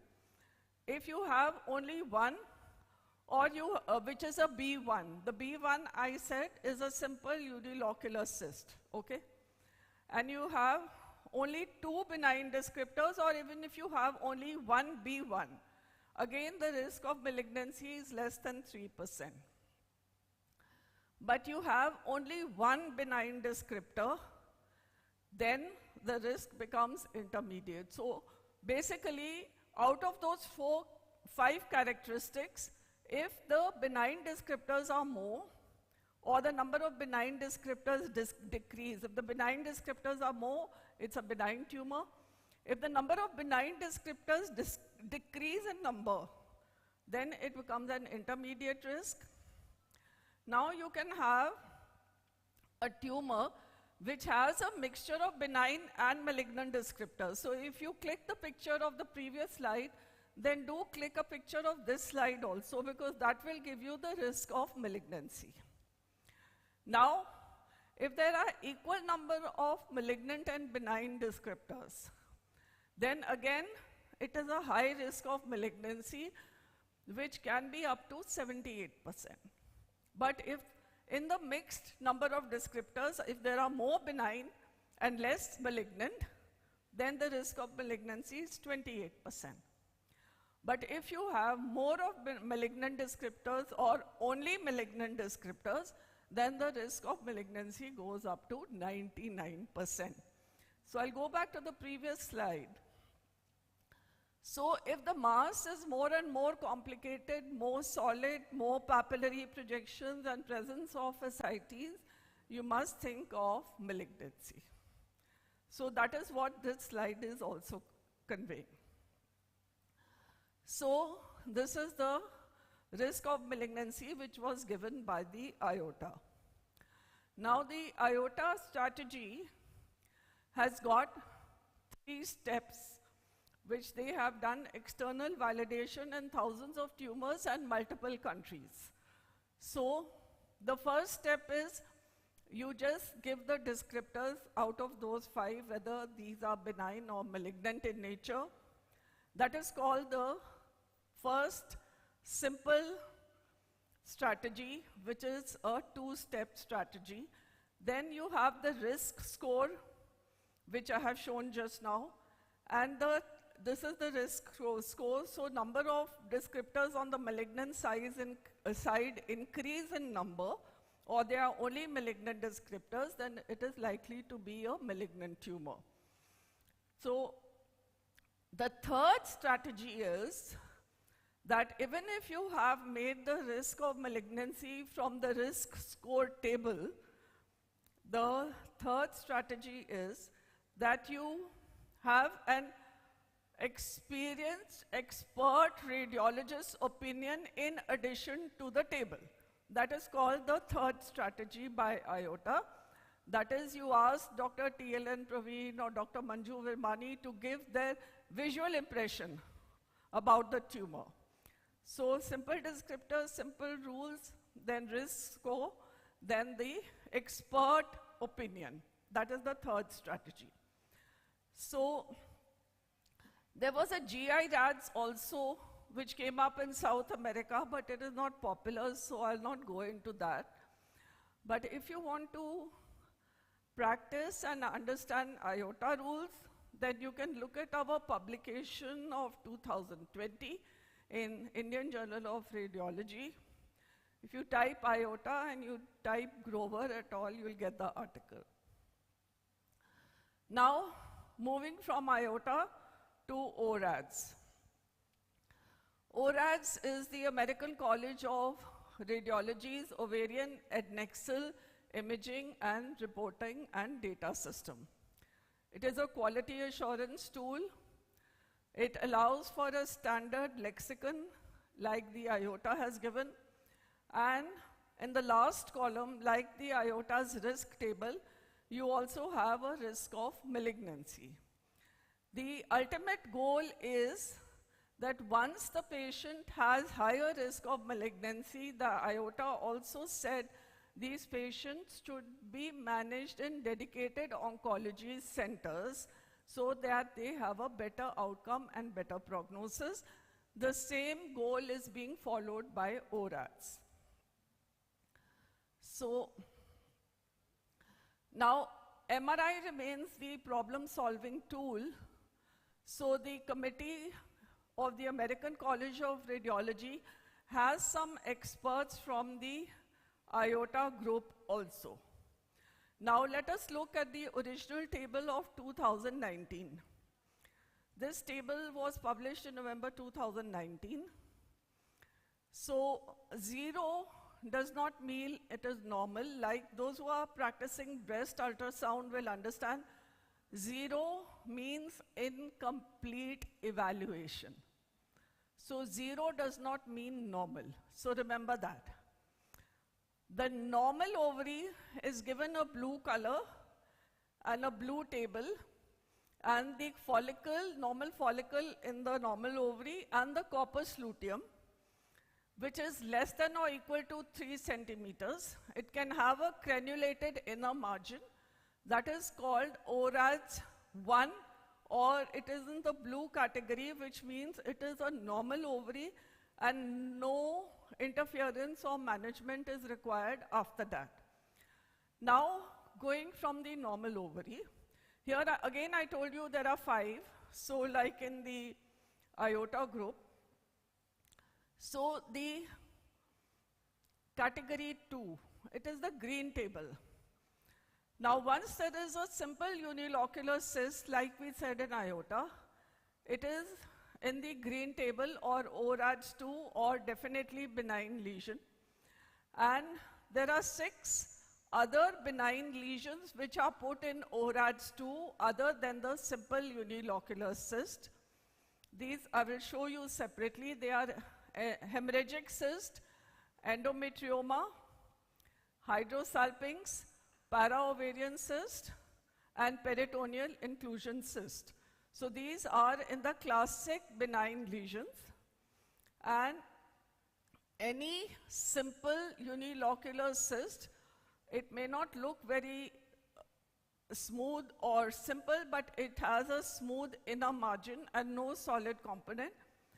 The size criteria for the ORADS 2 green table, that the tumor has to be within 10 centimeter size. Okay? So again, the ORADS is applied for the transvaginal ultrasound unless the tumor is very large and or the patient is not willing or you're not able to do vaginal ultrasound for any reason, then it can be applied for abdominal ultrasound as well. Now, this is the ORADS 2 group, which I want to tell you that it has the typical hemorrhagic cyst, it has the dermoid, endometrioma, para-ovarian cyst, peritoneal inclusion cyst, and hydrosalpinx. So if you want to remember the ORADS table, then you can click this picture. Now, in the ORADS 2, what is the suggested management? The patient should have a follow-up, be seen by a gynecologist, and if the gynecologist feels that there should be an MRI done, then the MRI should also be done in this patient. So as per ORADS ultrasound, the MRI also comes in even for the benign lesions. Now let us go back. So I said the size criteria is less than 10 centimeters. Now the follow-up is with MRI. And patient should be seen by a gynecologist. Now coming to the ORADS 2. Here the green table, which is less than 10 centimeter, and the 6 typical benign lesions which I named, and the simple unilocular cyst, the chance of malignancy is less than 1%, okay? Now the same category of lesions, for just simplifying and making you understand, any of these lesions in the typical benign lesions, once they are more than 10 centimeter in size, the risk of malignancy goes up to 10%, and they should be put in the ORADS 3. Okay? So this is how, just for a simple learning, otherwise this table is available on the ORADS site also. You can also download it. I'll show you the classical examples also. So whenever there is a unilocular or bilocular cyst more than 10 centimeter, it has an irregular outline, or it is a multilocular cyst and it has a low color flow, or it is a solid lesion but color flow is low, all these will come in 3. In 3, they should be seen by a gynecologist and also have a baseline MRI. So these are the benign, and if the benign lesion is very large in size, it goes to ORADS 3, which is the yellow table. Now you will ask me the 4 and 5. Yes. So the 4 and 5, what has to be remembered as the take-home message. Once you categorize a lesion as 4 or 5, it is to be considered as malignant unless proven otherwise. So the approach is the patient should have an MRI, should be seen by a gynae-oncologist, and the risk of malignancy is up to 50% in the 4 and more than 50% in the 5.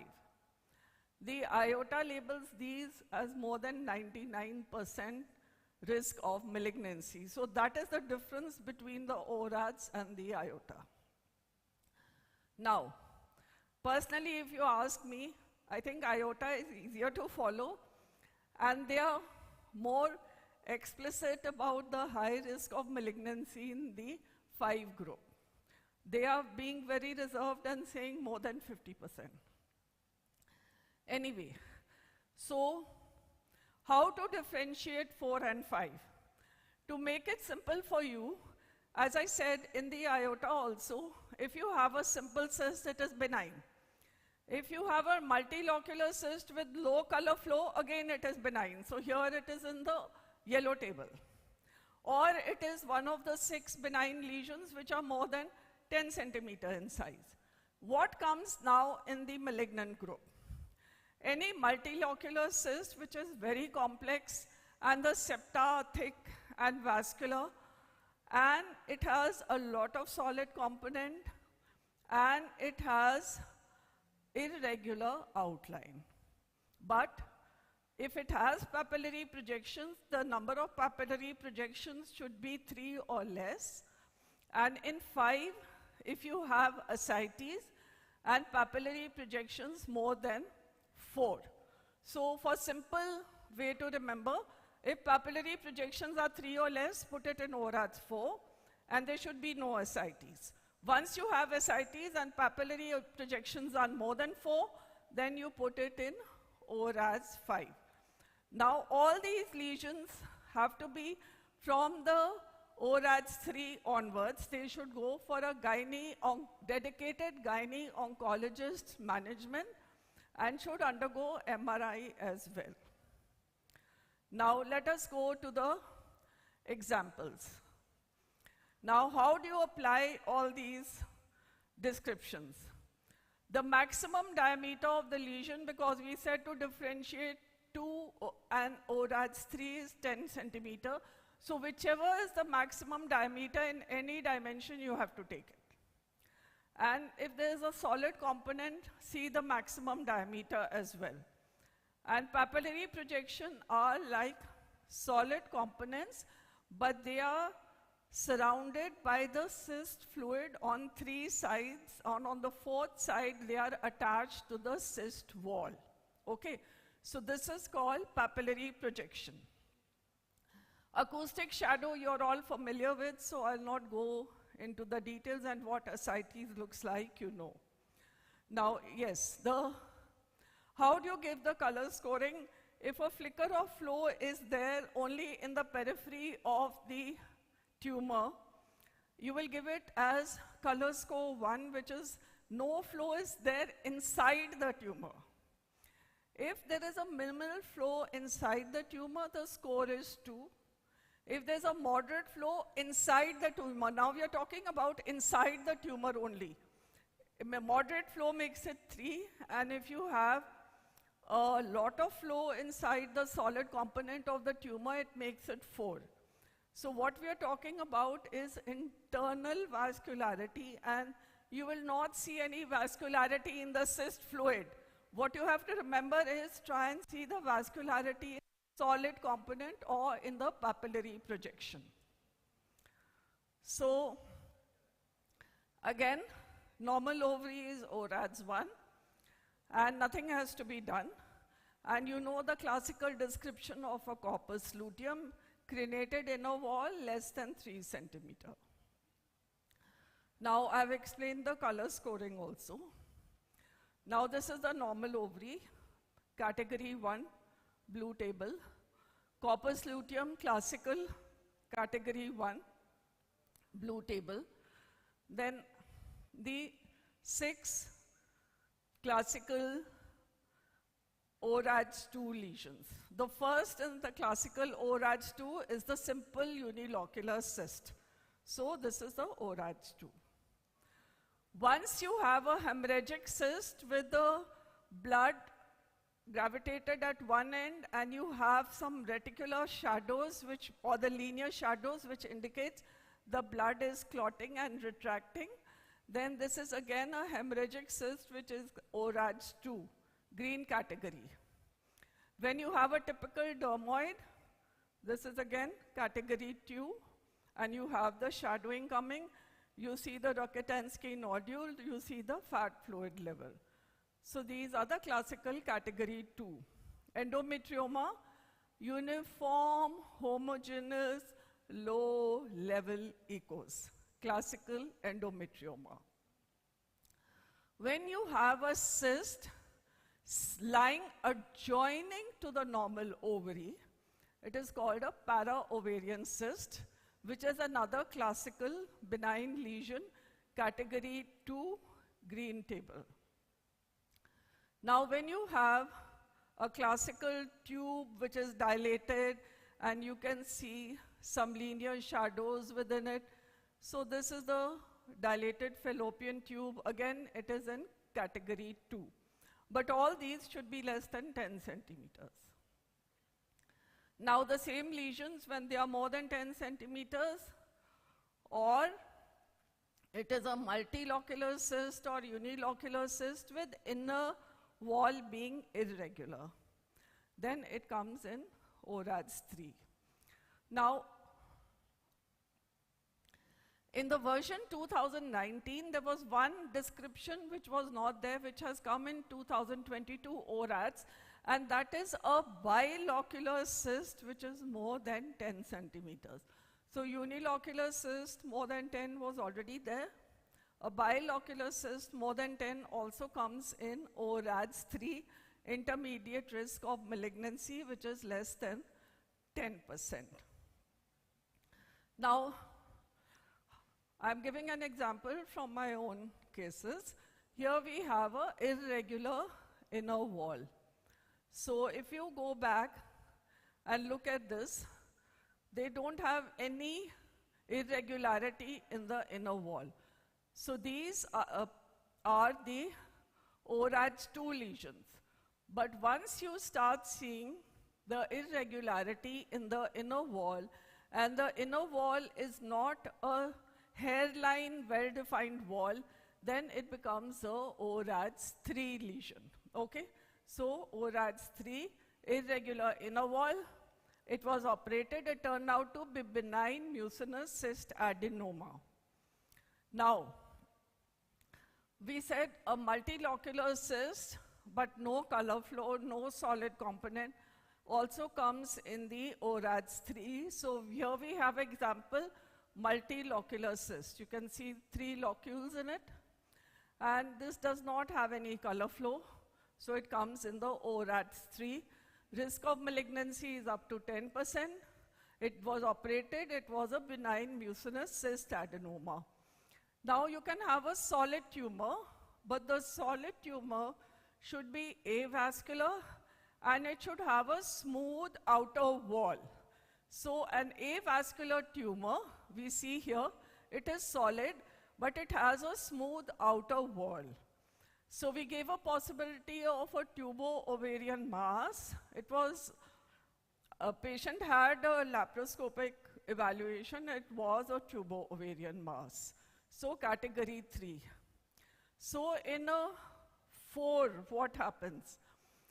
And in a 4, the bilocular cyst which has high color flow, the one which is a bilocular cyst with absent color flow remains in 3, but a bilocular cyst with high color flow or an irregular outline, even if there is absent color flow, makes it a category 4 tumor. So the basic Gross difference in 2019 and 2022 ORADs is the bilocular cyst in the ORADs 3 and ORADs 4. So without any color, smooth outline is in 3, and irregular, any color flow makes it in 4. Less than 4 papillary projections and solid components makes it again category 4 tumor. So here let's see an example from our own collection. We see these solid components which look like papillary projections.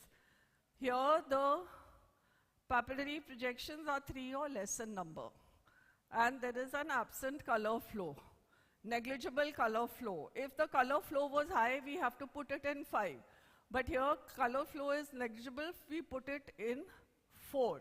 So this was an ORADS 4. Now in ORADS 4, it is got a less than 50% and 5 is more than 50% risk of malignancy. The patient was operated. It was again a mucinous cyst adenoma, a benign one. But sometimes these can turn out to be malignant. So here we have a multilocular tumor. There is a negligible flow, and the internal locules are very complicated. The color flow was not much, but we put it in 4. And here, after operation, it was a cyst adenocarcinoma. So the previous one, with just a few papillary projections, we said it is 4, but it was a benign mucinous cyst adenoma. But when it is a multilocular tumor with any kind of color flow, you have to put it in 4. And I said IOTA and ORAD say that 4 and 5 are high likelihood of malignancy. So this turned out to be a mucinous cyst adenocarcinoma. Now we had another interesting one. We had a solid tumor. The outline is smooth and there is ascites. Color flow is between 2 and 3 score. So where will you put it? Will you put it in 4 or in 5? We thought that this can be 5, but there were no irregularity in the outline. So we put it for 4. The patient was operated. It was a benign fibroma, and this was just a transudative ascites. So it was a case of Meigs syndrome. So the solid tumor you have to consider malignant unless proven otherwise. There are no cystic constituents or components in this tumor. Now coming to the ORADS 5. Once there are 4 or more papillary projections, like in this case, and there's vascularity in the papillary projection, we will put it in ORADS 5. And here we have a very complex mass, which has got solid, cystic, all kinds of components. It has multiple locules. There's some vascularity within the solid components. So we said it should be ORADS 5. Patient was operated. It was cyst adenocarcinoma, mucinous cyst adenocarcinoma. Now, if the solid tumor is in a young girl, and she has a lot of vascularity, and she has ascites also, then it is likely to be a solid tumors are anyway to be treated as malignant, like I showed you in the previous case. It was but turned out to be a fibroma with ascites. So again, this we said it is ORADS 5. The patient was operated. It turned out to be a malignant dysgerminoma. So what you have to remember is, from a pure cyst, as you go to more complex and solid tumors, they are more likely to be malignant. And that's how the IOTA and ORADS tools are also designed. Now, one more description, which I have been saying, smooth outline. Look at the outline of this tumor. It's a solid tumor. It has irregular outline. So again, makes it 5. And there's ascites also. So it makes it ORADS 5. So it was again operated, and it turned out to be a yolk sac tumor, malignant yolk sac tumor. So ORADS ultrasound If you have solid tumor, you have ascites, then go for ORADS 5, very high risk of malignancy. Or there are peritoneal nodules. So now, before I close the lecture, we'll have a quick recap. If you have a normal ovary, it is category 1, ORADS category 1, normal ovary. If you have a simple unilocular cyst, without any solid components, no papillary projections, no septa inside, and or you have a simple dermoid hemorrhagic cyst, paraovarian cyst, peritoneal inclusion cyst, hydrosalpinx, all less than 10 centimeters, it is category 2, benign lesion. Any of these lesions, if they are more than 10 centimeters, you will put them in ORADS 3. So this was the dermoid ORADS 2. If there is an irregularity in the inner wall, put it in ORADS 3. They might turn out to be cyst adenomas, but the risk of malignancy is around 10%. The moment the tumor is more complex and it has more of solid components, multiple locules, then think of ORADS 4. If the number of papillary projections are up till 4, 3, think of ORADS 4. Once it is a solid tumor, more of irregular outline and high vascularity, think of ORADS 5. So this is the recap of the whole lecture, and I have tried to simplify it as much as possible. And thank you for being a great audience, and thank you for giving me an opportunity to be here. Thank you very much, madam. That was a very insightful lecture, and it is such a complicated topic. You have made it very simple, and thank you so much for sharing your experience. The slides were very interesting, and now the topic is open for discussion. Any questions? I'm sure you must be having a lot of questions to ask, madam. Please Yes, make use of the opportunity. Don't disconnect. If they have any questions, I would like to answer with the slides.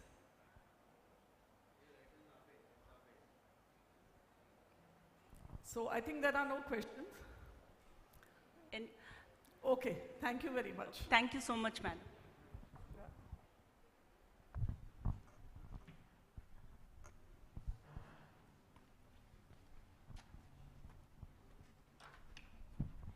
Thank you, ma'am. As a small token of our gratitude for your valuable time and inspiring presence today, we would like to present you with this memento from GUSA team. Please welcome Dr. Mrunalini.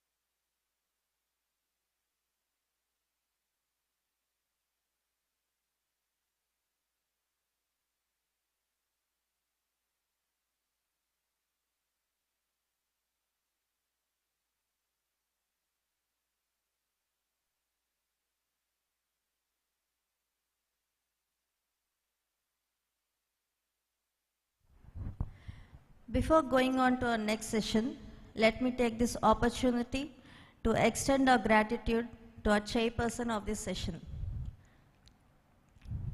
Dr. Lakshmi Irinki, MD DNB MRCOG. She is a senior consultant from Bhimavaram at Sri Lakshmi Hospitals. She is an inaugural president of Bhimavaram Obstetrics and Gynecology Society, MD from National Institute, Jipmer, Pondicherry. She has participated in several national and international conferences as faculty and received Best Poster Award in the World Congress of Infertility held at MCU in the year 2004. She is also a part of MRCOG Part 3 examiner. She has also 20 years experience in the field of obstetrics and gynecology and her special interest is high-risk obstetric care and urogynecology. She is well versed in technique of NDVH, non-descent vaginal hysterectomy, and minimal access surgery. And thank you for being with us today.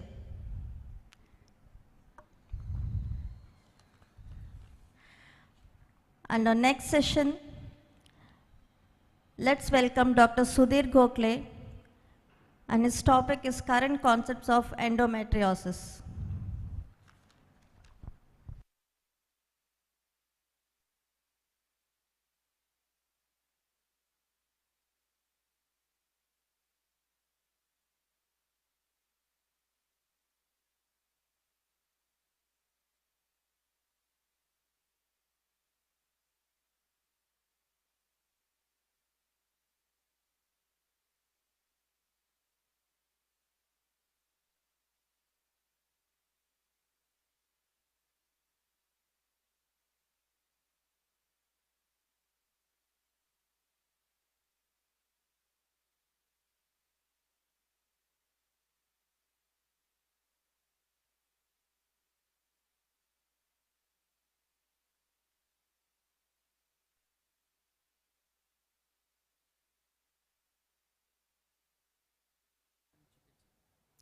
Yeah. So after that excellent talk on ovarian tumors by Professor Shabnam Grover, let us go on to talk about another big clinical headache, that is endometriosis. So endometriosis is considered the enigma of the modern age. It's one of the most common, most misunderstood and devastating diseases in the world. Over 70 million women and girls suffer from endometriosis worldwide. It's more common than breast cancer and AIDS. It's a very serious problem, disrupting a woman's entire life. It affects her health, her quality of life, possibility of having children, her income earning potential, her emotional well-being, her relationships, her sex life, her economics. The whole life is really devastated. We define endometriosis as the presence of functional endometrial tissue in locations outside the endometrial cavity. So when the endometrium is located outside, we call it endometriosis. It's a common condition affecting somewhere between 5 and 60% of women of reproductive age. They present with varying clinical symptoms. About half of them will come with dysmenorrhea, some with subfertility, and a lot of them are asymptomatic. So the disease is not detected until it is fairly advanced. Most common symptom is dysmenorrhea, dyspareunia, pain during passing urine or stool, menorrhagia, metrorrhagia, infertility. The problem is that endometrial tissue outside the uterus responds to the menstrual cycle hormones the same way tissue inside the uterus responds. It swells, thickens, then sheds to mark the beginning of the next cycle. The problem is the blood that is shed from the endometrial tissue in the abdominal cavity has no place to go. So it results in pooling of blood, causing inflammation that forms scar tissue.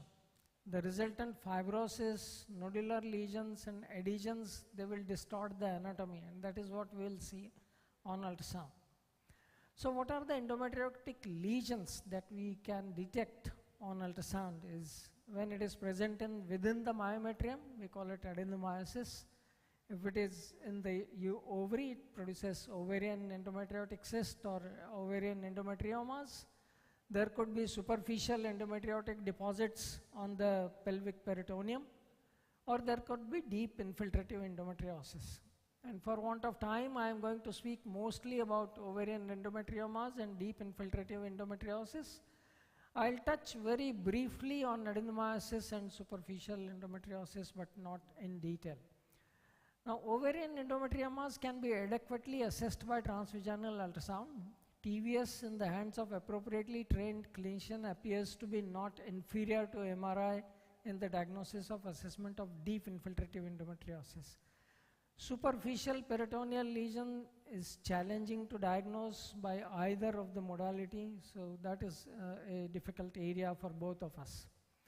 Ovary is a common site for endometrioma. Most of the endometriomas are pseudocysts. You remember, it occurs because of the inflammation around a pool of blood.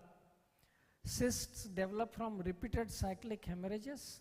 Cyst walls are usually thick and fibrous, usually surrounded by adhesions, and they contain a thick, dark fluid containing degenerated blood products, and that's why the name chocolate cyst.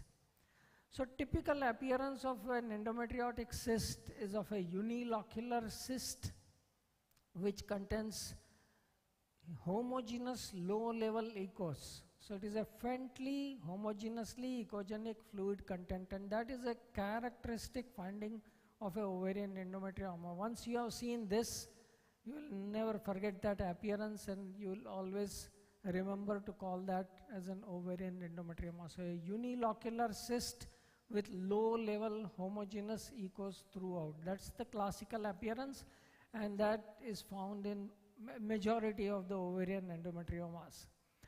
Sometimes you have some atypical appearances. You might have one or two small nodules, one or two small infoldings at places, small blebs that look like papillary projections, but they are actually fibrin deposits or blood clots.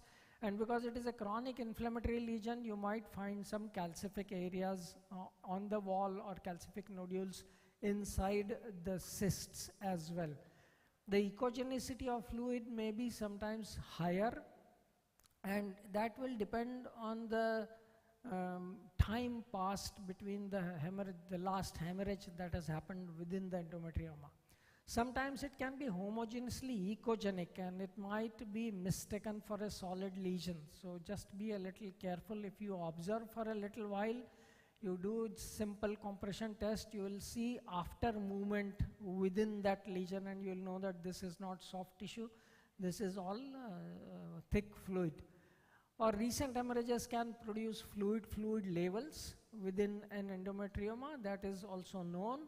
Or you might see blood clots, or if there has been a recent hemorrhage within that cyst. Adjacent cyst might produce an appearance what looks like a septae, and then these loculations might have different echogenicity because of their different time past the latest hemorrhage within that endometrioma. The wall is usually thick because it is a granulation tissue, it is a fibrous tissue all around. And if there is an associated follicle or a follicular cyst, then you might have a totally different appearing fluid within two loculations of that ovary.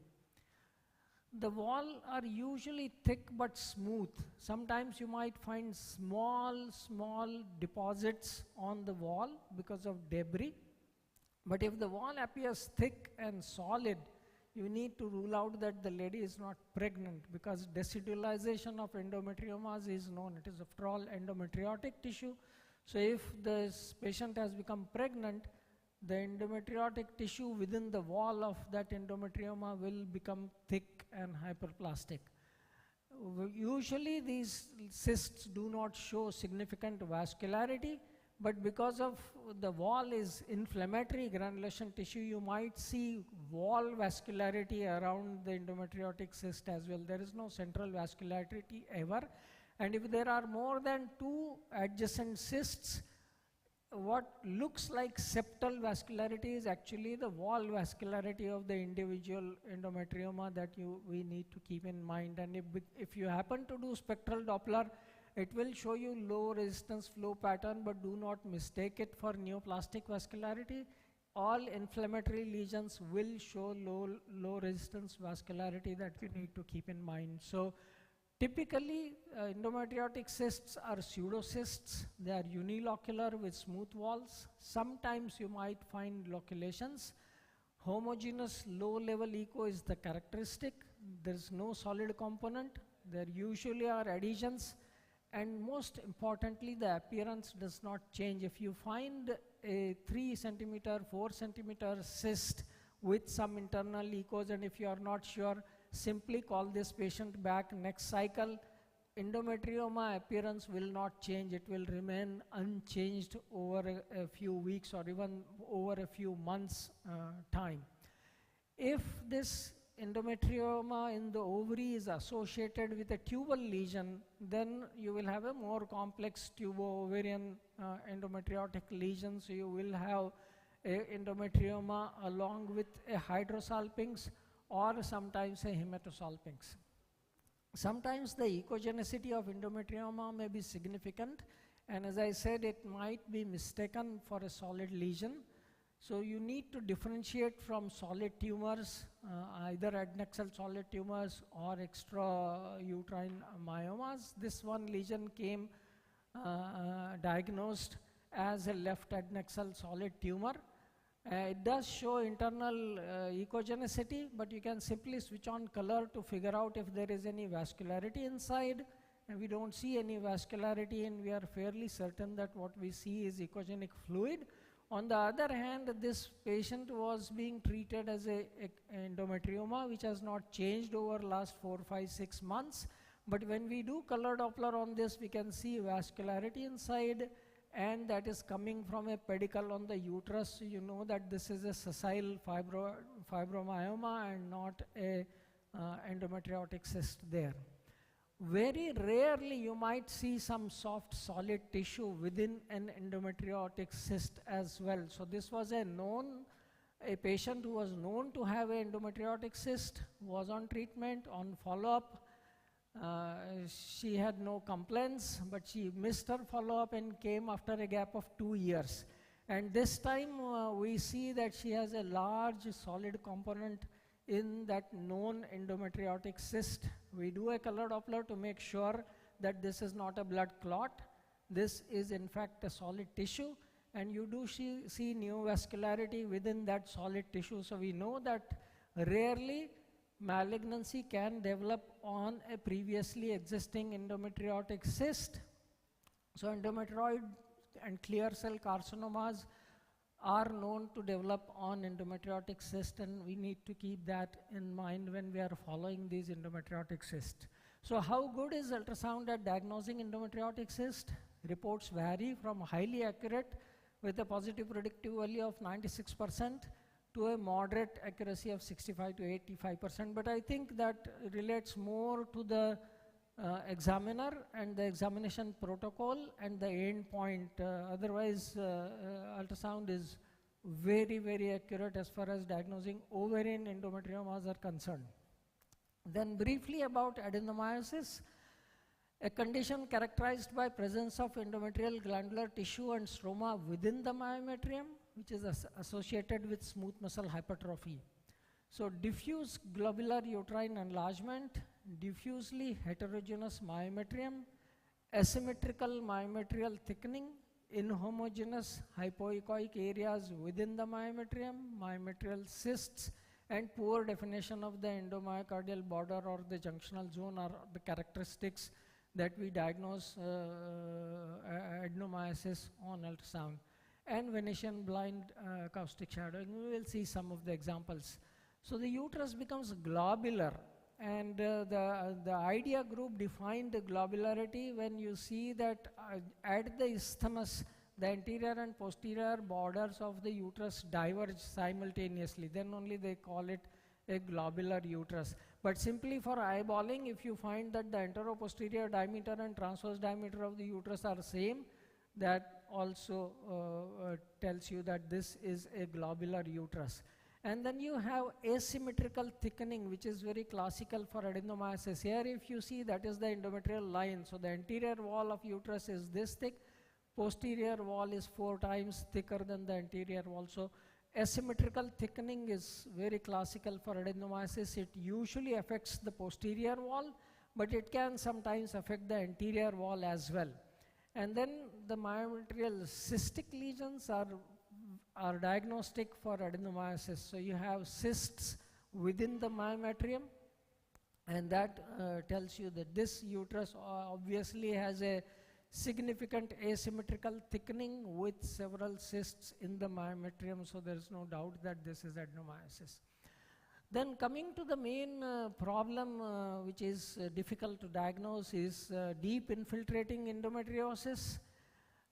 So after ovary, the common site for involvement are the uterine ligaments, the posterior broad ligament, the uterosacral ligament, the pelvic cul-de-sac, the pelvic peritoneal surface, fallopian tubes, and the anterior surface of rectosigmoid and the rectovaginal septum. And we need to look at these areas to diagnose deep pelvic endometriosis. Now, what happens while we are looking for that is looking for distortion of anatomy, evidence of adhesions, and focal thickened patches. So sometimes in an unmarried girl, you need to rely only on transabdominal scans. Sometimes you can do a transrectal, but a lot of patients don't allow that, and you have to look at distortion of anatomy on abdominal scans. So if you find a uterus which is significantly distorted, that makes you suspicious that there may be adhesions that are distorting the uterus. So a pulling sleeve sign refers to a sonographic sign of an anteverted and retroflexed uterus due to the presence of strong posterior adhesions, and that is one good sign to tell you that there is significant adhesions around the uterus. This was a 25-year-old unmarried. She came with severe pain in lower abdomen off and on 1 year, came diagnosed as bilateral complex ovarian cysts. So when you look at these cysts, you are fairly certain that you are dealing with ovarian endometriomas, and they appear to be adherent to the ovary. So you tell them that these are ovarian endometriomas and they are adherent to the ovary. There again you can see the kissing ovary sign. Both ovaries are prolapsed behind the uterus and they are in contact with each other. So that is a fairly good sign. Color Doppler does not show any significant internal vascularity. Unfortunately, this patient went away, came 4 months back. In the meanwhile, somebody had decided to do surgery to remove that complex ovarian cyst, but it was just a in and out surgery. They couldn't do anything because of extensive vascular adhesions because of endometriosis. So that is what ultrasound does. It helps plan the line of treatment. It makes the surgeon aware of where to expect adhesions, how they can go in, and how they are going to approach this particular situation. So aim of sonography is to try to explain underlying symptoms, map the disease location, assess the severity of disease prior to medical therapy or surgical intervention. So this group got together in 2016 to decide that we all talk the same language, we all use the same terminology. They called themselves International Deep Endometriosis Analysis Group, and they worked on how systematically to approach a patient who is suspected to have an endometriosis. So they said we'll do a 4-step examination, and that is what they called as the IDEA protocol. So first step is a routine evaluation of uterus and adnexa, looking for sonographic signs of adenomyosis and ovarian endometriomas. That's the first thing we rule out because that's the commonest site for endometriosis. Then evaluation of transvaginal sonographic soft markers. So we are looking for site-specific tenderness. You are using your probe to palpate and see if the patient has tenderness at any significant point. Assessment and status of the pouch of Douglas, looking for sliding sign which will tell you if there are any adhesions, the uterus, whether it is able to glide smoothly or it is adherent, you can't make it move. And then assessment for deep infiltrating endometriosis nodules in anterior and posterior compartment. We'll look how it is done systematically. So evaluation of uterus and ovaries, we already looked at the signs that tell us that there is adenomyosis. Here there is a sliding sleeve sign already, a posterior wall which is thickened, and the posterior wall thickening tells us that there are posterior adhesions, and that was because of a significant plaque sitting here on the anterior wall of the uterus. For endometriomas, we have already seen how to diagnose endometriomas. So uterine and ovarian disease is not very, very difficult to diagnose. We'll straight away go to other things. So we'll use our ultrasound probe to palpate and to see if there is any tenderness on the adnexa. So I'll try to push around and ask the patient if she feels any tenderness. And at the same time, I'll try to push the ovary away from the uterus, see if there are any adnexal adhesions. So if I can push the ovary away from the uterus, I know that this ovary is free, it is not adherent. While this ovary, I can't push it away from the uterus, so I know that there are left adnexal adhesions in this particular patient. In this case, both the ovaries are adherent to the uterus. One ovary is prolapsed behind, one ovary is located normally, but I can't move them vis-a-vis the uterine surface. So I know that they are adherent. And this patient had severe dysmenorrhea since many years, and she had worsening of symptoms since many months. And then I already talked about the kissing ovary sign, because both ovaries are prolapsed behind the uterus and they are in contact with each other, and this is supposed to be a fairly specific sign for adhesions. And on transvaginal ultrasound, not only you see the kissing ovaries, but you can try to push them away from each other, away from the uterus, and you can't do that, and you are very confident that they are absolutely adherent to the posterior surface of uterus. Here I have another example. One ovary obviously has a very classical endometrioma. The other ovary has a follicular cyst with hemorrhage, but both of them are adherent to the uterus. I can't move them away from the uterus, so there definitely is deep pelvic endometriosis in addition to ovarian endometrioma in that case. And then we look for the uterine sliding sign by trying to push the uterus. If the uterus is anteverted, I'll try to push on the cervix and to see whether the uterus glides smoothly on the adjacent structures. That tells me that the sliding is normal. Also, I'll be looking at pushing the cervix posteriorly to look at the posterior vaginal wall, that it is supple and it is smooth and it is pliable. There are no nodules and plaques on that wall. If the uterus is retroverted, then I can push with my hand on the abdomen and see that the uterine fundus slides smoothly and nicely, and there are no adhesions. As compared to that, here you can see that I am trying to push, but I can't make this uterus slide smoothly. So this uterus is fixed because of adhesions all around that uterus. Then it's important to look at the rectovaginal septum and the vesicovaginal septum, and that you need to do while either going in or coming out, because that's the inferior most part that you need to examine. Here is another example. Again, the sliding sign is absent because the uterus is severely retroflexed, and the fundus is adherent here to the posterior structures, and therefore it does not move at all, and that is because there are adhesions with the rectosigmoid of that acutely retroflexed uterus there.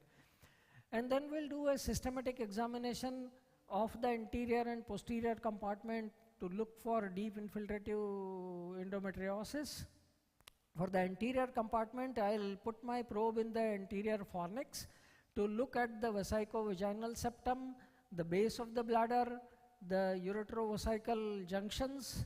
All these might be involved in the anterior segment there. So I am here in the anterior fornix, and I can see that the vesicovaginal septum is normal. The bladder base glides very smoothly on the anterior surface of the uterus, so there are no significant adhesions there. As compared to that, here I can't move it apart, and there is a large plaque with thickening of the bladder wall where it is adherent to the uterus there. So I know that there is already anterior compartment endometriosis with large plaque sitting on the urinary bladder wall there, which is fairly vascular, telling me that this is active disease there.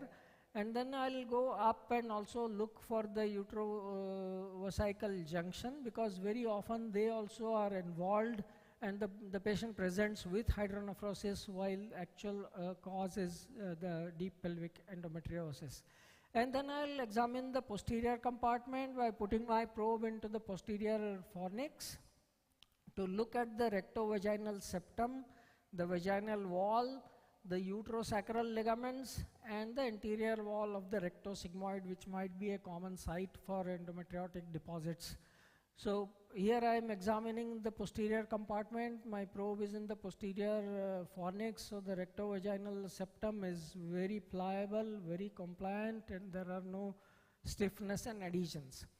Now we already said that uterosacral ligaments are one of the common sites for deposition of endometriotic lesions. It is a leading cause for dyspareunia and pelvic pain, and large endometrial nodules may also involve parametrium and the ureter, resulting in more complex surgery. The uterosacral ligaments specifically have been reported to be among the most common location for endometriotic lesions, and the incidence of involvement is about 50 to 70%. So we need to look at the deposits on uterosacral ligament very carefully. There are extraperitoneal structures that extend backwards from the posterior surface of the cervix and upper vagina to the second to fourth sacral vertebral level, forming the lateral boundaries of the rectouterine and rectovaginal spaces. So there, that is the level of the uterosacral ligaments. To identify them, we have to look at the torus of the uterus, that is at the level of the isthmus. And from isthmus, you will see the uterosacral ligaments going on either side. So you have to be in axial plane and rotate your probe lateral to look for the uterosacral ligaments on either side and look for the deposits. So you'll see the uterosacral ligament going like that, and which is echogenic, it is fibrous. And you have the hypoechoic endometriotic nodules deposited on the uterosacral ligament. So I'm going laterally, and there I can see the endometriotic deposits on the uterosacral ligament on one side of the cervix there. Here is another patient. You have extensive uterosacral ligament deposits, and they have created what is classically described as the Indian headdress sign. Now remember, this is American Indians, not we don't wear that sort of a headdress. And then we'll examine the anterior wall of the rectum and rectosigmoid, because that can be another site for deposits. So it's not very difficult. We are very familiar with the gut signature of the tri-layered wall there. So you follow the anal canal up, and you can see the anterior rectal wall very nicely, almost up to the rectovesical junction, rectosigmoid junction. It's usually about 3 to 3.5 millimeters in thickness, and it shows the typical tri-layered appearance. When there are deposits on the rectal wall, you see them as large hypoechoic plaques thickening the anterior rectal wall at locations where the deposits have developed. So here is another example. That's the rectal wall I am following. Here is a large deposit where it is adherent to the uterus. A very long plaque sitting there on the anterior rectal wall. Another example, the uterus is acutely retroflexed, and that is because there is a large plaque on the anterior rectal wall where the uterus is adherent to the rectum because of the endometriotic deposits.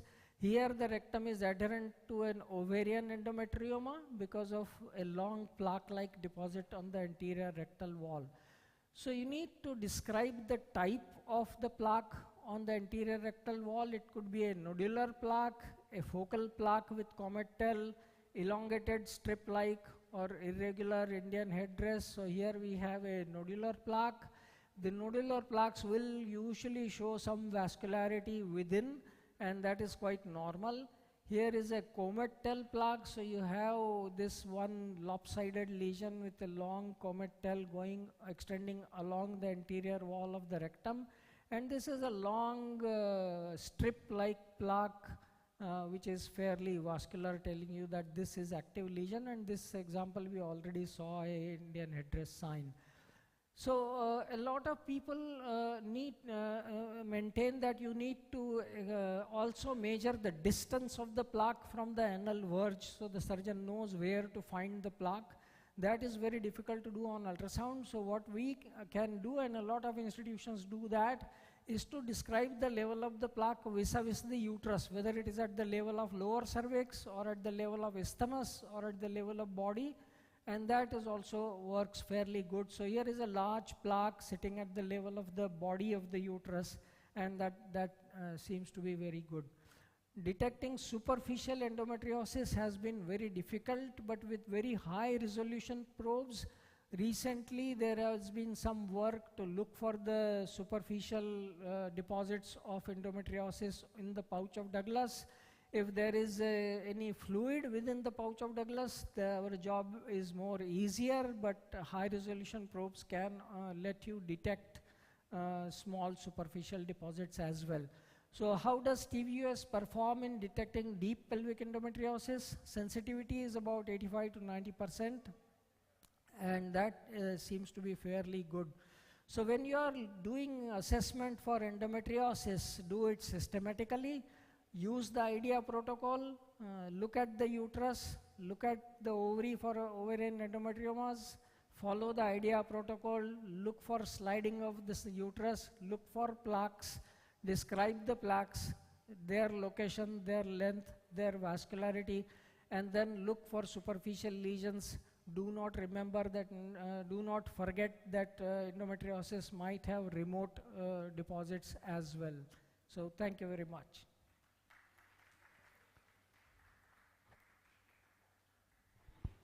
Thank you, sir. That was a very elaborate presentation on endometriosis. Endometriosis is a debilitating disease which causes not only infertility but also chronic pelvic pain. And deep endometriosis is, we have to tailor the management according to the findings. So important that we recognize. Sometimes patient has symptoms which cannot be accounted with a simple scan. So we have to identify these deep endometriosis, and your slides are excellent, sir. The different, the surrogate markers of endometriosis were clearly explained. Thank you so much, sir. Any questions from the audience? No, thank you. Thank you, sir. So, can I have my laptop on the screen just for one moment? I request all of you to become members of IFUMB. It is the Indian Federation of Ultrasound in Medicine and Biology. So all of those who do ultrasound, practice ultrasound, can become members, and we are a non-political association for the growth of ultrasound. So it's very easy. You go to our website, that is www.ifumb.in, and there you will find all the details to become a member. You go to About Us page, and there you will find how to become a member and all the information how to become a member. So it's not very difficult.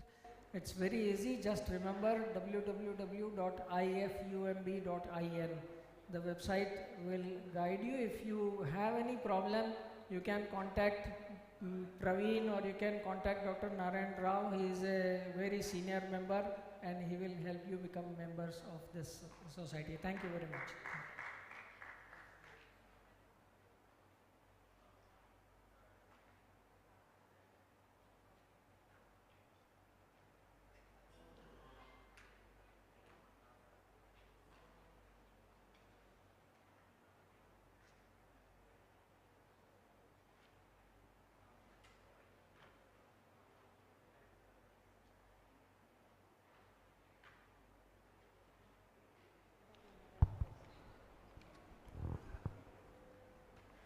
Thank you, sir, for taking us through such an informative session. Moving on, our next session is on ultrasound surveillance in twins by Dr. Chandal Lulla. And before that, I would like to invite Dr. P. Lakshmi Kumari, our chairperson, onto the dais. She's a senior most radiologist from PALAKOLLU, infertility specialist.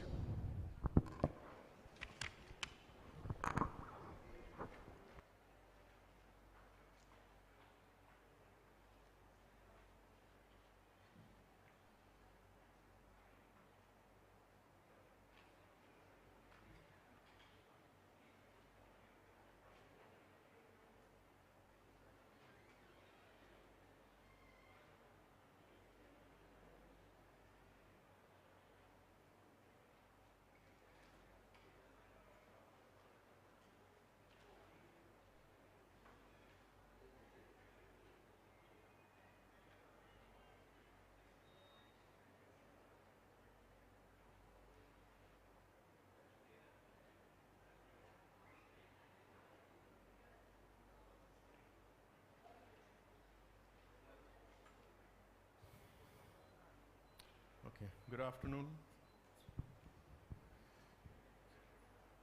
And as you all know, we have a very high incidence of multiple pregnancies, which is increasing now and creating a lot of problems.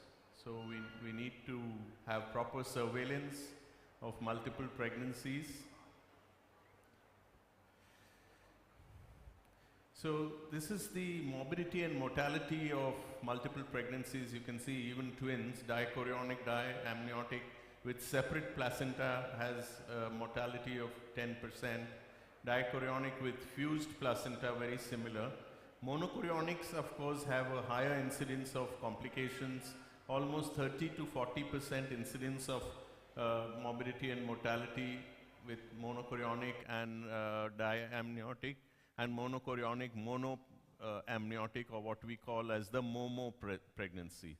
So not only mortality, there is a high incidence of miscarriage, almost 6 times in monochorionic versus dichorionic, and dichorionic has twice the incidence of complications. So we have increased incidence of perinatal death, FGR, preterm delivery, major defects. And this is highlighted by these 2 cases that I would just show you. This was a 45-year-old IVF twins. Very common story now, we have IVF specialists. And she aborted her first twin at 15 weeks. Then the single other fetus continued, and 25 weeks there was premature birth. You can see the bad status of the cervix. USG on brain day 1 was normal, day 4 grade 4 hemorrhage, and finally she was left with a baby with severe hydrocephalus. So these are some of the problems.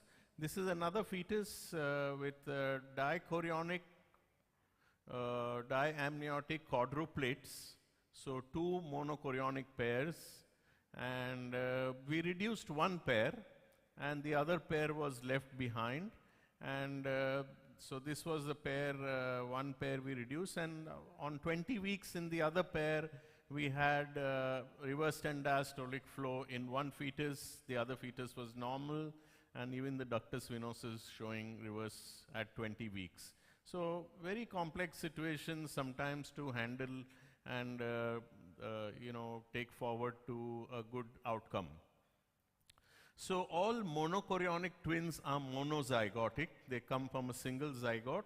6 out of 7 dichorionic twins are dizygotic. So 1 out of every 7 dichorionic twins will be monozygotic, and we can't predict that. So that's an important piece of information, because it can happen that the dichorionic you're dealing with is a monozygotic twin, and therefore that information is very, very important. And again, it depends on the day of splitting of a monozygotic twin. If it splits early, it forms into a dichorionic diamniotic twin within 2 days. 3 to 8 days, it will split to a monochorionic diamniotic twin. And as the splitting gets delayed, you may have a momo twin or a monochorionic monoamniotic twin or a conjoined twin. So these are depending on, fortunately, majority of the twins are dizygotic and dichorionic, but a few of them will be monochorionic. So how do we have a surveillance? Role of ultrasound is all of this, starting from confirmation of multiple pregnancies to cervical assessment. All the parameters are important. So first of all, we need to confirm how many pregnancies are there. We fortunately don't see this very often now. We used to see it in the older days, at least 3-4 pregnancies. You can see 3 here at 3 different sites. This lady unfortunately had 5 intrauterine and 1 in the cesarean scar. So this was quite common earlier. Nowadays, of course, people put 1 or 2 embryos, and so we land up with twins or triplets. So very important to confirm the number. Then we have to label them, very important. And usually we start from the internal os and we go in anti-clockwise direction, 1, 2, 3.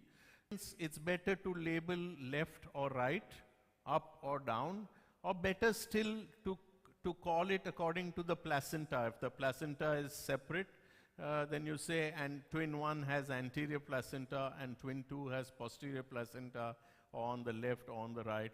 If it is a fused placenta, then of course it becomes tricky, so you then look at the cord insertion site and try to see left and right. That's important. It becomes difficult sometimes in twins which are left and right to say which one is one, and then it's better to call the same one as the twin 1. So twin 1 is left side, twin 2 is right side, and then you keep following it up accordingly. So that is important to label them, because sometimes if there are growth discrepancies, you need to know which one you're following. Otherwise it'll appear foolish. In one scan you will call twin 1 small, in the other scan you may call twin 2 small. So very, very important. You have heard a lovely talk of Mullerian abnormalities, but you can see multiple pregnancies in twins, and they have a higher incidence of miscarriage. And you can see here a pseudo-gestational sac, and here there is a pregnancy. It's a septate uterus, and the pregnancy is not doing well. This is a multichorionic pregnancy in a bichoronoid uterus, so triplets. We reduced one here and left 2 embryos and delivered at 34 weeks. So these situations do arise. By far, the most important thing that we need to establish is the chorionicity. So whether it's a monochorionic or a dichorionic, and what do you call this? Can you tell me? This is what sign? Lambda sign. So that is a dichorionic twin. That's a fused placenta. You can see a continuous placenta, but this is the giveaway. So these are 2 separate chorionic sacs, which are there is infolding of the chorionic tissue at the apex, which forms the lambda sign. And this is very, very important, or it's also called the twin peak sign, which tells you that this is, although with a single placenta here, a dichorionic pregnancy. And you can see that in real time, that's the twin. It's a thick septum between the two. So thickness is important. In a monochorionic pregnancy, which is diamniotic, the membrane is very thin, and it will not form the lambda sign. It will form the T sign, which we shall see. So very early in pregnancy, how do we establish the chorionicity? And some fallacies you see at 5 weeks, we can look at the number of gestational sacs, but we don't know the number of embryos. You may have 2 embryos coming up in one sac in the next scan. So be very careful. You can establish the number of sacs, but you cannot tell the number of fetuses. The number of fetuses will be told at about 6 weeks. You can say how many fetuses are there, but you cannot tell the amniosity, because you may not see the amniotic membrane at 6 weeks. If you see 2 yolk sacs, then you know you're dealing with a diamniotic pregnancy. But if you see a single yolk sac, it can yet be diamniotic. You can't tell whether it is. So single yolk sac does not tell amniosity. It is only at 8 weeks that you can confirm the membrane very accurately, and then you can talk about amniosity. So 8 weeks is possibly the best time to talk about amniosity. You can tell the number of sacs earlier, but you cannot tell all this information till 8 weeks. So these are the different types. The optimal window is about 8 to 9 weeks. You may have a shared placenta with no membrane, so that's a MOMO pregnancy. Shared placenta with a thick membrane and twin peaks sign. This can be a dichorionic pregnancy, and of course 2 different placenta would mean a dichorionic pregnancy. So this is a MOMO pregnancy. There is no separating membrane. This is what I was talking earlier. So this is the lack of the lambda sign. There is no lambda, is an empty space. So this is one amniotic membrane, second amniotic membrane, and this forms the T sign. So that is the T sign, that is the lambda sign, and this is classical of monochorionic pregnancy, and that is the lambda sign here, which is classical of a dichorionic pregnancy. So very important, and all these are transvaginally best studied. So you can do at 8-9 weeks, and differentiate whether this is the chorionicity. So it's important that by the time you have finished your first trimester, you have completed the chorionicity. You can see the two separate membranes going in with high resolution ultrasound forming that lambda out there. That's the dichorionic pregnancy. Number of placental masses, if you have two placental masses, it's dichorionic, but sometimes, like I showed you earlier, they may be fused, and therefore you need to look at the lambda sign. So that's very, very important. In the earlier days when we had quadruplets, etc., sometimes even now, you may have confusing scenarios. So this is a dichorionic pregnancy with two monochorionic twins. So that's the lambda, and that's the T sign. And there are 4 pregnancies sitting there. This is dichorionic triplets with 1 monochorionic pair and 1 separate fetus. So that's the T sign here, and that's the lambda with the separate fetus here. So all the permutations and combinations are possible. This is a momo twin with a separate pregnancy. So dichorionic triplet with 1 monochorionic pair. You can see no membrane here, and that's the amniotic membrane, the chorionic membrane separating 2 dichorionic pregnancies. So one has to be very aware that in the first trimester, with good ultrasound, you can separate all these chorionicities. In a monochorionic pregnancy, of course, the single placenta has a lot of complications because you have this shared circulation between the two, and you have what we call as arterial and veno-venous superficial anastomosis, and in about 15% you have deep arteriovenous anastomosis, which causes the TTTS, TAPS, TOPS, TRAPS, all the other complications. So once you have finished the chorionicity, then it's important to do dating and USG assessment. We normally date the fetuses in the first trimester with the CRL, and after 14 weeks with the BPD. The dating is always the larger twin. It's very sad. We doom the smaller twin to being smaller, and the bigger twin is dated accordingly. Ideally, we should be taking the mean of both, but that is the way it is. Unfortunately, the bigger people are given more importance, and we date according to the larger twin. So dating is done by the larger twin till we change these concepts maybe in the future. So timing of the scans, we start with the 11 to 14 week scans. We do the combined NT scan with dating for both monochorionic and dichorionic. In the second trimester, this should be 14 weeks, not 16 weeks. For monochorionic, we start by 14 weeks, and in dichorionics, we do second trimester surveillance at 16 to 19 weeks. Surveillance is done every 2 weeks for a monochorionic pregnancy. Ideally, it usually does not happen because patient does not want to come every 2 weeks, so we try and see how best we can do it. If things are normal, we call them 3-4 weeks. If things are not normal, then we call them every 2 weeks. In a dichorionic pregnancy, we call them every 4 weeks. So complicated twins should be scanned more frequently depending on the condition and its severity. So we will do dating, labeling, first trimester screening for trisomy 21, early anomaly scan, look at the Leica maximum of vertical pocket, and of course the cervix is very, very important. We then do surveillance in the form of growth, Leica discordance, because if you're dealing with twin-twin transfusion, etc.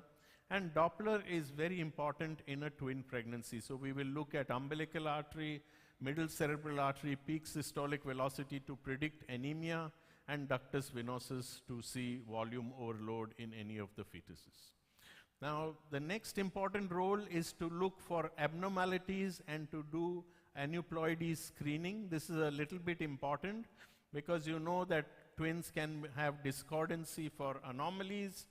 In a monochorionic pregnancy, because it is from a single zygote, both will be affected. If you're having a genetic problem, logically, both the fetuses will be affected. So the risk of having an abnormality is the same as a singleton pregnancy. So if you've got a 40-year-old mother with a monochorionic pregnancy, she has a 1 in 100 risk of having trisomy 21 for both the fetuses. So risk is calculated, that is the background risk, and then we take the mean NT. So if you've got an NT of 1 and 1.5, we will take it as 1.25. So we will add both and divide by 2. That is the mean NT for the risk calculation of adding NT into the calculator. Whereas if you have a dichorionic pregnancy, I think we heard this in the morning also, if you have a dichorionic pregnancy, the risk is twice that of a singleton. So each fetus has its own risk, and we will take the individual NTs for their risk calculation. So the risk doubles in a dichorionic twin pregnancy. So if the a priori risk is 1:100, it will become 1:50 for a dichorionic twin pregnancy. Compared to a singleton, it will be 1:100. So we will screen by the first trimester methods, and that is the NT. Here you can see the NT is abnormal. So this fetus has a higher risk of having a chromosomal abnormality. You can see one fetus NT, the other fetus are normal. So you will be doing a chorionic villus sampling for this fetus. Most of the times we will do it for both the fetuses. As I told you, we cannot tell the zygosity on ultrasound.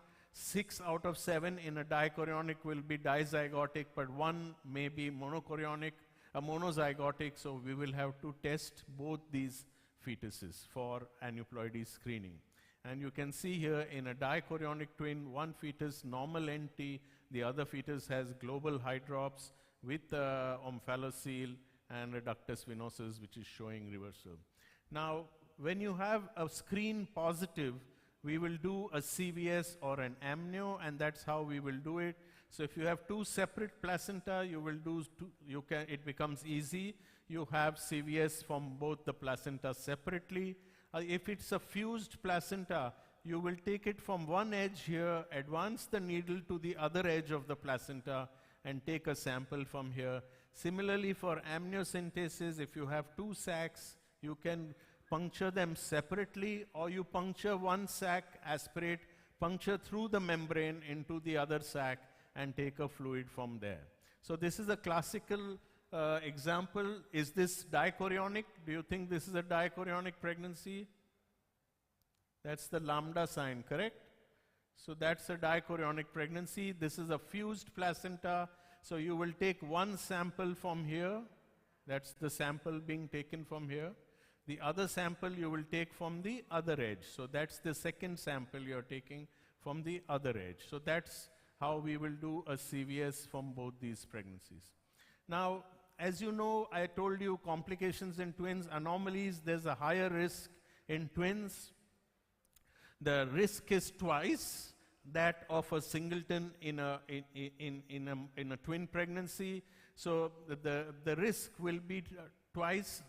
The background risk is 2%, so risk 2 into 2 becomes 4x, and because the background risk is 2%, it becomes 8% for a monozygotic. Similarly, for a dizygotic, it remains at 4%. So monozygotic fetuses have a higher incidence of anomalies compared to dizygotic.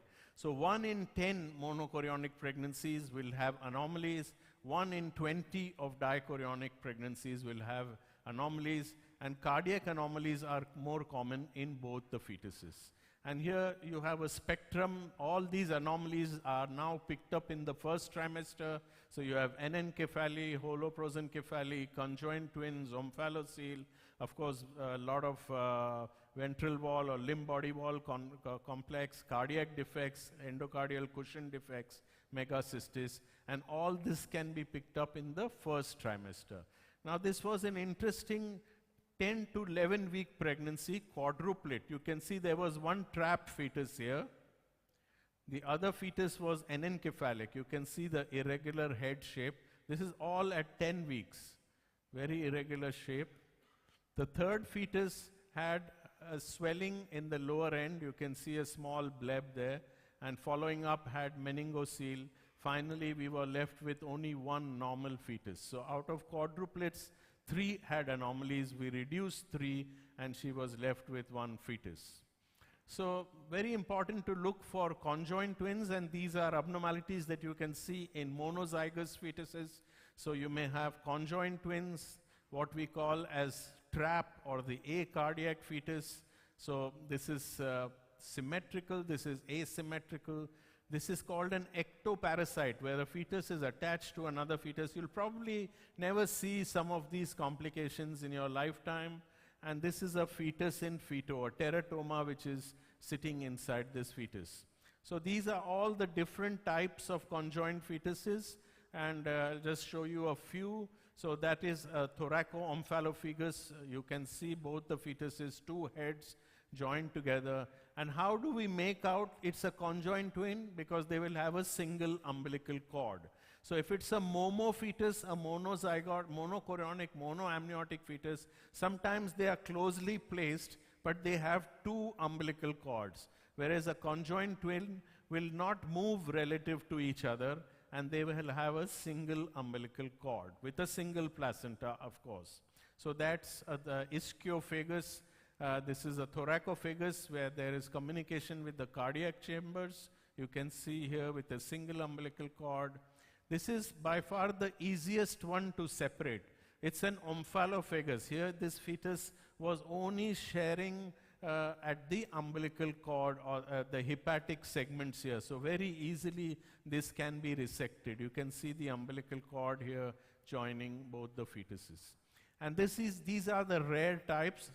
I have seen only one of each. This is the fetus in feto. So you can see the whole fetus is formed in the abdomen of the other fetus. That's the liver, spleen. This is the fetus in feto. And this is an ectoparasite, which I saw in the pediatric ward in Wadia Hospital many years back. We don't know where the ultrasound was done, but it was a ghastly sight to see.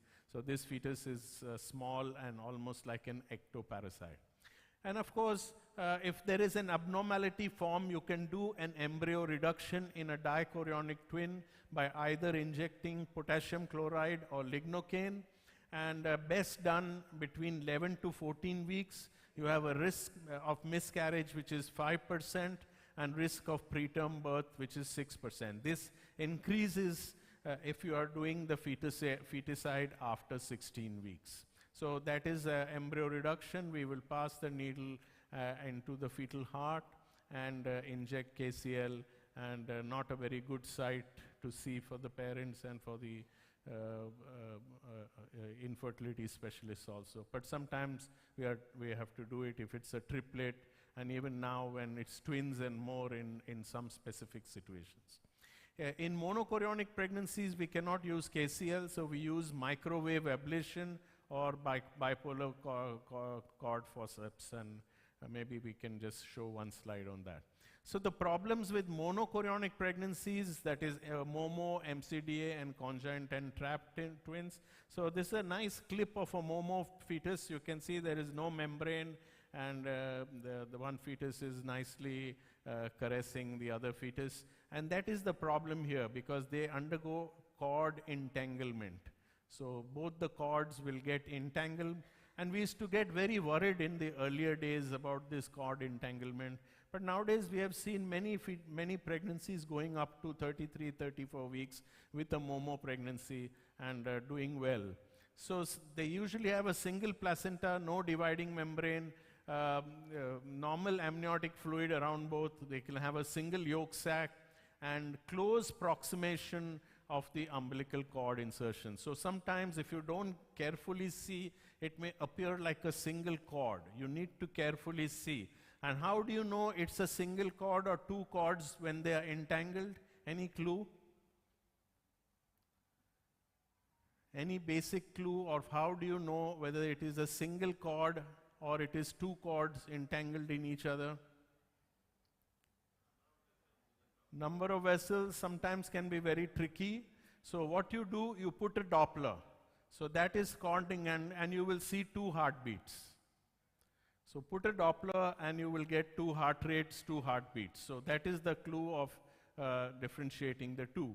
Now complications, earlier we used to consider 50% losses with cord entanglement. Not true. We do see a lot of pregnancies going through, and so this business of cord compression and cord entanglement, losing these pregnancies was, I think, a bit over-exaggerated.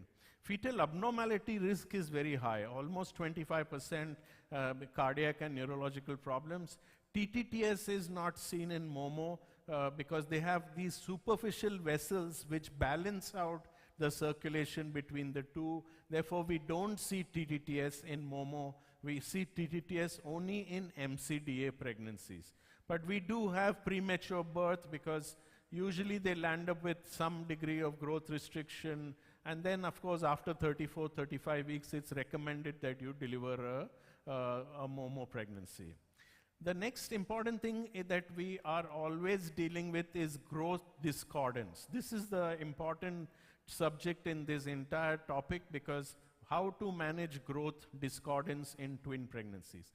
What do we mean by growth discordance? Is defined as the birth weight difference of greater than 25% between the two fetuses. So it can be mild, moderate, or severe, but essentially we are only worried if it is more than 25 to 30%, and that is because the placental development is physically constrained in multiple pregnancies. So it's, most of the times you may see one fetus smaller than the other, and because you have growth discordance, the complications, you can see death of all fetuses is highest in monochorionic and monoamniotic pregnancies compared to a singleton, and also preterm birth and birth weight less than 5th centile. So therefore, we follow up very aggressively in dichorionics every 4 weeks after 16 weeks, and in a monochorionic every 2 weeks from 14 weeks. So here again, just like the Delphi consensus criteria for growth restriction, in multiple pregnancies we use the same criteria. Solitary criteria is fetal weight less than 3 percentile. Contributory criteria, same like in the morning, if the fetal weight is less than 10 centile, then we look at fetal weight discordance. So if it is more than 25%, we call it selective fetal growth restriction. Or if the umbilical artery PI is more than 95. So at least any two of these three, or this is the solitary criteria. Can we predict SFGR from the first trimester? Yes. If the CRL is discordant of more than 25%, then this fetus is going to land up with FGR, higher incidence of FGR. So CRL is very, very important in the first trimester. A discordancy of 25% or 10 millimeter predicts FGR. It also predicts pregnancy loss at any stage. CRL discordancy of more than 10% or anti-discordance of more than 20% predicts fetal abnormalities. It is not a predictor of TTTS. So you cannot predict TTTS in the first trimester by the NT or the CRL. Very, very important. Or you can only predict FGR and incidence and abnormalities by looking at the NT. And this is the same fetus I showed you earlier, showing NT very high with abnormality. Now, in dichorionic twins, what is the reason for having small fetus? It can be a small gestational sac with a smaller placenta, a marginal insertion of the cord. So very important in the first trimester to look for the marginal insertion of the cord or a volumentous insertion of the cord. Specifically in a monochorionic pregnancy, but also in a dichorionic pregnancy. Single umbilical artery, then a smaller placenta. You may have a chromosomal abnormality in one of the fetuses, and therefore that fetus is small. So all these findings need to be looked for. And here you can see a pair of fetuses growing. One is growing below the 5th centile, and the other one is growing on the 50th centile. You can see the umbilical artery PI of that baby is higher, indicating a higher risk. This is 28 weeks. Twin 2 is showing reversed end diastolic flow.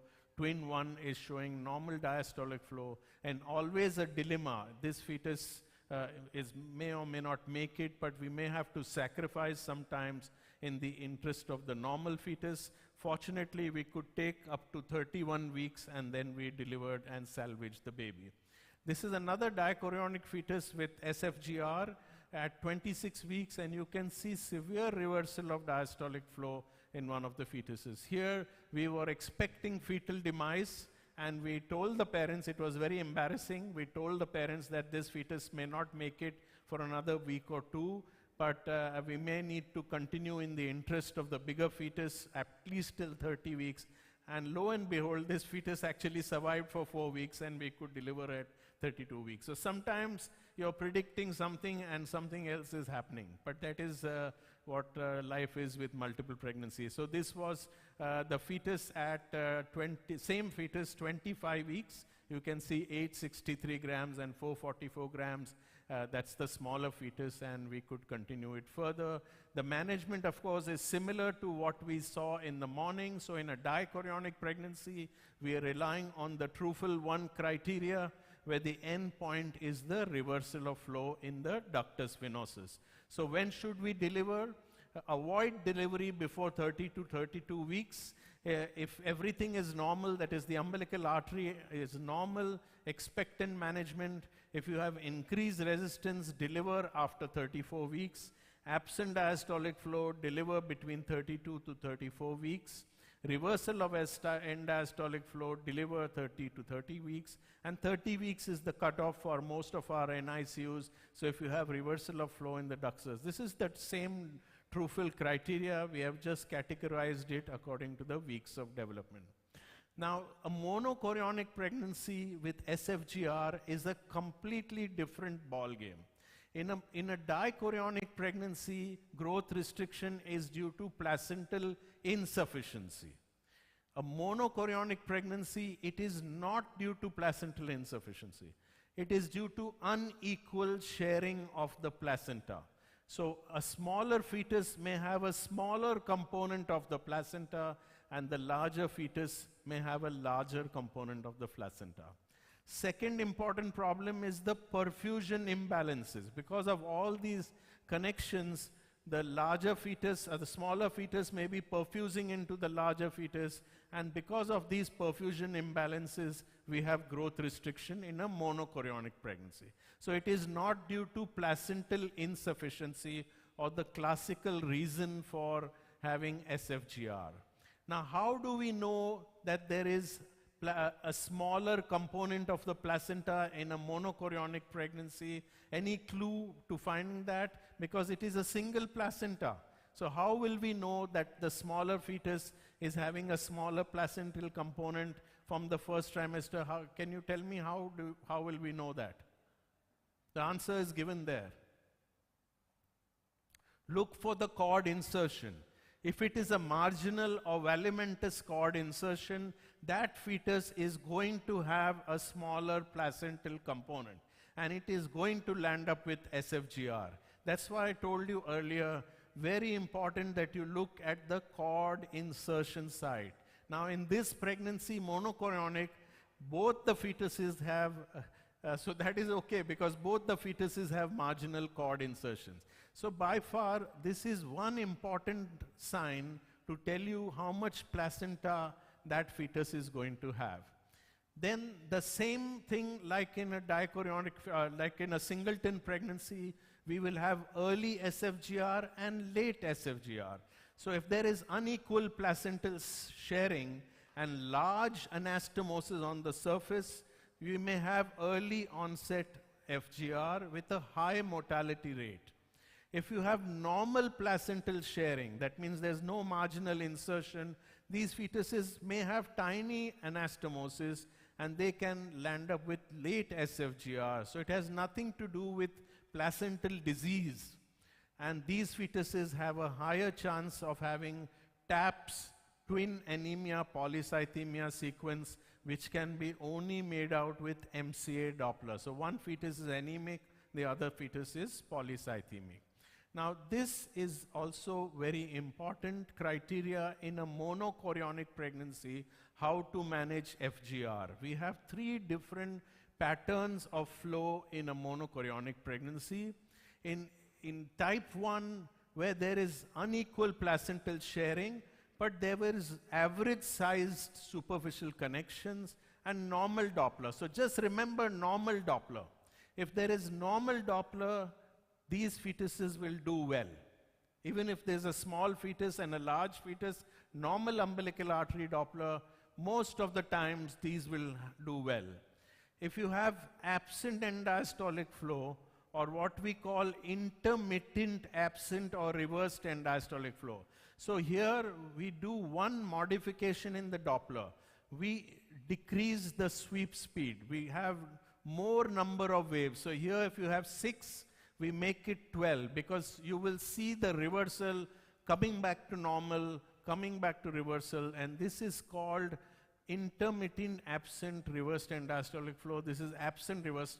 This is because of unequal sharing of the placenta and a lot of superficial anastomosis. So if you have a large AA anastomosis, this fetus is pumping from one to the other intermittently, and that's why it is causing intermittent absent and reversed, and these 2 categories are at very high risk of having sudden fetal demise. So here you can see absent, reverse, absent, reverse. The other fetus is showing normal flow, and that's a monochorionic pregnancy. Look at the superficial connections. This is called proximate umbilical cord insertions, where they are very close to each other, lot of superficial connections, and you will have absent, reverse. You can see absent, reverse. In this pregnancy, both the fetuses were having absent, reverse, absent, reverse. So lot of superficial circulation, very high risk for fetal demise.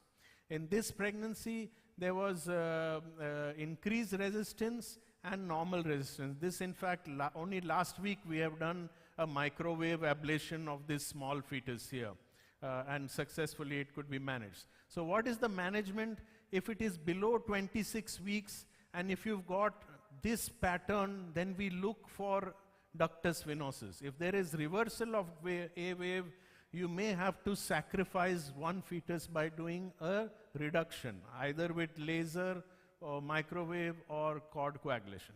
If it is after 26 weeks, you can then follow it up and electively deliver by 32 to 34 weeks. This is important. Now, TTTS is not SFGR. Both are separate entities. That is important. TTTS is only Likert discrepancy.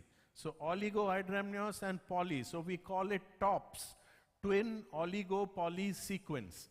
You may have size discrepancy. You may have one smaller, the donor and the recipient, but unless you don't have this criteria of oli-poly, this is not TTTS. A selective FGR, you will of course have different sizes, but the Leica will be normal and oli, never poly-oli. So that is very, very important to remember. Management of this SFGR before 26 weeks, I told you, is by reduction of one fetus. We either use bipolar cord coagulation, that is done like this. We catch the cord and we burn it, and we sacrifice the smaller fetus. Or we use laser. So I will show one clip of laser later. Now this is another complication of twins that you will see is a trap fetus, twin reversed circulation arterial perfusion. So you have an acardiac fetus and a pump fetus. So this is a pump fetus and this is an acardiac monster here. So the clue is that the umbilical artery is flowing towards the trap fetus and away from the pump fetus. Here again, we do laser, that's laser, intrafetal laser to burn the trap fetus. And that's, so we just pass in a laser fiber and we burn the trap fetus. This was a dichorionic triplet with one trap. You can see 3 fetuses with one trap fetus, and we burned this fetus with a laser fiber here. Now this is TTTS, oli-poly. So here you see this is oligohydramnios. strict definition, less than 2 centimeters vertical height, more than 8 centimeters vertical height is TTTS. That is stage 1 TTTS. Stage 2 is bladder. So you can see bladder is distended, bladder is not seen. This is a stuck fetus, bladder not seen. Stage 3 is Doppler abnormal, and I'll show you. Stage 4 is hydrops. Stage 5 is, of course, demise. Doppler abnormality, in the small fetus, you will have absent diastolic flow. In the recipient fetus, you will have tricuspid regurgitation and reversal of ductus venosus because of volume overload.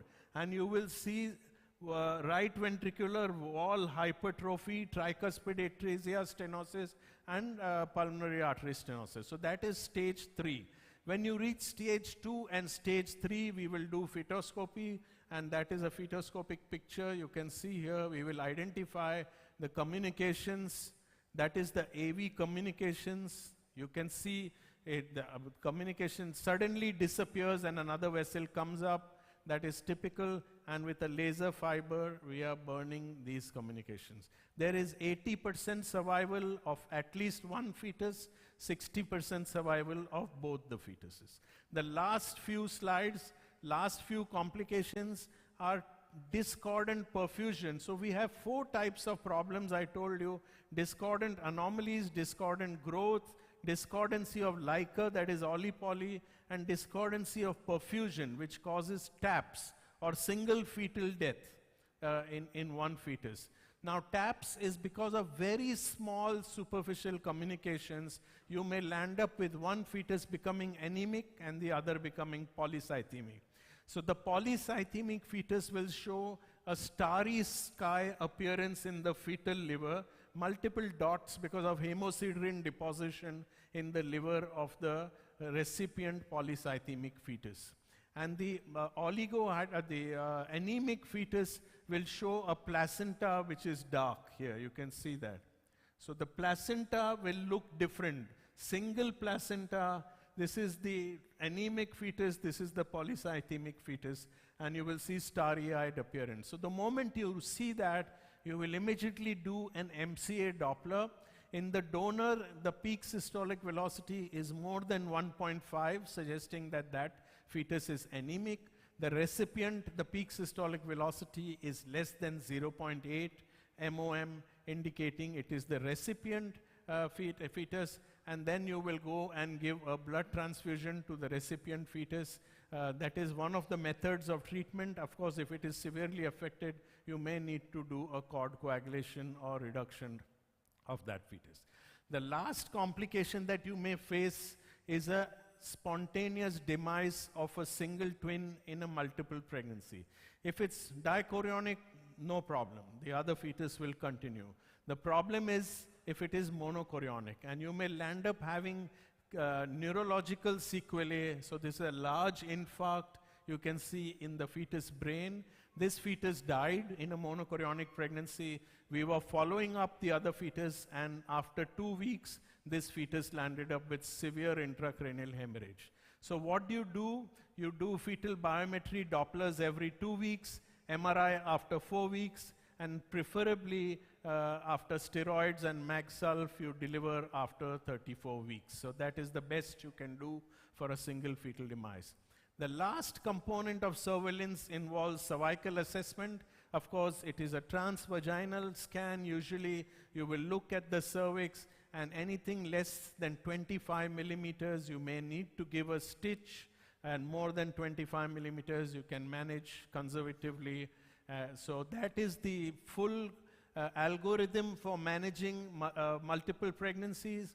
At 12 weeks, we will do chorionicity. Very, very important step. Look at all the first trimester markers, nuchal, ductus. Nuchal is important for predicting anomalies, not for predicting TTTS. Ductus venosus is important for predicting volume overload, tricuspid for volume overload. That can be a predictor of TTTS in the first trimester. And amniotic fluid discrepancy can predict SFGR in the first trimester. main complications will happen between 16 and 28 weeks. So very high surveillance, and if you land up with any of these complications, you manage, as I told you. After 30 weeks, the complication rate is less, and you may just need to do a close follow-up. Sometimes you may need to do an amnio reduction or an early delivery. So in conclusion, the very important that we do a chorionicity for every first trimester multiple pregnancy. Growth monitoring, as we have formed, is very, very important.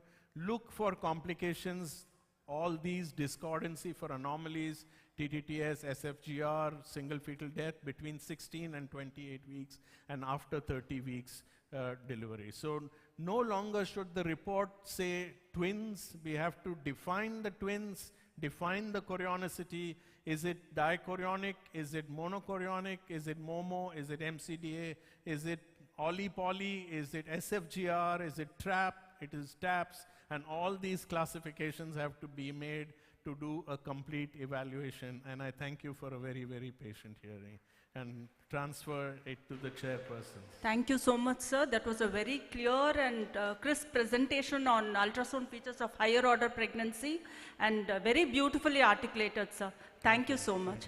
Any questions from the audience? If there are no more questions, we'll move on to the next talk.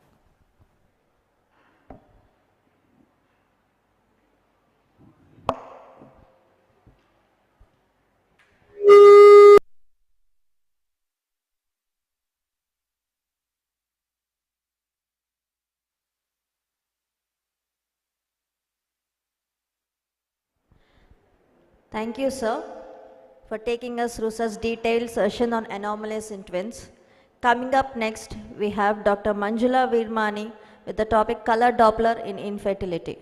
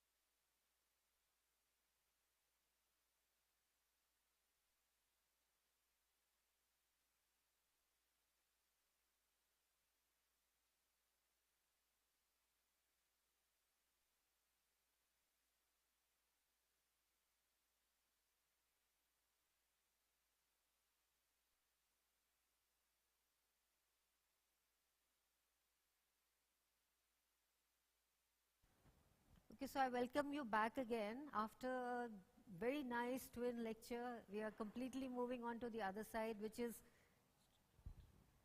clinical application of color Doppler ultrasound in infertility. Obviously, if the fertility is good, that's when we get those twins, and so that's the follow-up. It's not moving. Okay, so in TVS color Doppler is non-invasive analysis of visualizing and quantifying blood flow to the uterus, ovary, and adnexal. And this is, it gives us the anatomic, physiological, and functional aspects of vascularity, and then obviously the pathological changes that get reflected as the vascularity changes. Essential for diagnosing and management of infertility in women, especially in assisted reproduction. And Doppler ultrasound, which we can use color Doppler, we can use PAR Doppler, and we can use slow flow visualizations with slow flow Doppler. and spectral Doppler for measurement and direction. Now what is color Doppler? Color Doppler gives us the speed and direction of the flow. I'm sorry, it just moves from the other place. Evaluating the large vessels, it's less sensitive for small vessels and areas with slow blood flow. Then we have power Doppler, which is highly sensitive to low flow velocities, to smaller vessels, and but there's no information on direction or velocity. Slow flow HT, it detects the blood flow with very low velocities. It's sensitive to sensitive imaging for small blood vessels and then microvascular imaging.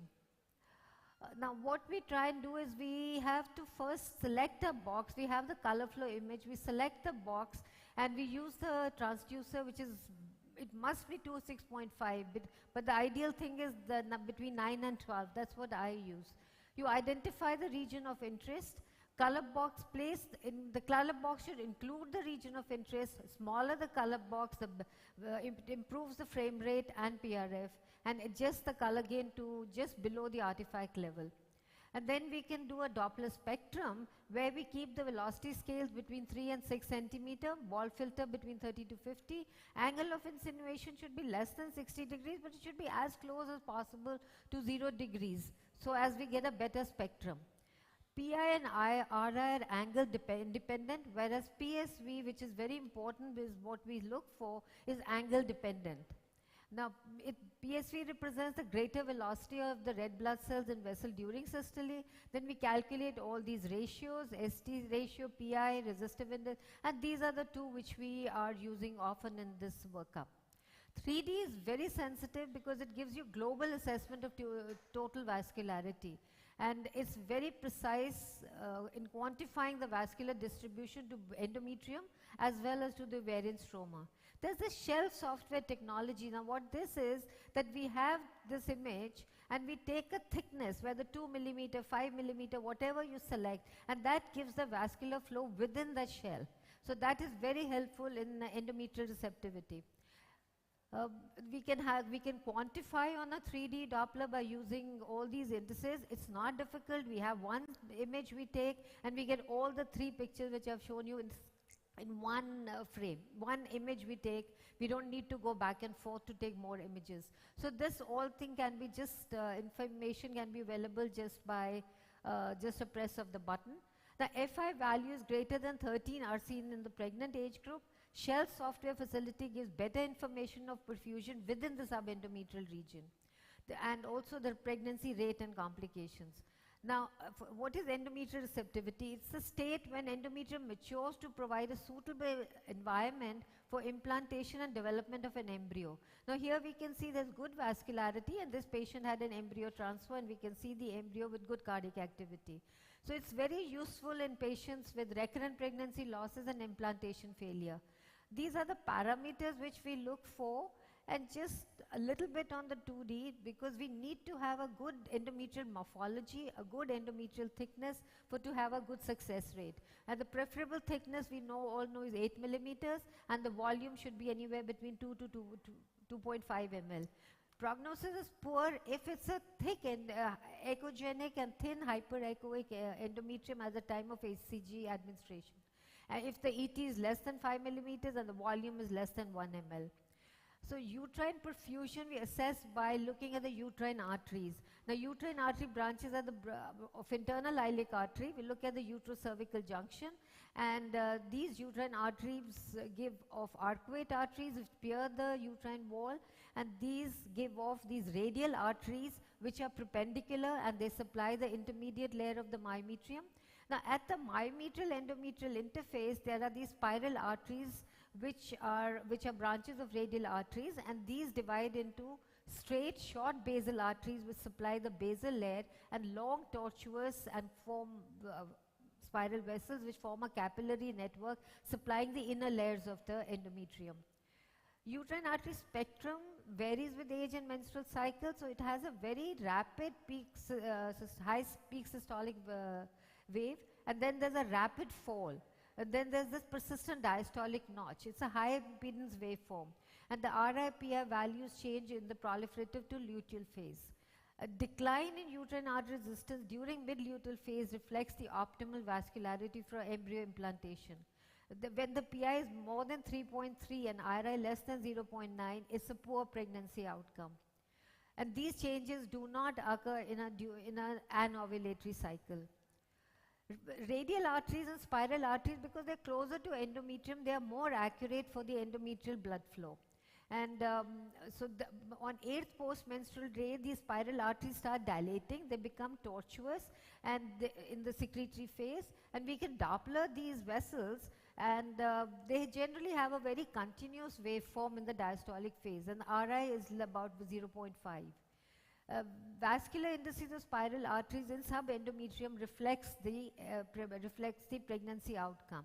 So when there's decreased RI and PI, that means there's a better endometrial flow and there's a better chance for pregnancy outcome.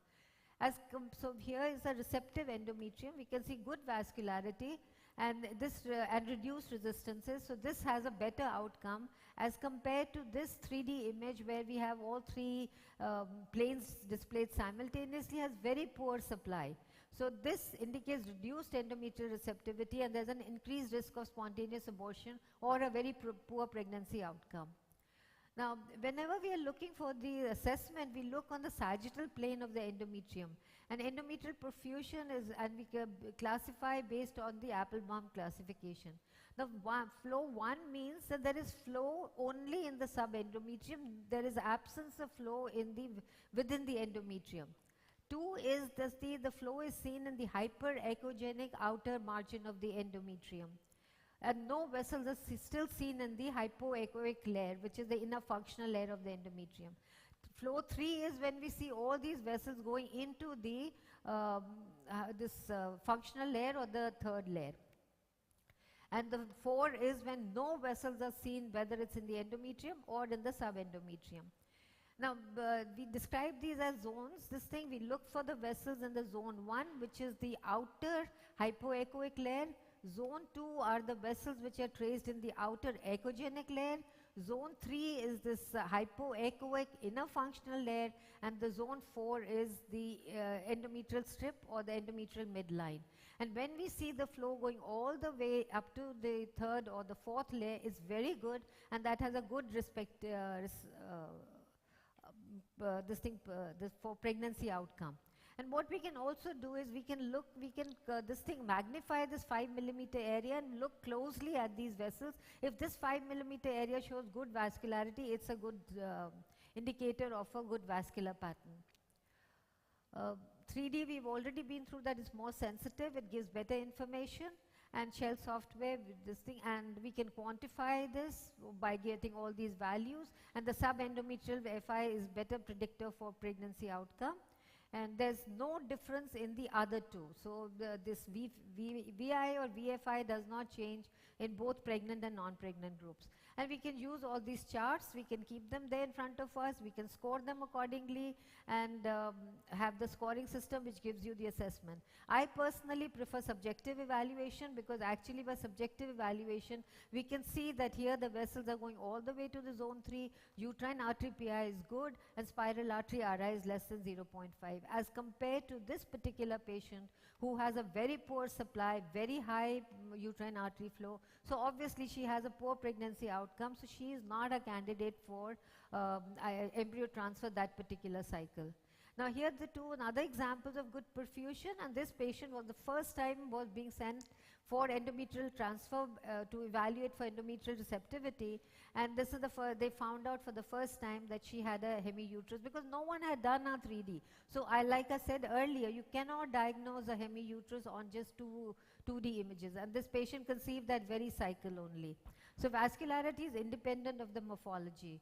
Now we can do, like I said, we can do the Applebaum scoring, we can, depends on thickness, volume, morphology, and all these flows which we see here, and you get this thing of 9. If you get, it's more complicated, because if you look at this just subjectively, you can see that everything is good. I would measure the endometrial thickness, but the rest of it is actually all staring, and so it's pretty obvious.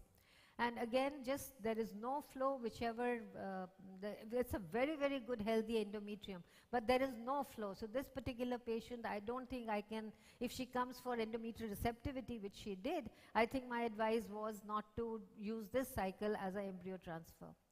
Now coming to the ovarian function is an important factor in fertility. Lower ovarian function, the lower the egg quality. I'm only dealing with the lesions of the ovaries. We have another talk, they are going to talk on the color Doppler in the ovarian follicle monitoring. So we have these corpus luteum, which we all know can be unilocular, can have these internal septa, can have these avascular hemorrhagic clots, and they can be thick and solid looking also. But they have a classic ring of the fire sign. Generally they measure less than 3 centimeter.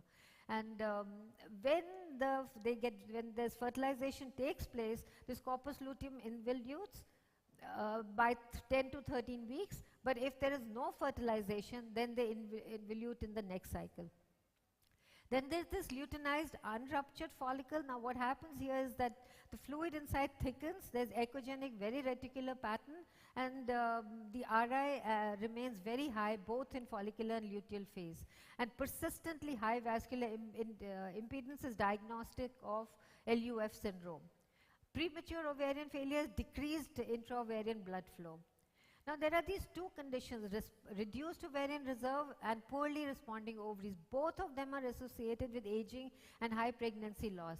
This is small ovarian volumes, there's reduced ovarian flow, they have a very low antral count, and PSV in these reduced ovarian reserve volumes is less than 5 centimeter, and they have a very, very poor response to ovarian stimulation.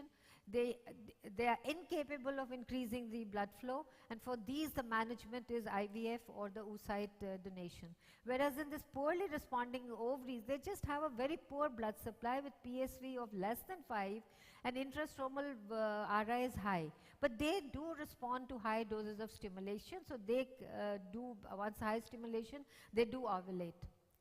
Now PCOS, actually we do not need color flow to diagnose PCOS, but just as a theory, we know that these are classic polycystic ovaries. The number and the visualization is much better on a 3D. The number of follicles picked up are much higher because we can see smaller follicles also. The stromal vascularity we start seeing on the 3rd postmenstrual day, and it persists throughout the cycle. And like I said, ovarian flow is not required to diagnose. But here when we have these polycystic ovaries, the importance of which other ovaries can go into hyperstimulation. And they generally present as bilaterally enlarged ovaries with a lot of increased vascularity. The internal echoes is very variable. They may show internal echo, they may be completely anechoic, they may show thin internal septa, they may show low level echoes, but it's the vascular pattern which is in the wall of these stimulated follicles is which we are concerned about, and we have to inform the OBGYN because this patient can go into hyperstimulation, and also we can start seeing fluid surrounding them. And sometimes the fluid we see it going all the way into the upper abdomen also. Now in looking for the other lesions, ovarian and endometrial lesions, we do subjective assessment using a color score. And we use the same guidelines which we have been already told by Dr. Shabnam on the iota. That's a similar guidelines which is used in the endometrial assessment also. So the number one is there is no flow. Submucous fibroids have minimal flow. There could be moderate flow. And then there is abundant flow which is seen in ovarian cancers and endometrial cancers. And the reason I put these low risk cancers because these days the IVF are higher age group, and so they are potential candidates for developing malignancy also. So we look for the subjective assessment, we look for the vessels around within the wall, and then excessive vascularity, as in these two patients with solid tumors this was metastasis and this was a solid ovarian mass tumor. And papillary vessels we can pick up, we can diagnose the solid lesions if there is a vessel which goes into it. Absence of flow generally means the lesion is benign. As we can see here, it's a hemorrhagic cyst, and this was an endometriotic, this was a cystic teratoma. But it does not mean that it cannot be seen in a malignant lesion. Here we have one malignant nodule which is completely avascular as compared to the same cystic mass with a solid tumor, extremely vascular. So this is malignant. And getting excessive flow also does not mean that you can't see it in benign lesions. Here's one such patient who had this ectopic pregnancy, and you can see corpus luteal flow, and you can see increased vascularity around the ectopic gestation. And corpus luteum, we sometimes do see increased vascularity. The other advantage of 3D color flow is that when we are not sure whether is this a solid component, both these. But when we put in color flow, any solid tissue will pick up color. So we know that we are dealing with a solid tissue. When we do Doppler spectrum, if I show you all these three, they have a similar spectrum. Both low impedance flow, increased flow in the diastolic phase, all three of them. And we really can't say if it's going to help us or no. Because all these three images, this was cancer, this was cystic teratoma, and this was a hemorrhagic cyst. So it is the TA max which plays maybe a better role as compared to the RIPI of these lesions. This was another very important where the color flow plays a very important, is the leiomyoma. So leiomyomas generally displace the vessels, so you see peripheral vessels, and we do sometimes see central vessels also. If it's a degenerating fibroid which is lying outside, we get this thick vascular stalks. And if whenever we see a fibroid with vascularity like this, we have to worry in terms of malignant or a sarcomatous change. Now in adenomyosis, the difference between adenomyosis and leiomyomas, adenomyosis besides having different 2D features, there is translesional vascularity. There is increased vascularity which is penetrating all the way into the myometrium, and if it's a focal adenomyosis, it will show a translesional vascularity which is diagnostic for adenomyosis. And this is just to differentiate a submucous fibroid, and this is just central vascularity, peripheral vascularity in fibroids as compared to translesional vascular diffuse adenomyosis, and here there was a focal adenomyoma which had these transit. And endometrial lesions, we all know polyps can get the vascular flow. Here we can demonstrate fluid-filled endometrium with a polyp and the single vessel branching into it. And this was just to differentiate color flow. It helps us to differentiate polyps, submucous fibroids, and also if we have a vascular lesion like this, because these people can present and we have a very vascular and a very echogenic focus, and this is nothing but this patient getting the history was important because this patient had an abortion, and this was retained tissue which showed increased vascularity. And endometrial cancer, like I had already said, in lower risk cancers can be seen in the older age group who are going for IVF and embryo transfers, and this was just endometrial hyperplasia where we don't see any vessels but scattered vessels, and here it was a very irregular looking thickened endometrium and lot of vascularity inside it. I think this I will just skip, but just to say that sometimes we do pick up this thing, and where the color flow in a hematometra is always, there's no vessels, it's just the vessel surrounding the lesion as compared to a endometrial vascular complex which show increased vascular. Septal vascularity is again very important because the endometrium which is covering the vascular septum in these two patients with the septate uterus, it does not respond to estrogen, and this is associated with higher risk of obstetric complication and results in early pregnancy failures. So just to sum it up, visualizing and quantifying blood flow is crucial in assessing and managing infertility. It's very useful in assisted reproduction, in defining or in diagnosing people for OHSS, and in polyps, submucous fibroids, and in adenomyosis, and monitoring treatment effectiveness and predict pregnancy outcomes. Thank you so much for your kind attention. Thank you. Thank you very much, Dr. Manjula Madam. It was a very elaborate presentation, and you took us through all the spectrum of color Doppler in evaluating infertility. Thanks for your valuable talk, ma'am. Thank you. Any doubts from the audience? Oh, please. Thank you, ma'am. There seems no questions from the audience.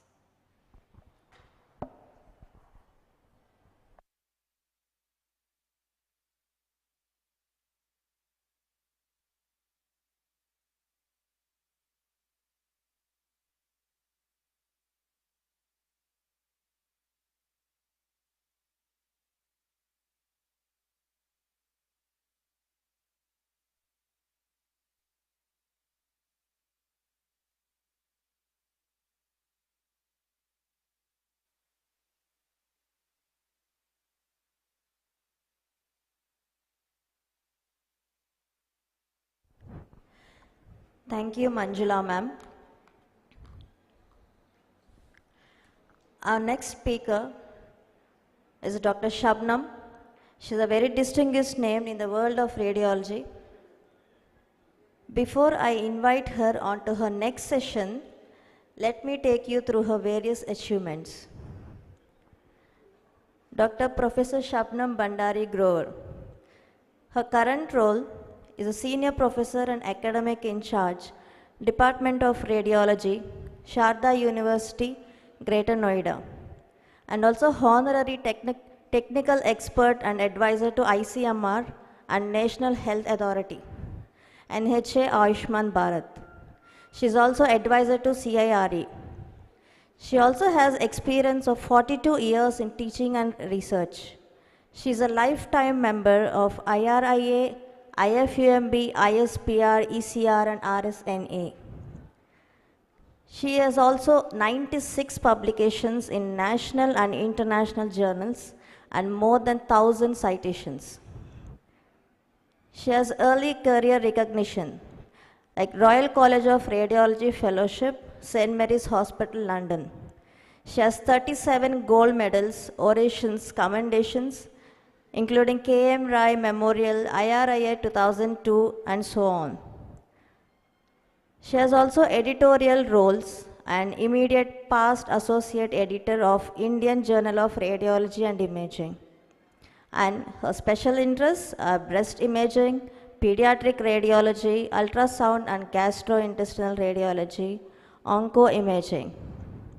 And her recent contributions are presented papers at American Roentgen Ray Society. Before I invite her, let's welcome a grand applause. Please welcome her. And her topic is ultrasound evaluation of breast masses.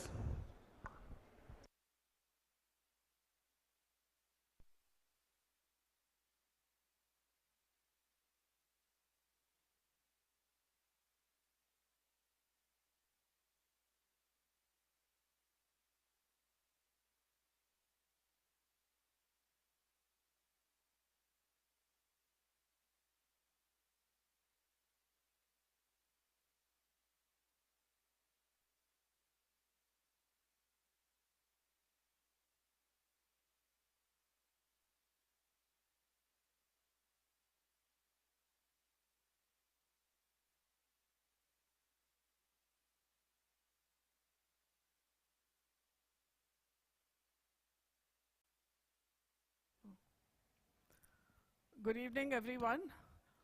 And Shilpa, thank you very much for a very kind introduction. I'm really humbled. And once again, thanks to Dr. Rao and Dr. TLN Praveen for giving me an opportunity to be here. Yes, I've had a very long journey in the field of radiology. And last but not least, I've been trying to work on the AI applications. And we recently presented our paper at the European Congress on how the ChatGPT interprets our reports. So one has to keep growing as the times move. So now coming to the evaluation of breast masses, since we are talking about gynae and fertility, so when the baby is born, the breast is an important organ for the breastfeeding. And to all the gynecologists, friends, it is important that you refer the patient who has a family history and does below 40 also for screening, and the one who has a family history, please regularly refer them for a mammography screening.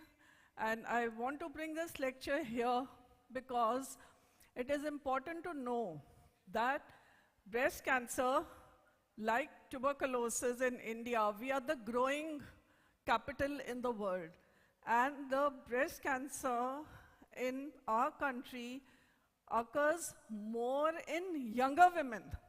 And it is much more aggressive and less responsive to treatment than the West. That is number one. Number two, when I started my journey into breast imaging, the incidence of breast cancer in India was 1 in 25 women. And in the West, it was 1 in 7. Now, the incidence in India is 1 in 15. That is why we have to be much more aware about the breast masses. So now coming to the actual lecture, it was important to tell you that why understanding breast disease is important and why you should use ultrasound. I'll come to that as well.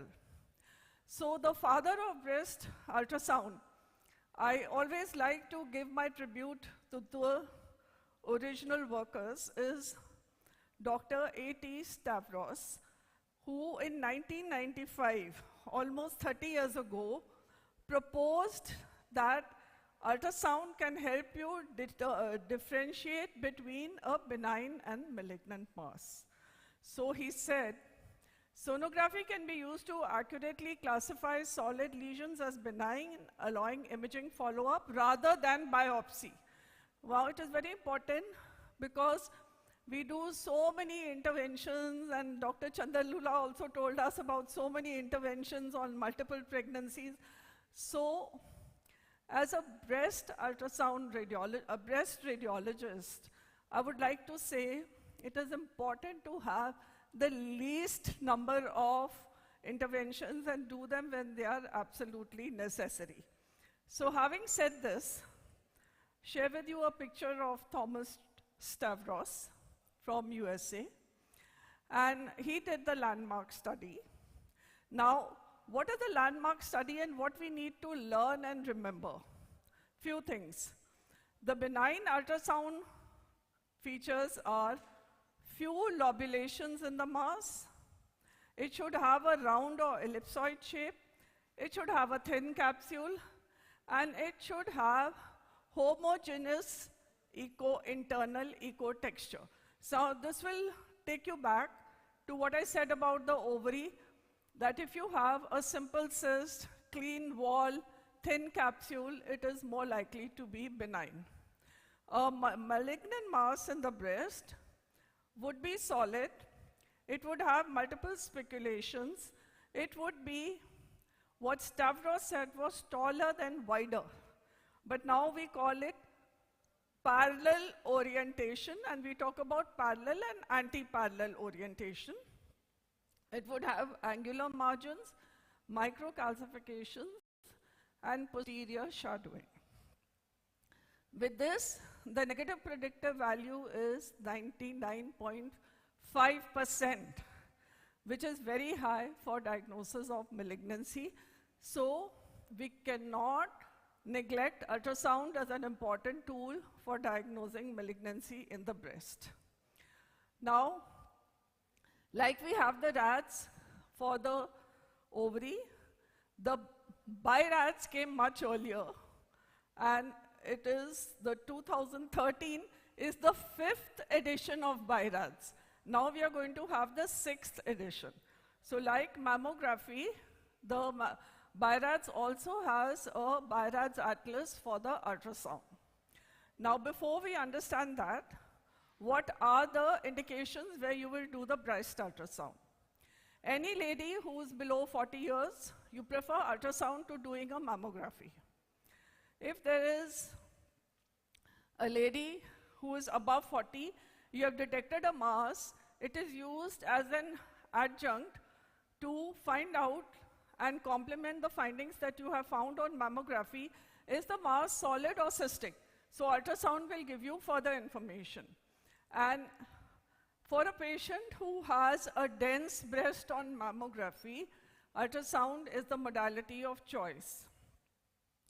And for any breast intervention, the modality of choice again is ultrasound. So we have to know ultrasound. So there are various advances in ultrasound, including the elastography, 3D automated volume ultrasound or ABUS, and the contrast enhanced ultrasound. I will touch upon the elastography and CUS because at Safdarjung Hospital we have been performing these. Now, like an ovary and in uterine receptivity, The vascularity is important. So if you have irregular branching vessels in the mass, it is likely to be malignant. If you have a parallel artery and vein which is straightforward, not showing branches and irregularity, it is likely to be a benign mass. Now, the color Doppler has that role, and again, when you have a breast cyst, if you have vascularity in any solid component of the breast cyst, then it requires a biopsy. That means, again, malignancy has to be ruled out. Now, the adjunct to the grayscale ultrasound and color Doppler is the elastography. So, in elastography, we use two types of elastography. One is the strain and one is the shear wave. Now, in both these, it works on the principle that the ultrasound waves, they propagate faster in the harder masses. So, you'll have a higher velocity of the ultrasound in the malignant masses. So, let me explain it in a very simple way. That is the shear elastography. In the strain elastography, it works in the compression of the tumor. And so the compression is, or the distortion is less in the hard one compared to the soft one. The hard one is more likely to be a malignant tumor. So in the strain elastography, you get a color score, you get a size ratio, and you get a strain ratio. So when strain elastography initially came, it was overtaken by shear wave. Shear wave, you just have the shear wave velocity, which is faster method. But if you have a strain capability in your machine, you should use it because it gives you a strain ratio, which is a quantitative parameter, and the size ratio is also a quantitative parameter. So we have used both, and we have found both to be useful. So going on to the BI-RADS and how you will categorize the lesion as benign or malignant. So we are talking about BI-RADS. It has the 5th edition in 2013, and we are about to get the 6th edition soon. When you give the report, you have to remember all these parameters as per the BI-RAD. You must mention the indication of the study, the composition of the breast tissue, the important findings, which is the mass over there, and the comparison to the previous studies, because when we are talking about surveillance, if there's a BI-RADS 3 tumor, has it grown, not grown, has it regressed, then it has to be going upgraded to BI-RADS 4 or downgraded to BI-RADS 2. So comparison to previous studies is very important. You must give the final assessment category, give the management, and communicate any unsuspected findings. So this is what you have to do in the standard report. And now coming to the final assessment category, the BI-RADS. So once we understand this, we can look at the cases. So category 0 again is not normal like in the ORAD. It means that you have to recall the patient for further studies or further modality techniques. Like if you have done ultrasound, you may need to do elastography, you may need to do MRI, you may need to do mammogram. It is like ORADS 1. BI-RADS 1 is a normal breast. Benign or BI-RADS 2 is a few conditions which you understand will go in BI-RADS 2. Please understand it. If you see a fibroadenoma and you know it is a benign lesion, but it is not in BI-RADS 2. Like the ORADS has a list of the number 2 ORADS 2 category, 6 lesions which are categorized here. It is good, although the BI-RADS Atlas has not given it, but from my experience and my teaching, I'm telling you that the benign breast cyst is in BI-RADS 2, And if you have some scattered calcifications, coarse calcifications which are not in the same quadrant, they are in BIRADS 2. A fibroadenoma, if it has shrunken in size, it is called an involuting fibroadenoma. That is in BIRADS 2. Now coming to the BIRADS 3.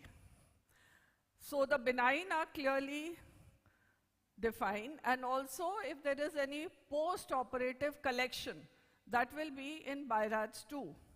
But if you have a fibroadenoma or a galactosele, it comes in BIRADS 3. Why?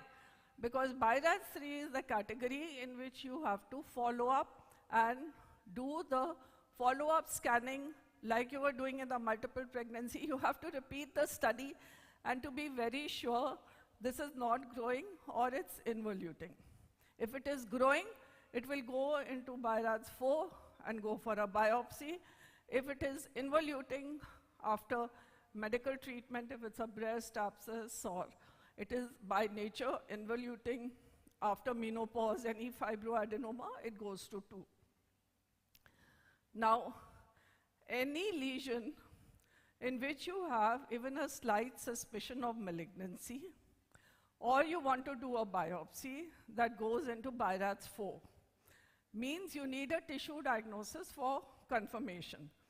In BIRADS 4, they have again made it as low suspicion, moderate and high suspicion, but I will not make that for this audience. I think it will be too much above the level. This is more for radiologists. When there is high suggestive chances of malignancy, again it goes in BIRADS 5, like in the ORADS, but 4 and 5 all go for a biopsy. 3 goes only for regular follow-up, and 2 does not need a follow-up or a biopsy. So this is the way we should understand it. And when you have a known biopsy-proven mass, then it is called BIRADS 6. Now, in the ultrasound, what is the language to be used? Firstly, I said you have to write the indication for which the study was done, then you have to write the modality which you have used, then you have to write all these things. First is the composition of the breast, C, composition, S, shape of any mass that you get. In the mass, we have to see shape, margin, orientation, echo pattern, and posterior features. Now, this posterior feature is very important, I'll tell you. The shape, whether it's round or well-defined, then it is more likely to be benign. If the margins are circumscribed or not circumscribed. If they are not circumscribed, again, you have to think of malignancy. If there are microlobulation, speculation, or angular mass. If it is a round, clearly defined, circumscribed mass, likely to be a benign lesion. Now, orientation. This is what Stavros had said in the first part of his study when he revolutionized breast examination. You look at the plane of the breast. If the mass is growing in the plane of the breast, it is a parallel mass. If it is growing against the plane of the skin of the breast, it is taller than wider, and it is called anti-parallel orientation. So if you know something about breast ultrasound, and you know about wider than taller, and taller than wider, then you now change the language from when it is wider than taller is called a parallel orientation, and taller than wider is now called as a anti-parallel orientation. That is the only difference. Now, most of the breast masses, they are hypoechoic to the breast, okay? Whether it's a breast cyst, whether it's a breast abscess, whether it is a fibroadenoma or it is a breast cancer. They are all hypoechoic to the breast tissue. If it is completely anechoic, and you as an ultrasoundologist seeing so much of ultrasound examinations, if you see that the lesion looks like filled with fluid, then it is called anechoic and it's a breast cyst. If it is a solid mass, can be a fibroadenoma or it can be a cancer. These are the two we have to be concerned about and most common. Now, posterior features. What is the back end of the tumor showing you? If there is a cystic mass, there will be a posterior enhancement behind the mass. I will show you the example, and that indicates benignity. If it has a dark shadow at the angle or posterior edge of the mass, it means it's a malignancy. It is a very solid mass, so it is not letting the sound beam travel. So that is why the posterior features are important. So enhancement is more in favor of a benign lesion. Posterior shadowing indicates malignancy. Now, what are the calcifications within the mass, outside the mass? What is the architectural distortion, and whether there are any breast implants? So if you remember, first is composition, then the shape of the mass, margins, orientation, echo pattern, posterior features, calcification, and associated features. Now, let us see the examples. These I've explained. Now, how do you label where the mass is located? This is very important. You have to describe the mass in the clock face method and when you're facing the patient.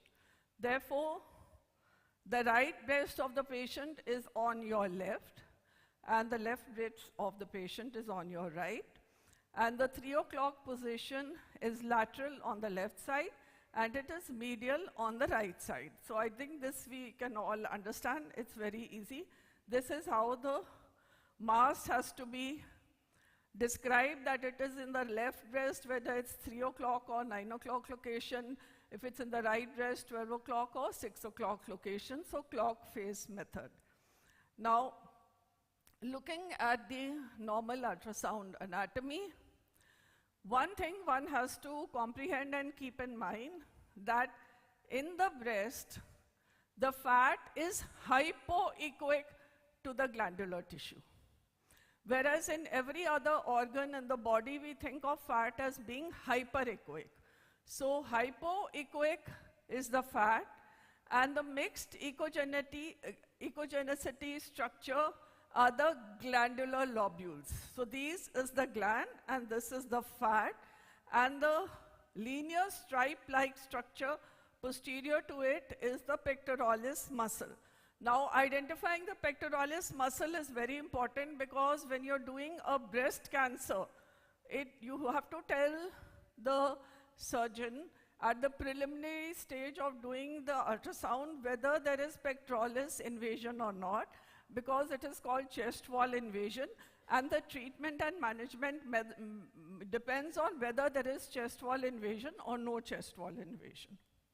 So skin, fat, glandular tissue, pectoralis muscle here, then we have the rib shadowing, we have the pleural line here. Now this is how the composition will look. So if it is mostly glandular, it will look like gray, uniformly gray tissue. If there is more of fat, it will look more hypoechoic areas within the breast. And this is the most common. Most of the ladies between 25 to 45 will have this type of composition, a mixed composition. And predominantly fatty breast occurs in the postmenopausal age group. So when there is more of fat, it's easy to detect a lesion. And it is easy to detect on ultrasound compared to mammography in a glandular breast, because here the mass will be hypoechoic. Okay, so that is about the normal anatomy. Now, I said most of the lesions in the breast are hypoechoic. So it is easy to detect. It is very anechoic. It is a breast cyst. If it is a well-defined oval-shaped lesion, which is in parallel to the skin or wider than taller, as you know it, it is a fibroadenoma. If it is anti-parallel or taller than wider or as tall as it is wide, equal. Anti-parallel orientation, irregular margins, it is a cancer. Now, see the posterior shadow here. The posterior shadow here. In the cyst and in the fibroadenoma, there is enhancement, posterior enhancement. But in the cancer, there is shadowing. There is only one lesion which can become hyperechoic. That is the fat necrosis in the early stage or a galactosele in the early stage. So very easy to remember that most of them will be hypoechoic and only the fat necrosis and the galactosele will be hyperechoic, that too a galactosele in the early stage. Now let us see some example. So BIRADS 1 I'm not showing, it's a normal breast. If we see some cysts, now what are cysts actually? They are the aberration of normal development and involution. So aberration A, normal development N, normal is N, development is D, and involution is I. So they are called ANDI in short. So these cysts are very common. They may start appearing at 35 years of age. They can be asymptomatic or they may sometimes become symptomatic. The cyst is very anechoic and it does not have any contents. Once it develops any contents, we have to give it different names. Now, there's again a role of the color Doppler. Because the cyst may be round, it may have some echogenic contents. So like in the ovary, the echogenic content in the cyst can be of two etiologies. One is they may be the debris, the other is that it can be a hemorrhage. Now if the cyst has angular margins like this, but it still has a posterior enhancement and it does not have any vascularity, I'm not worried about it, I still think it's a cyst. It can have a few angular margins, but posterior enhancement is there. So these are the cysts or the ANDI, aberration of normal development and involution, and they remain in BIRADS 2. And by and large, this is the lesion you should remember for BIRADS 2. So they are horizontally orientated, they are oval masses, anechoic or hypoechoic, they have well circumscribed margins, they don't have any calcification, and posterior enhancement is present in all of them. So these are the breast cysts. Now, here is another example. Those I had shown multiple. Here's another example, breast cysts. Here you can see posterior enhancement. So BIRADS 2. Now you have another category, which is a cluster of microcysts, which I told you is another disease which goes into BIRADS 2. So cluster of microcysts goes into BIRADS 2. You should just leave them alone, no follow-up is required, unless the patient comes with pain or you see contents within the cyst. Now which type of contents? If you have contents, then I told you they can be debris or hemorrhage. You'll get a fluid level and debris may hang around like this, or patient may have pain, or the patient or the surgeon are both over concerned. Then you might like to aspirate it to collapse the cyst and relieve the pain. Otherwise, it's not required for biopsy. So this is the BIRADS 2. Sometimes all these contents can become vascular, or they may not move when the patient's posture is moved. It is a fixed lesion. It can have some papillary type of appearance. It can have a vascularity. That is when you have to tell the surgeon, and there is an indication for biopsy. And this is actually a BIRADS 4. This is not a simple cyst. So this is called a complex cyst. The one which we saw prior, these are called complicated cysts. The one we see here is called a complex cyst. So this is BIRADS 4. It needs a biopsy. It turned out to be a ductal carcinoma, invasive ductal carcinoma. So cyst is in BIRADS 2, as is a post-operative collection. Now this patient had a lumpectomy. You can see the clips over there. And there was this spiculated mass seen on the mammogram. So this was very confusing. The residents brought the patient, ma'am, iska ye mammogram hai, what do you want to do? I said, I don't want to do anything. This is a post-operative patient. So most likely it will be a seroma. Put the patient on ultrasound table. I'm coming there. So when we put the patient on the ultrasound table, it was a cyst fluid collection, looking very sinister and spiculated on the mammogram. So you have to be aware of the condition. So this is a post-operative seroma. So according to me, it was a BIRADS2. The surgeon said, the patient is very worried about malignancy, let's put a needle. Turned out to be a seroma only, so it was not a complicated or complex cyst. Now, that is the cysts, microcysts, and seromas, they are in BIRADS2. Involuted fibroadenoma is BIRADS2. Now coming to the complex cyst, as I told you, if there is a solid appearing mass, you might think this is a complex cyst. Don't put a needle always. We have elastography.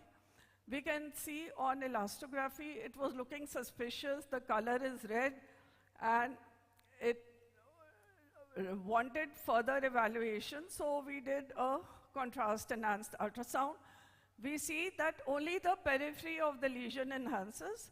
There is no internal enhancement. Now you see over a period of time, 20 seconds to 120 seconds, there is a slow wash-in of the capsule and very slow washout only in the capsule, no internal enhancement. So this was confirmed to be a benign cyst only.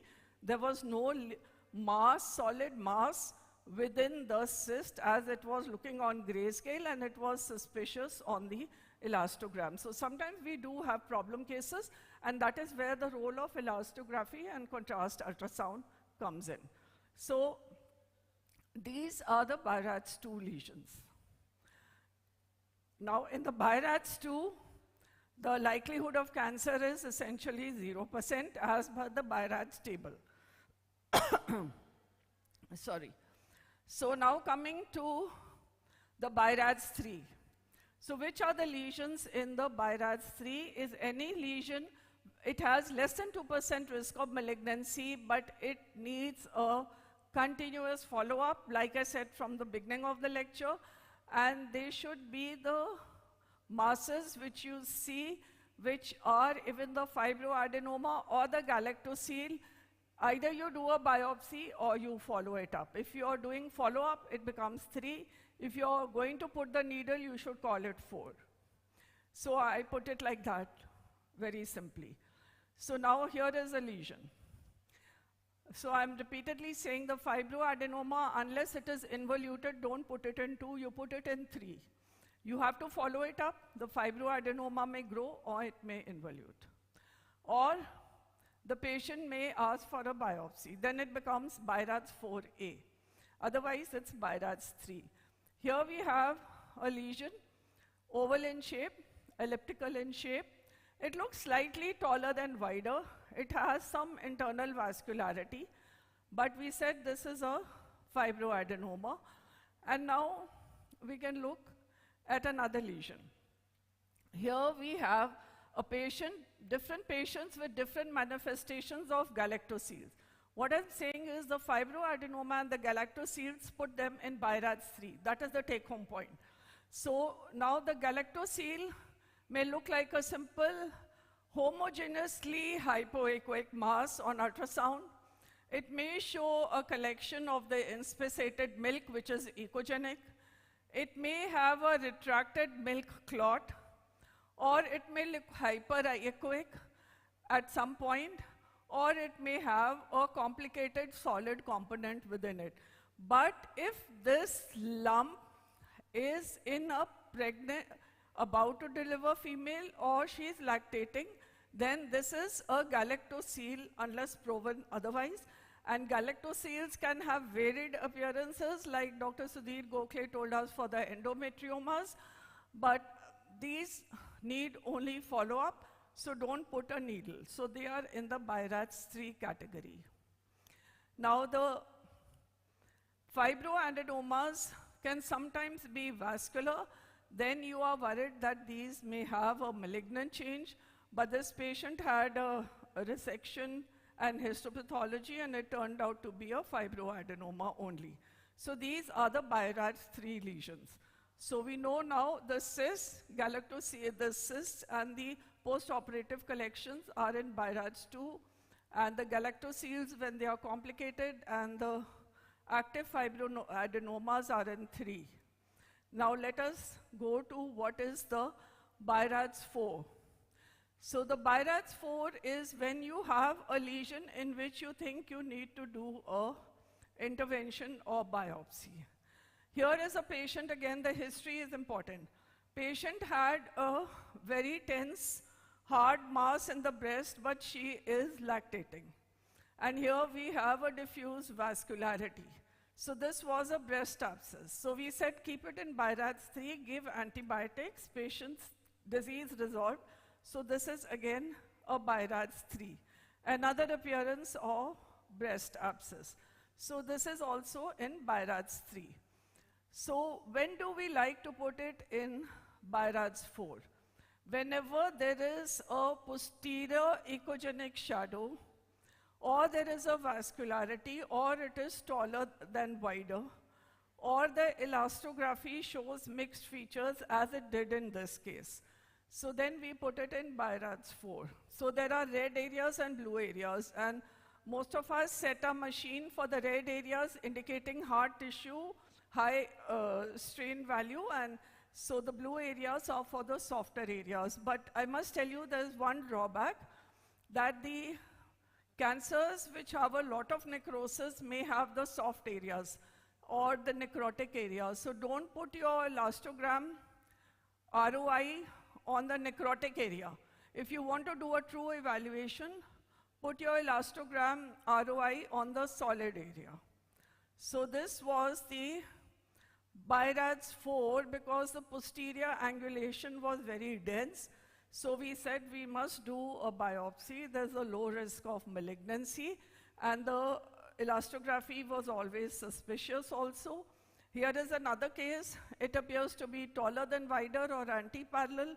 So these are the cases in which you can do elastography and contrast ultrasound for further evaluation, or you can do the biopsy directly. Now in this patient, she was a lady who had a mass for 6 months. Very interesting case. It appeared taller than wider. She had very small breast and hardly any breast tissue, and she didn't want to get the biopsy done, though it was showing taller than wider and some peripheral vascularity. So we offered her MRI. We did the MRI. You can see what small breast tissue she has. We can see the lesion here. And just an interesting case, you may encounter this in India. And then she had some axillary lymph nodes as well on the MRI. This mass was enhancing. So then she had it for 6 months, and she had a lymph node.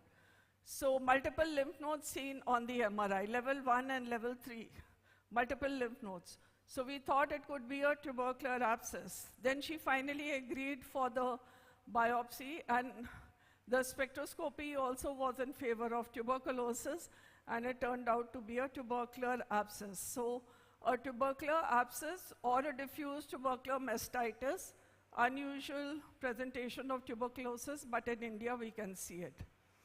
Now we were talking about the BIRATS 4 lesions, that if there is internal vascularity and it is taller than wider, then we have to consider the low-grade risk of malignancy, and we should put it in BIRATS 4. So we put this lesion in BIRATS 4. This is another case. And the elastography was intermediate value. Up till 80 to 100, it's considered normal. This was a low value in this patient. But when we did the ultrasound, it showed a active enhancement.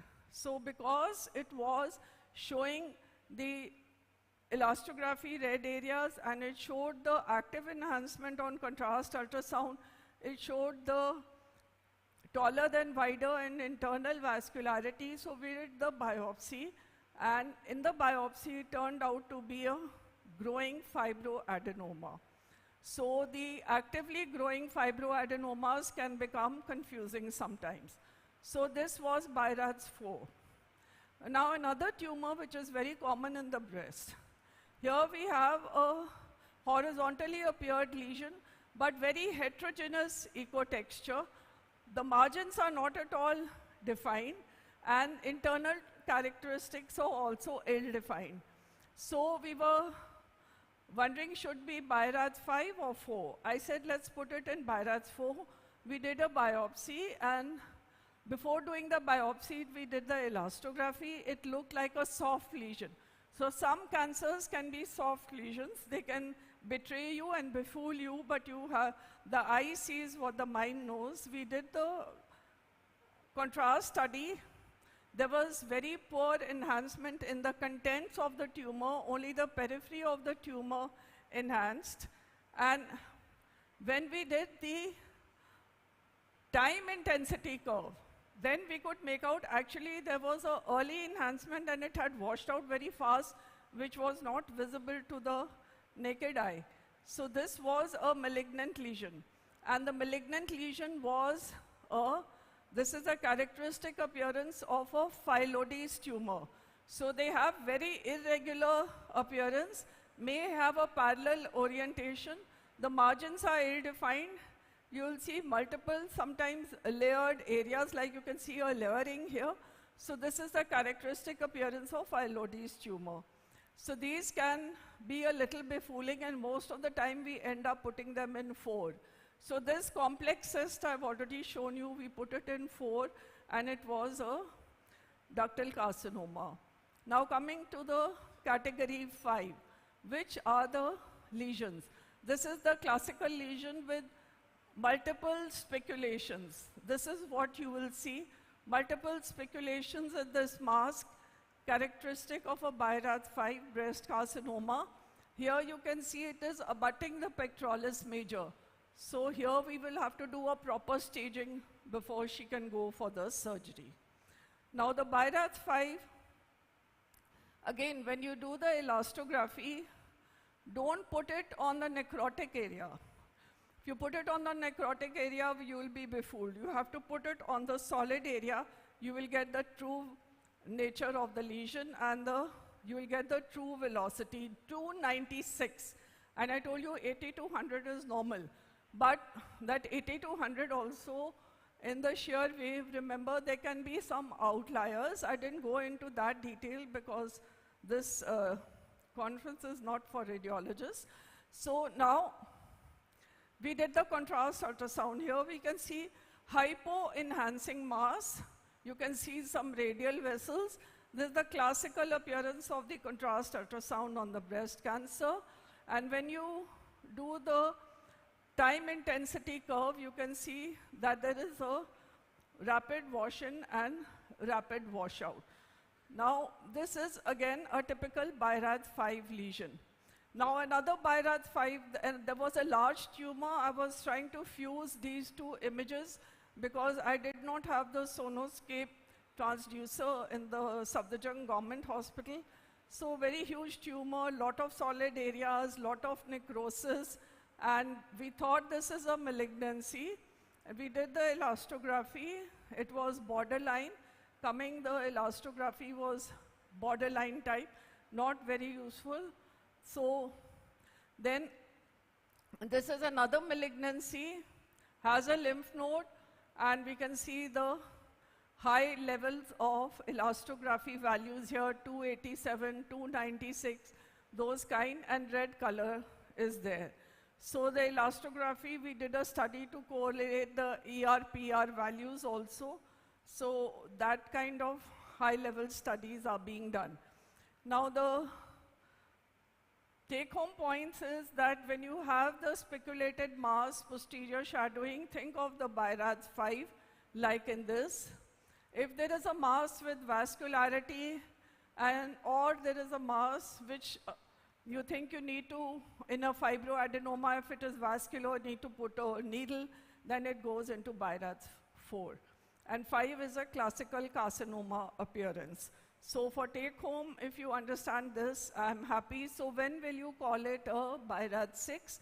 Is when you have done the biopsy and proven the malignancy. So I'm showing the last case here. You can see the speculated hypoechoic mass. You can see the vascularity within the tumor. You can see the color contrast enhancement in the tumor. And you have the time intensity curve, rapid wash in, rapid wash out. Follow the smooth curve with my laser pointer, and you have the biopsy. So this was a ductal carcinoma, invasive ductal carcinoma, and the most common we see in our country are the ductal carcinomas. And next in frequency is a very soft tumor which can befool you, which is the phyllodes tumor. And if it is rapidly growing, or it occurs in younger girls and younger women, think of the phyllodes. And so this, when you have done the biopsy, it becomes a BIRAD 6. So 0 is when you need further evaluation. So this is how the last, again, normal breast is 1, benign is the cluster of microcysts or the cyst, any fibroadenoma or galactosele which needs a follow-up, you put it in 3, but once you're going to put it for a biopsy, then you should put it as BIRADS 4A because you cannot justify the biopsy. So you cannot keep it in 3. Highly suggestive of malignancy, the classical speculated lesion, that is the BIRADS 5. When you have the biopsy, you will call it BIRADS 6, biopsy proven. So there are so many advancements in ultrasound. But for every woman below 40, ultrasound is the method of choice for evaluating of the breast. If there's a young lady of 45, you have done the mammography, the breast may be too dense, you can miss a lesion, so do the ultrasound. So above 40 for dense breast, again ultrasound is the complementary technique. Then primary imaging modality for the interventional breast procedure, and when you have done the mammography and you find a mass, then you have to do the ultrasound as a complementary supplementary tool to find out whether the mass is cystic or solid. So all these indications are there for doing the breast ultrasound. So do not discard it and try to learn it better. Otherwise, refer the patient to your radiologist colleague. And in ultrasound, we have the non-invasive techniques like elastography and contrast-enhanced ultrasound, which can make your ultrasound results more robust and more accurate. So prefer to send your patient where the radiologist can do the elastography as well as the contrast ultrasound. Thank you very much for the opportunity to be here. And thank you for being a great audience sitting here so late. I'm really grateful. Thank you. Thank you, Shabnam ma'am. It's a privilege to have you here and with this beautiful lecture. And you took us through the journey of the breast lesions from ABCD till Z. Thank you so much. I think the audience have very nice take-home points. Any questions from the audience? No, there seems to be no questions. Thank you so much.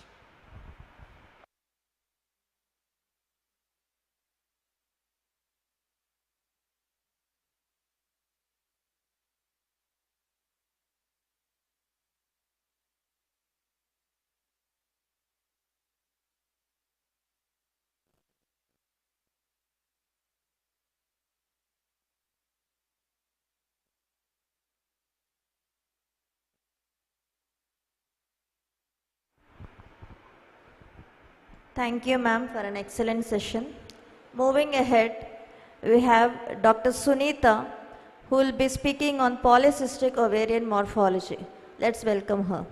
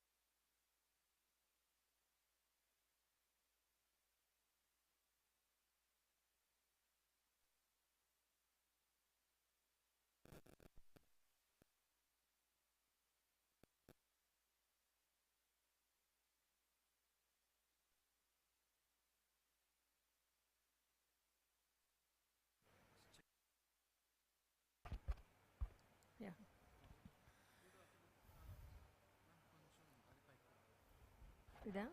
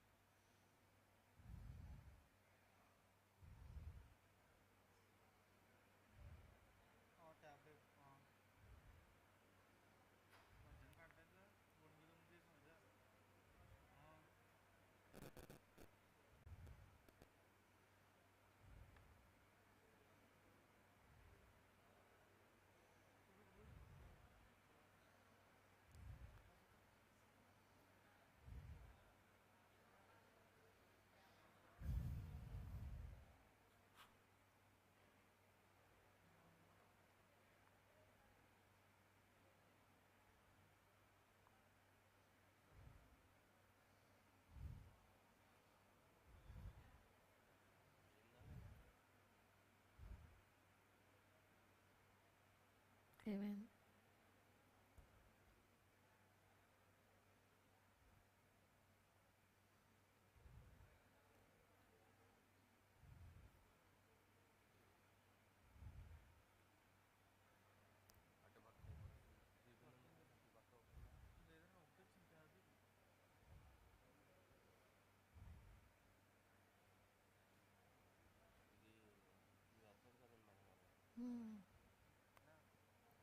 ఇది of చేస్తారా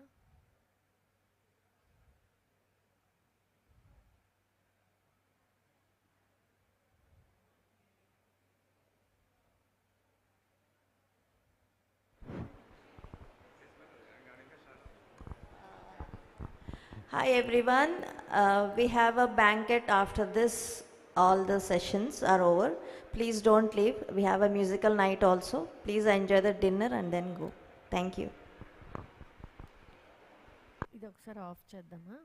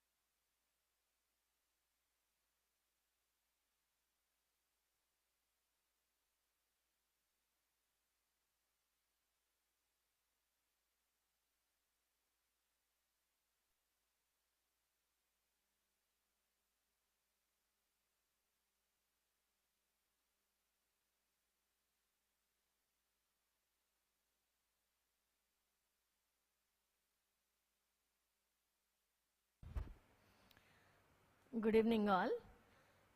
Sorry for the delay. I know you have been very patient throughout the day with like very interesting and elaborative sessions on ultrasound topics. At the outset, I would like to thank Dr. Narayan Rao Garu for giving me this opportunity, and I would like to thank Dr. Mrunalini for introducing me to this. At the outset, we should start with understanding the polycystic ovarian morphology with a depth of insight into the polycystic ovarian morphology. To begin with, we shall go into the introduction of the polycystic ovaries, its risk factors, and differentiation with the polycystic ovarian syndrome, and go into the symptoms and also the depth into the details of the ultrasound appearance of the polycystic ovaries and its implications on the health. It's the many cysts in a polycystic ovary are follicles that are matured, but due to abnormal hormonal levels, they are never released. In a normal ovary, a single egg develops and it is released each month. It is the morphological appearance of the ovaries during ultrasound examination, which is characterized by the increased number of multiple small follicles of less than 10 millimeter size, with an increased ovarian volume, which may have impact on the ovarian function. The cystic word in the polycystic ovaries is a misnomer. It is actually the oocyte of the oocyte containing follicle whose development has been arrested. And when it is associated with multiple symptoms like weight gain or hormonal and insulin imbalance, it is called the polycystic ovarian syndrome. So this is the normal ovulatory cycle of a woman in reproductive age, and this is the normal ovary, which is nice ovoid in shape, having follicles of different sizes and a relatively normal looking stroma. And it is in the follicular phase that the follicles get arrested in a polycystic ovarian syndrome. This is a complex endocrine condition where there is ovarian dysfunction and androgen excess, which are the cardinal features, where we will be having metabolic and the endocrine components which are intricately interrelated and giving us a spectrum of polycystic ovaries. Initially, it was coined in 1845 as sclerocystic ovaries. It is a pathological diagnosis. But in 1935, after the invention of the ultrasound, it is described by Steen Leventhal as enlarged ovaries with ovarian cysts with anovulation as polycystic ovaries, a Steen Leventhal syndrome. It apparently begins in the perimenopausal age group of the adolescents with abnormal and exaggerated transition to the puberty, having 4 key physiological processes of increasing LH secretion, increased adrenal androgen production, increased body mass, and adult onset of the insulin resistance. It has, with the combination of all these things, there are 4 phenotypes, which are 3 of which are hyperandrogenic. These are phenotype 1 to 3 with decreasing grades of severity. The phenotype 1 being the classic polycystic ovarian syndrome, where we have biochemical or clinical evidence of hyperandrogenism with evidence of oligoanovulation and ultrasound appearance of the polycystic ovaries.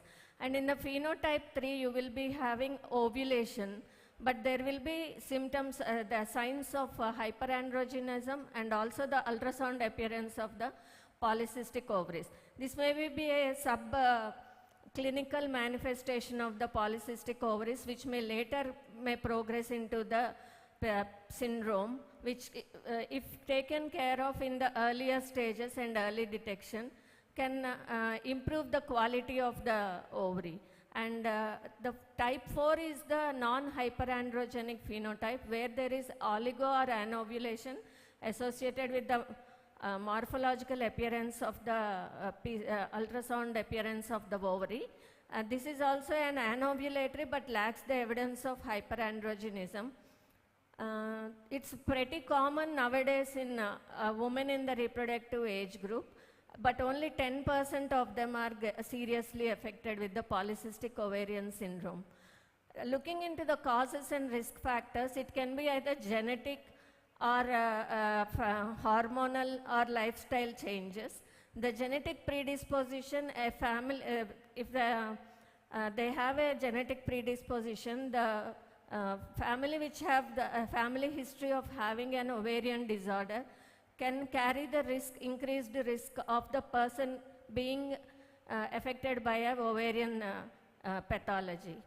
This is a case of a 17-year female who came for treatment for severe acne and sent for the ultrasound for the irregular menstrual cycles. She attained her menarche at the age of 13 but was suffering from acne since the age of 8, which was very unusual. And she gives the history of her parents also suffering from the severe acne. And you can see the nice bulged contours of the ovaries, and also the increased volume of the ovary, which was 15 cc, and also multiple cysts arranged globally within the ovary, a polycystic ovarian syndrome case. Also the hormonal imbalance, especially it includes the insulin and the androgen levels, which cause the polycystic ovarian morphology. This is a patient of a 17-year female who comes with irregular cycles and recent signs of weight gain, severe acne and irregular cycles. You can see the stromal thickening and arrangement of the small follicles towards the periphery. This is a case of polycystic ovarian syndrome with insulin and the androgen imbalance. Lifestyle changes are more common nowadays because of the lack of the poor diet habits, the lack of exercise, the more stress levels and all, which if taken, these causes exacerbates the risk of the polycystic ovarian morphology. And coming to the symptoms, the most commonest symptoms we come across are the irregular menstrual cycles, excessive hair growth, acne issues and the weight gain. And there are n number of symptoms which there are many combinations of it. So the diagnostic criteria include the clinical features, the biochemical parameters, and it should be differentiated from other ovarian pathologies. According to the European Society of Human Reproduction and Embryology and American Society of Reproductive Medicine consensus, at least 2 of the 3 criteria should be present to term it as a polycystic ovarian syndrome, which are oligo or anovulation, hyperandrogenism, and polycystic ovarian morphology. This can be done with the ultrasound, which we look into the features of it in detail. So ultrasound is usually done as a baseline scan. It is suggested to do it at around day 2 or day 3 of the LMP because the ovaries are very silent. The estrogen and progesterone are at its baseline, and there are no active, when there are no active follicles or the corpus luteum. And if it is a progesterone withdrawn cycle, it is suggested to do on day 3 of the cycle. And if you stop OCPs, it is suggested that more than it takes more than 6 months to diagnose it as a polycystic ovarian syndrome. Coming to the technique on the ultrasound, on a B mode image, you have to split the screen, take the 3 dimensions of it, take the volume of the ovary, look for the color Doppler and stromal vascularity, and with the introduction of the 3D ultrasound, it is more accurately assessed. The ovarian morphology is more accurately assessed by introduction of the 3D studies. These are short clips showing the normal ovaries, where you can see the like how the ovaries are imaged. This is the sweep. You have to see from one side of the ovary to the other side, and you can eyeballingly measure how many follicles are there in the ovary, and you can look at the stroma and compare it with the myometrium. Both the ovaries are assessed. You can add 3D, which is more useful in the cases of infertility treatment patients. For the regular patients, it is the B mode that is required, but if it is Infertility, more accurate assessment of the case, it is 3D that which gives us more information. This is a multiplanar imaging with the render, where you can see the ovaries very nicely and the follicles arranged within the stroma. This is the render image which shows the stroma and the follicles. Also you can go, you can measure the follicle, its volume, and give a color code giving the antral follicular count.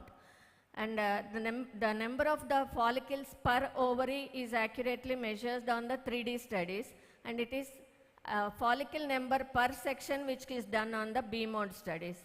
And you can get a nice nice report of all the sizes of the follicles and also the volume of the follicles to diagnose the PCOD. So this is a tomographic image of the ovary where a millimeter sections of the ovary are done with sharp details of the stroma and also the follicles, which can be done in the X, Y and the Z planes. So so the assessment of the ovary on the ultrasound is quantitative and qualitative. The qualitative part is the stroma. With the evolution of the diagnostic criteria as the technology is improving, initially it was in 1985 where the criteria were done in the transabdominal ultrasound. But over a period of years, after the introduction of 3D scans, it is follicle number per ovary, which is more than 20, which is taken as the criteria, apart from the increased ovarian volume and the number of the follicle size less than 10 mm. In one study by Dwelly et al. In 2011, they also had high AMH levels in all the patients having PCOD, which is termed to be more specific. But the Rotterdam criteria, they have denied that high AMH should be taken as the diagnostic criteria, and it cannot replace the ultrasound. So ultrasound findings on a transvaginal scan, which should be more than 8 megahertz of transducer with a volume of more than 10 centimeter cube, the antral follicle count of more than 12 on a per section, and per ovary it should be more than 20. When doing for a transabdominal ultrasound for unmarried girls, the ovarian volume is taken as the criteria. Antral follicular count is a specific criteria, more specific criteria when we are having 99% specificity when it is more the 12 or more follicles of size of less than 10 millimeter size. So just coming to the pathophysiology, how this happens. So it is hyperinsulinemia, which is to start with, which causes raised androgen, and which causes the recruitment of the small follicles at the preantral and the antral stage, which lead to early follicular development. The dominant follicle never are not seen. The partial conversion of androgen to estrogen is occur, and because of the cumulative effect of the estrogen, then there is negative feedback to the follicle stimulating hormone and positive feedback to the luteinizing hormone. So the maturation gets arrested here. So premature luteinization leads to atresia of the follicles. When because of that, the granulosa cells of heterotic follicles convert into the thecal cells. So this is the density of the thecal cells which forms the stroma. So the anovulation, each anovulatory cycle adds up to the stroma. So that is the stroma increases with the anovulation cycle. So the ovary tries to accommodate all this stroma into the given volume. So it gets tightly packed and looks bright echogenic on ultrasound. So continuous anovulatory cycles lead to increased stromal abundance. The follicles are distributed diffusely, leading to the generalized PCOM pattern. So when the biochemical correction is not done and more anovulation, the more stroma, the follicles reach to the periphery because of the expanding stroma. This is the peripheral pattern of the polycystic ovary. So finally, in the peripheral polycystic pattern, we'll be having more stroma than the follicles. So it comes from multicystic to generalized cystic to peripheral polycystic pattern. Here in this image you can see the ovary is enlarged, but the stroma appears relatively normal.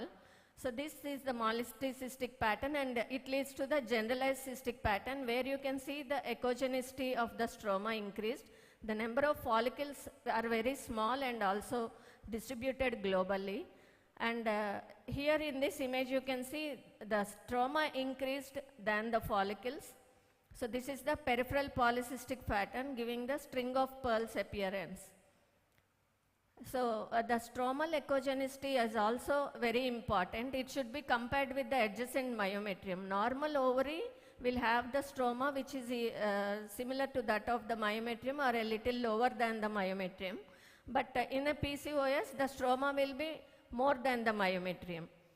So here the stromal abundance is the most consistent and the reliable feature for the polycystic ovaries, and stroma to the ovary volume ratio can be done on the 3D studies.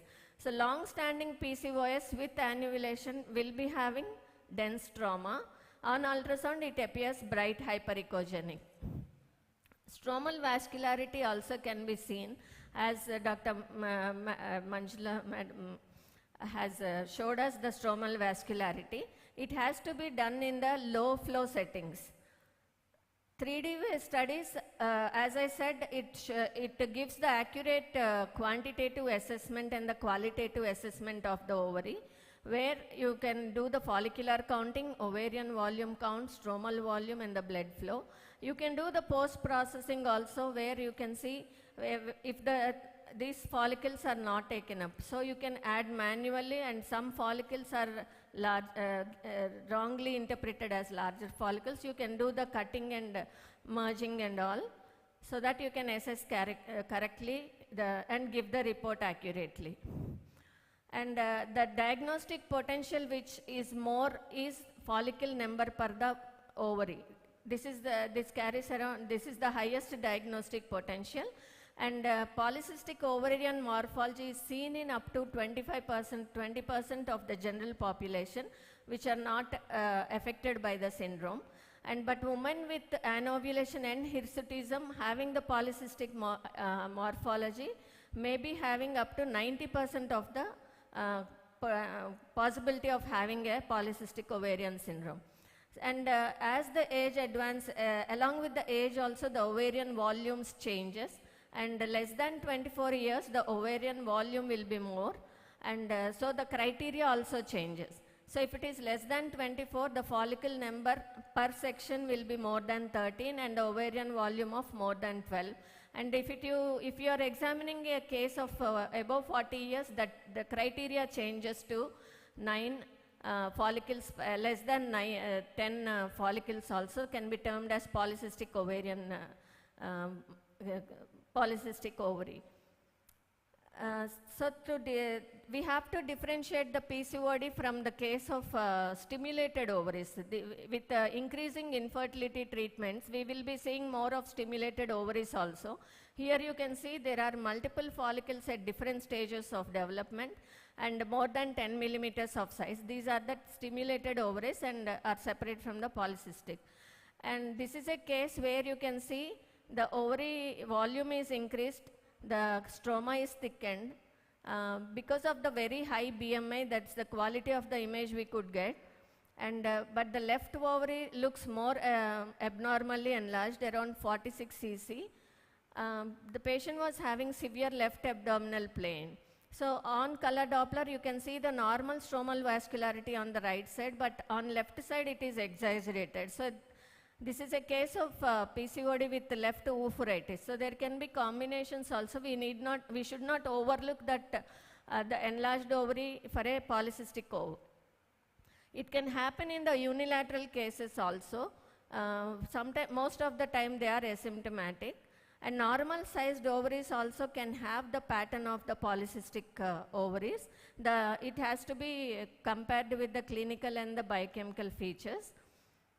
So coming to the management and the treatment option, it is a combination of lifestyle modification which is the most important, and also the medical management. with the metformin or the hormonal therapies for the correction of insulin resistance and the androgen excess. And sometimes it may need surgical interventions like laparoscopic drilling or procedures. So it has a maximum impact on the health of the well-being, because a young individual having all these features will be having issues with the infertility. So it has to be counseled, and also changes of the lifestyle modifications have to be advised to the patient, and the hormones and all should be corrected. There is impact on the mental health, increasing the anxiety and depression, which should be counseled and corrected with the treatment. The long-term health risk carries the patients having PCOD may be at a high risk for diabetes and cardiovascular diseases, and also carry high risk for the endometrial cancers. So long-term follow-up has to be done. So to conclude, the polycystic ovarian morphology has to be differentiated from the polycystic ovarian syndrome, and it should be managed in a like tailored manner depending upon the individual basis. And most important is the lifestyle modification, which plays an important role nowadays. Thank you for giving me this opportunity, and thank you for the patient listening. Thank you, Dr. Sunita ma'am, for explaining PCOD, polycystic ovaries morphology to us, a very day-to-day topic. Thank you for your elaborate talk, ma'am. Any questions from the audience? Thank you. Thank you.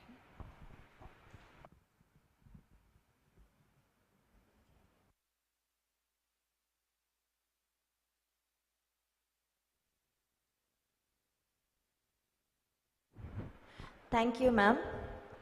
I invite Dr. Naidu Garu to come onto the stage and hand over a token of appreciation to Dr. Sunita.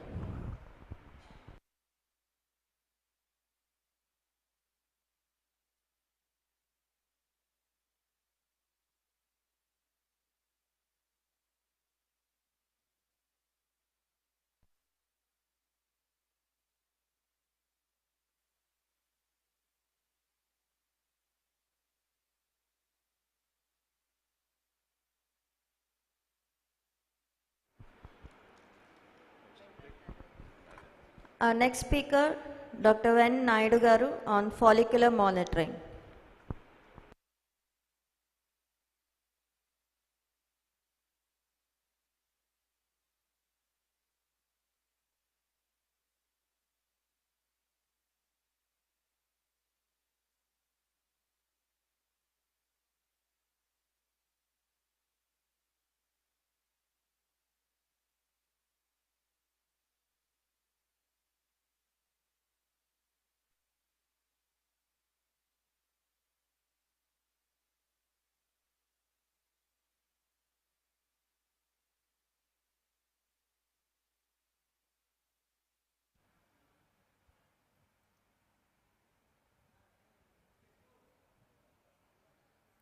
Right. This is full slide. No.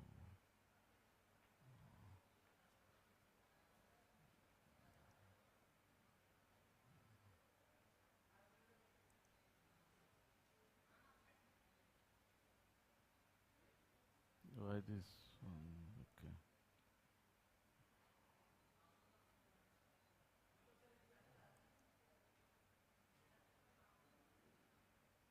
Some glitches are there.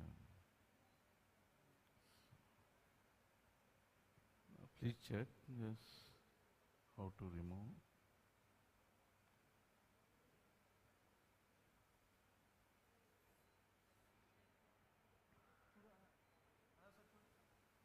Okay. No? Right. Good evening, one and all. Already the previous speakers, Manju madam and Sunita madam, enlightened about ovaries very well and made my job easy to do. In regularly menstruating woman, the ovulation occurs in between 12th to 16th day. There are 4 phases of menstrual cycle: early and late follicular phase, early and late luteal phase. Before going to core discussion, let us recap the basic endocrinology of the ovulation. It is the hypothalamus secretes GnRH, which stimulates anterior pituitary gland that causes the release of FSH, which acts on ovary and stimulates the ovary. It is important for growing of follicles, and it is responsible for the estradiol, that is estrogen secretions. So, as the days progress, estradiol levels in the blood increases. That causes positive feedback on pituitary gland to release LH, that is called LH surge. It is around 12 to 16th day. That causes rupture of the follicle to release the ovum, that is ovulation. Actually, the journey of ovulation begins in the late luteal phase of previous cycle. Certain follicles like 2 to 5 mm sized healthy follicles form population from which actually the dominant follicle is to be selected for the next cycle. This process is called a recruitment. So, in the day 1 to 5, the second process starts. Among all recruited follicles, certain follicles will grow up to 5 to 10 mm. And these follicles are selected. On day 5 to 7 of menstrual cycle, the dominance occurs, that is dominant follicle results. This suppresses the growth of other follicles, and this dominant follicle grows at a rate of 2 to 3 mm, sometimes up to 4 mm also. And it reaches 17 to 27 mm size just prior to ovulation. So 12 to 16 days, LH surge we have discussed, that results rupture of the follicle and ovum. It is just akin to IAS exam, the prelims, the mains, and the interview. Let us see. Prelims means recruitment of follicles in the previous cycle, that is 2 to 5 mm follicles. Usually these follicles are 3 to 11 in number. As the age advances, number of follicles decreases. This is prelims. So, some of the follicles in the second process, on 1 to 5th day, some follicles which are grown up to 5 to 10 mm follicles are selected, and other follicles will be regressed. Next, only on the 5th day, only one of the follicle becomes dominant, like collector. It suppresses others. There are so many methods to monitor the ovulation. However, ultrasound is the most practicable. What is follicular monitoring? It is tracking of the follicles at regular intervals and document the physical growth and also the functional growth of the follicles. It is very important. Earlier, only the physical maturity was appreciated. That is 16 to 18 mm follicle diameter, endometrial thickness 8 mm. Now, it is not enough. Now, the functional maturity has a role. To know the functional maturity, measuring blood estradiol repeatedly is a cumbersome process. So, ultrasound is easy to do so. So, HCG administration and other ovum pickup, and if the ovulation is not taking, if any inducing agents requirement, and all those things can be commented by monitoring these follicles. And also, the empirical HCG administration can be avoided because it can lead to ovarian hyperstimulation syndrome. How to monitor? There is 2D, 3D, color Doppler, power Doppler. Already Manju madam discussed it a lot. But always use the transvaginal. This is some technique.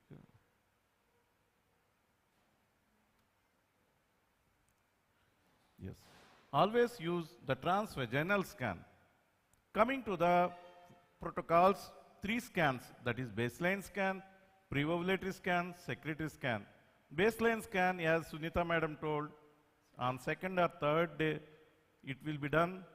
The serial follicular monitoring can be done from D7 to D8 of the cycle. Once the follicle attains 16 mm, you have to do regular follow-up. Baseline scan, what it can suggest.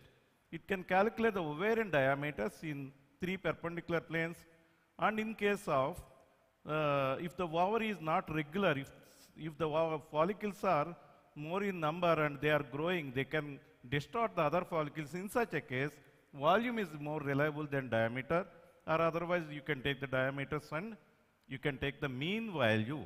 And also counting of the AFC, that is antral follicle count, stromal blood flow, and also to rule out any cyst more than 3 centimeters, because it can inhibit the growth of other follicles.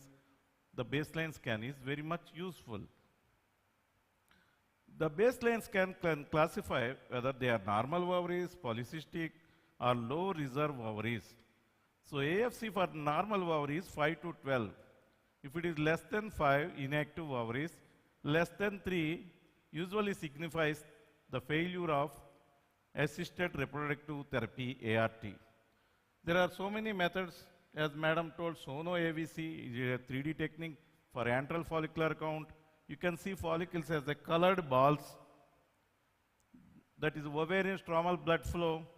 If the PSV is more than 10 centimeters per second, it is good. It's a good predictor for success. Please remember this PSV more than 10 centimeters per second. I repeatedly discussed with it in this ovarian, in this follicular monitoring. If the PSV is 10 centimeters per second, is good for all. Features of mature follicle. It is round shape, thin-walled, anechoic, and the cumulus oophorus develops 24 to 36 hours before ovulation, and sometimes halo also appears before ovulation. There are so many follicles. On the third and on the last image, you can see the perifollicular blood flow. It is more than 3/4 of the circle. It is more than 75% of the circumference of the follicle. It is good, and that follicle is said to be mature. Okay. The next one, the cumulus appears on the 15th day in this one, that is that projection. On the next day, the follicle ruptured. You can see there is a vanished follicle with crenated edges, and you can see the free fluid in the pelvis. So, ovulation trigger. In case of induction protocol, if you use gonadotropin, the leading follicle size should be 18 to 20 mm, and in Clomiphene cycles, you can take the criteria as 20 to 22 mm. There is follicular Doppler, perifollicular flow I have discussed. So more than 3/4 of the circumference is feasible, and PSV more than 10 centimeters per second again, and RI 0.4 to 0.48.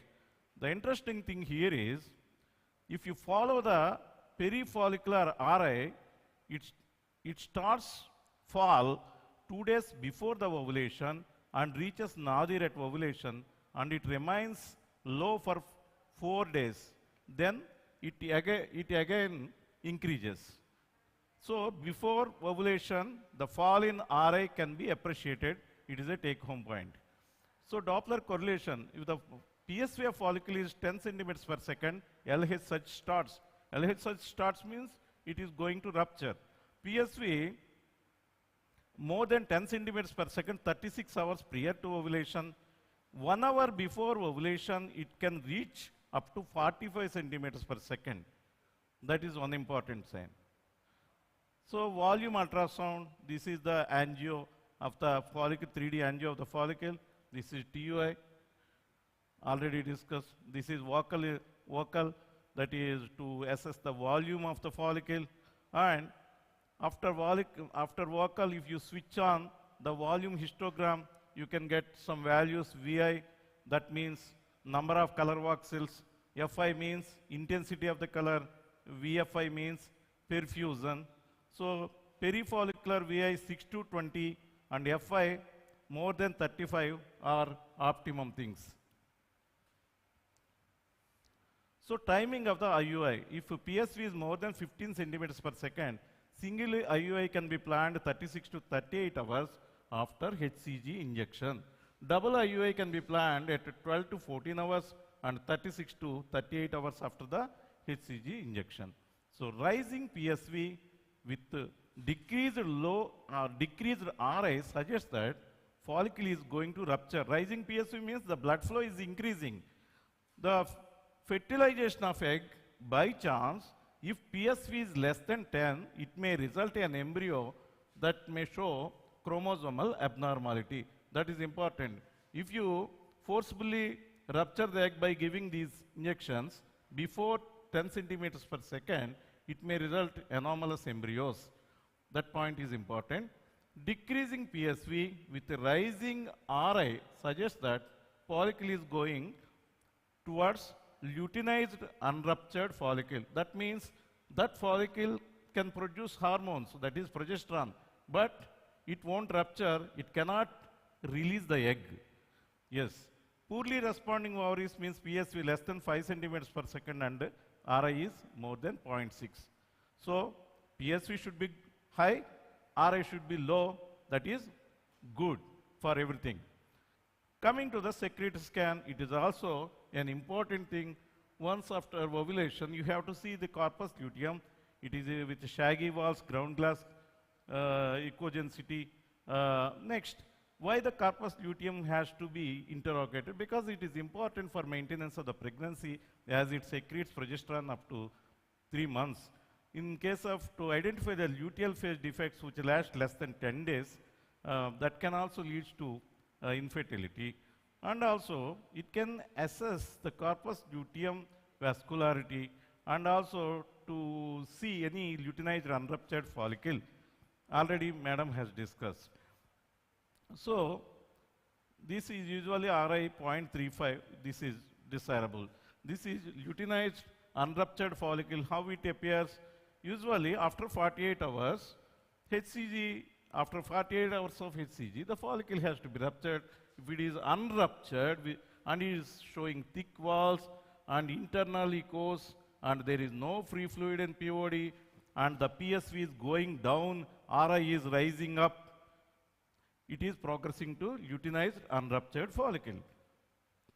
So another thing is, not only the ovaries, you have to evaluate the endometrium also, as it is a receptor organ for majority of the hormones. The B mode features, earlier 6 mm is minimum, but 8 to 10 mm is optimum. So not only the thickness, you have to see the morphology of the endometrium is also important. That is the junctional zone. You have to see any irregularity of the junctional zone. It has poor receptivity. Here the junctional zone is normal in this picture. That is some classifications, the endometrium. The endometrium should be multi-layered and the central portion is hypoechoic, similar to the anterior myometrium, that is grade A endometrium. It is very useful and it has good receptivity. The middle one is intermediate receptivity because the central portion is more hypoechoic. The last one is homogeneously hyperechoic. It is least, it is worst. The endometrial receptivity is very poor in the last one. That is, if it is hyperechoic. Coming to the endometrial contractions, if less than 3 endometrial contractions, it is a favorable sign for implantation. If there are more than 5 contractions per minute, it is an unfavorable sign for implantation. So coming to my take-home message is, baseline scan is important to categorize the ovaries. Pre-ovulatory scan is for decision making, any inducing medication is required or not, timing of ovulation to guess, for triggering, and for IUI planning, for ovum pickup, etc. For the secretory scan to diagnose any luteal phase defects with patients with unexplained infertility. So, and also to monitor the unruptured luteinized follicle.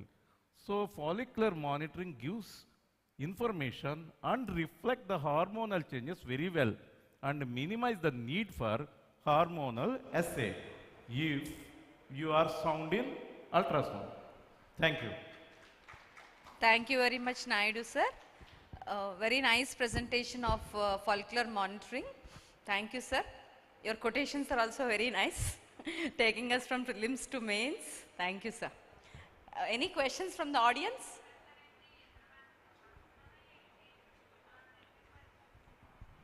Thank you, sir.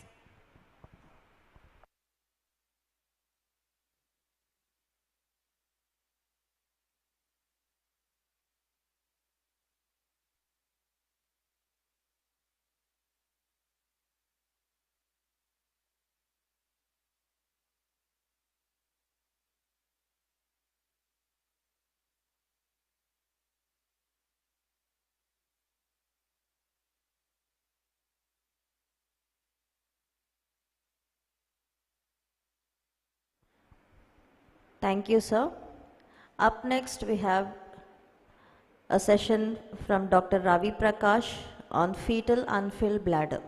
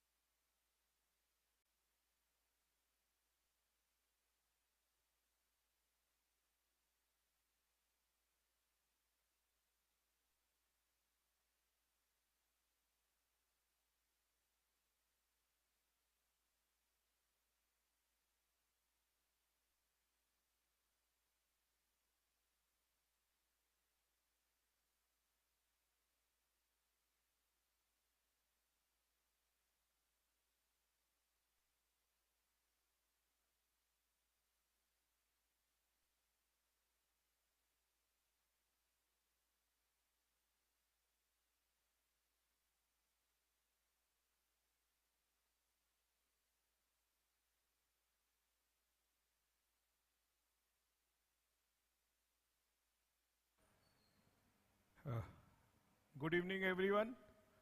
At outset, I would like to thank the organizer and my mentor, Dr. T.L. Panveen sir, and Dr. Narayan Rao.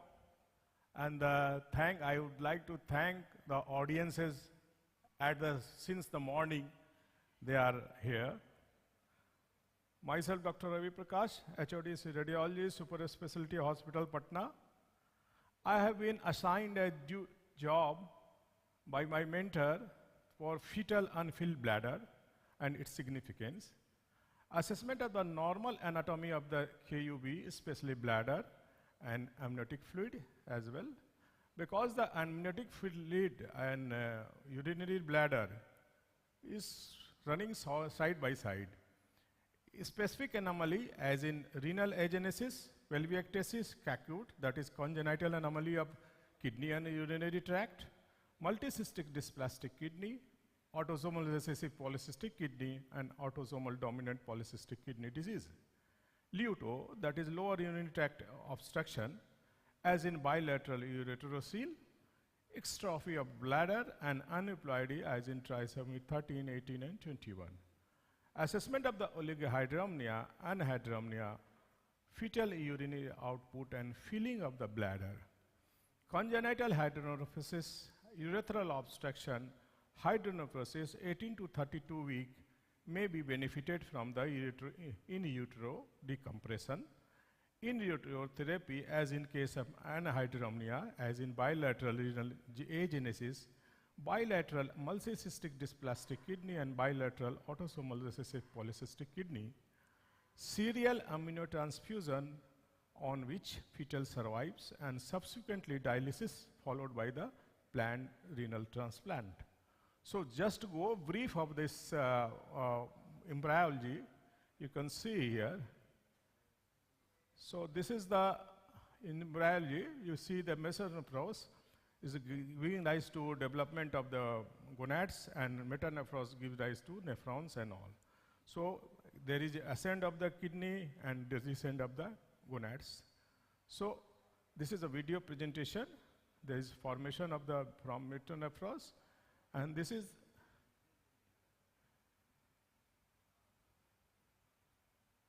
the formation of the rectum septum and cloacal membrane, and there is a formation of the urinary bladder and urethra from the urogenital sinus, and this is the formation of the vesicular part, pelvic part, and phallic part of the urinary sinus, and thus the development of the urinary bladder. So development of the urinary bladder completed by the 9th weeks. So fetal kidney usually seen at that 13th week, usually develop from the 5th to 7th week, but seen around the 12th and 13th week of intrauterine life. Kidney usually develop 5th week up to, but may be first seen at 9.5 weeks. 82 to 9% kidney visualized at a 12 week, and more than 90% kidney visualized at 13 week. 90% of good architecture are seen at 20 week. Renal pyramids are seen as late as 20 to 28 week fetus. Normal kidney may be echogenic till 14 week. Renal length is calculated by the gestational age in a week plus 5 mm in size. Obstructive uropathy may not be visible up to 14 to 28th week. So fetal urinary bladder, the fetal urinary bladder usually seen as an anechoic cyst or bubble as a 12 and 13 week of the fetal life. Earliest measurement of the urinary bladder in sagittal plane, superior to inferior, is 7 mm in first trimester. In second and third trimester, size of the urinary bladder should not exceed 30 mm and 60 mm respectively, and thickness should not be more than 2 mm. So urinary output increases with the age. Urinary output is 2 to 5 ml per hour in 20 week and 10 ml per hour at 30 week and 30 ml per hour at term or 40 week. Urinary bladder filling occurs approximately 20 to 30 ml per hour in second and third trimester and more frequently in first trimester. Filling of the urinary bladder depends on the amniotic fluid circulation. Renal anomalies like acute, luto, lower urinary tract obstruction, aneuploidy as in trisomies, including ambiguous genitalia, and sometimes extrophy of the bladder. So persistent non-visualization of the bladder, that is unfilled bladder, is due to, maybe this is a vicious cycle that amniotic fluid is circulating and going and coming and excreted, and that is giving rise to showing that renal function, and this is being seen that in the bladder agenesis. Bladder develops from the vesicular portion of the, as we have shown you. Bilateral renal agenesis, bilateral multicystic renal dysplasia, unilateral renal agenesis plus contralateral multicystic renal dysplasia, unilateral renal agenesis or multicystic renal dysplasia, and contralateral severe renal obstruction or dysplasia.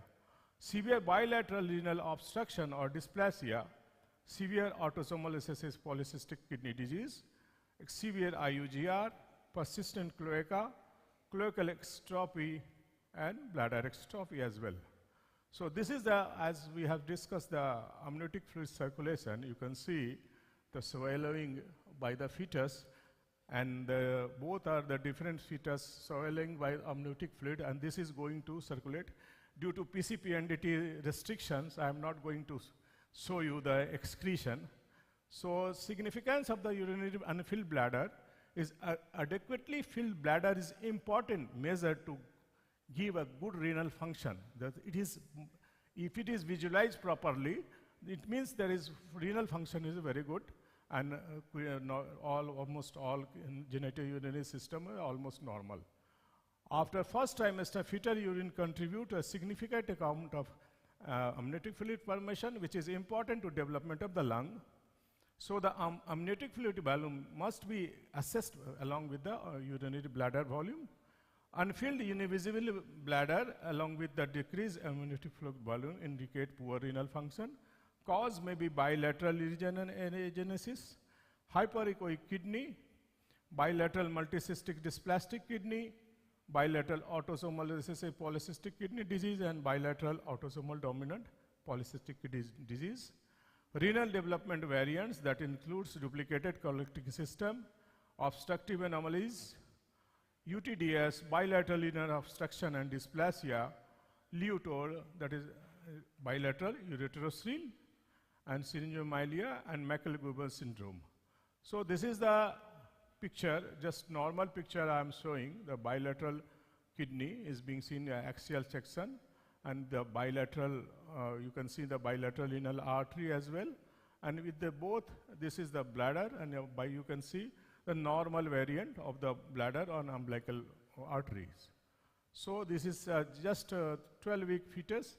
You can see this fetus is showing bubble-like structure, dot-like structure, and it is diagnosed by the bilateral umbilical artery.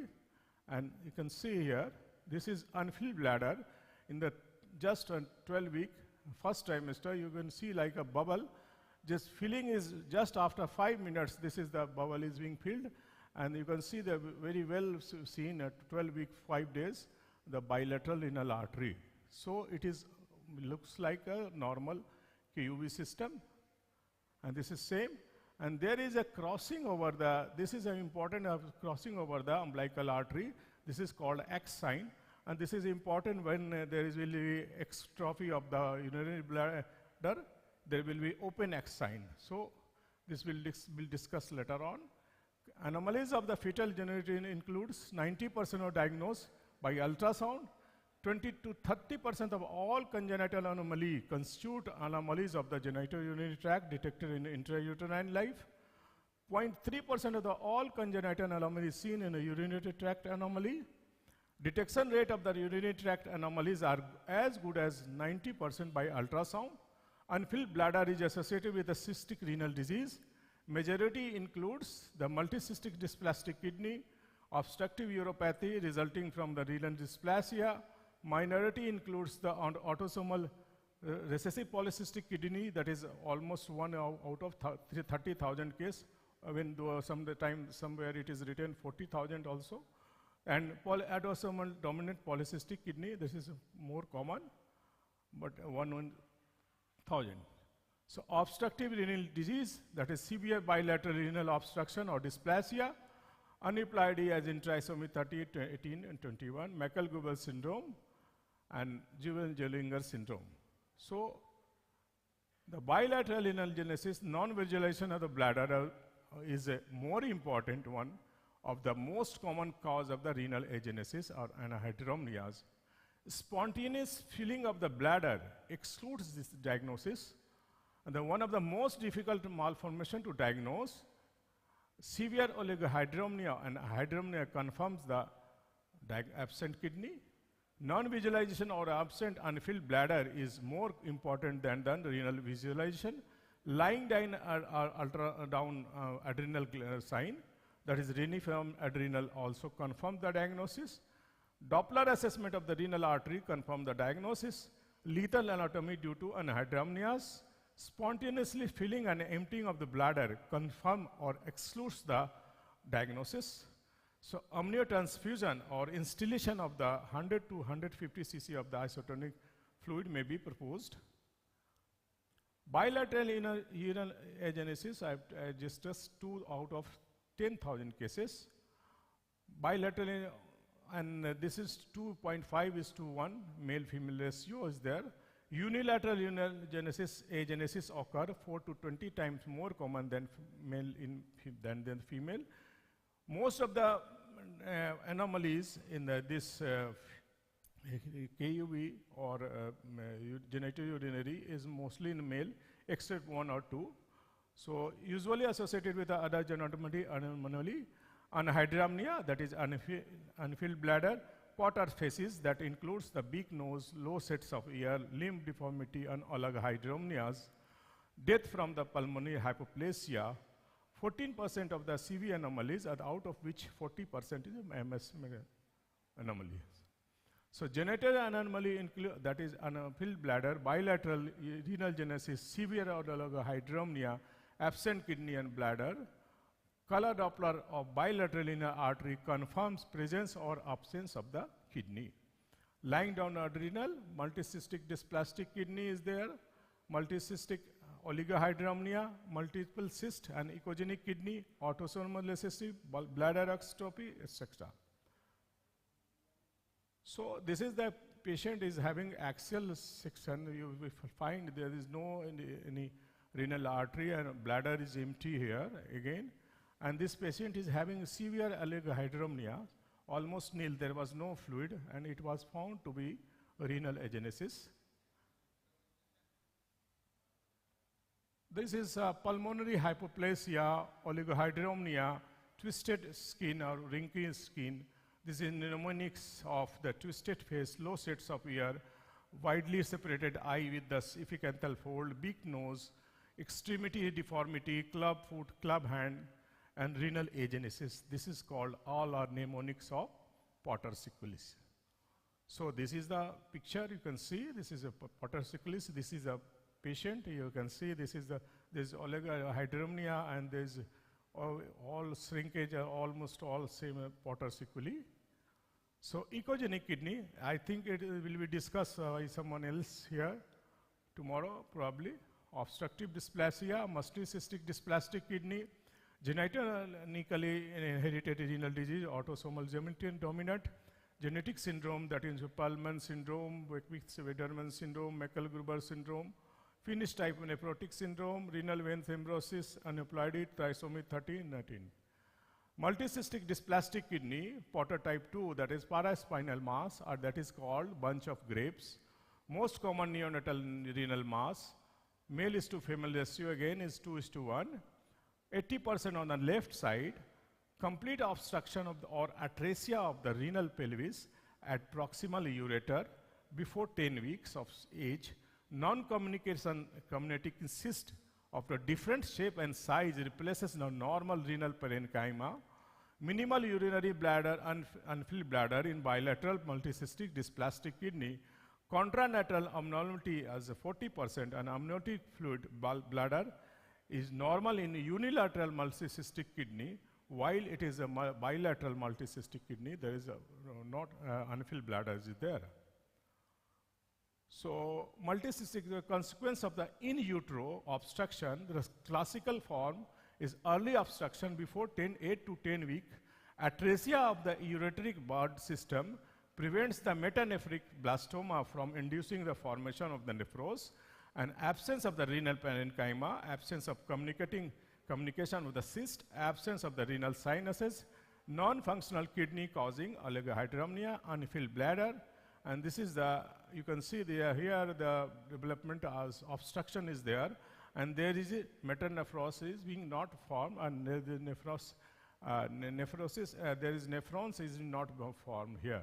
So there is from the ureteric bud only. So multicystic dysplastic kidney, that is classically excellent prognosis if the opposite kidney is normal, mostly in 70 to 75% cases, 40% contralateral kidney involvement, out of which 20% multicystic functionally anephric, 10% agenesis of kidney, 10% contralateral hydranopsis, usually from the PU junction, may be associated with the many other non-renal structure anomaly and chromosomal anomaly, may be rarely with the renin-dependent hypertension. Even in sonographically isolated finding, close follow-up and amniocentesis may be indicated in 3% in trisomy 21 cases. Renal and genitourinary tract abnormality were diagnosed subsequently in 33% cases. Extrarenal anomalies in 25% of the cases includes out of which 7% is CSD. Neurological, gastrointestinal and skeletal dysplasia indicates the genetic anomaly. So this is multicystic dysplastic kidney. You can see there is multiple cysts are there. You cannot see any fluid around it, and this is a severe 22 weekers, and that is severe oligohydramnia on unfilled bladder. You can see the bladder is unfilled. There is no amniotic fluid as well, and this is the patient is having this there is no fluid at all. So and the AFI there is no nil, almost nil. So this is multicystic dysplastic kidney. And now I coming to, that is autosomal recessive polycystic kidney, ciliopathy, that is 1 out of 30,000 cases. There is no, except this, there is, all are having male predominance. There is no race or gender predominance. So 1 out of 30,000 newborn carry mutant gene. And Potter type includes perinatal, neonatal, and juvenile infantile type of polycystic kidney, bilateral large echogenic kidney with macroscopic cyst or distal tubules, gradual onset of the oligohydramnia from second trimester, not from the previous patient I have shown you. So I will show you. Non-visualization of the unfilled fetal in bladder, diagnosed by the 16 or 18 week of life with the oligohydramnia or unfilled bladder. There may be hepatic involvement, which is inverse relation of the renal involvement.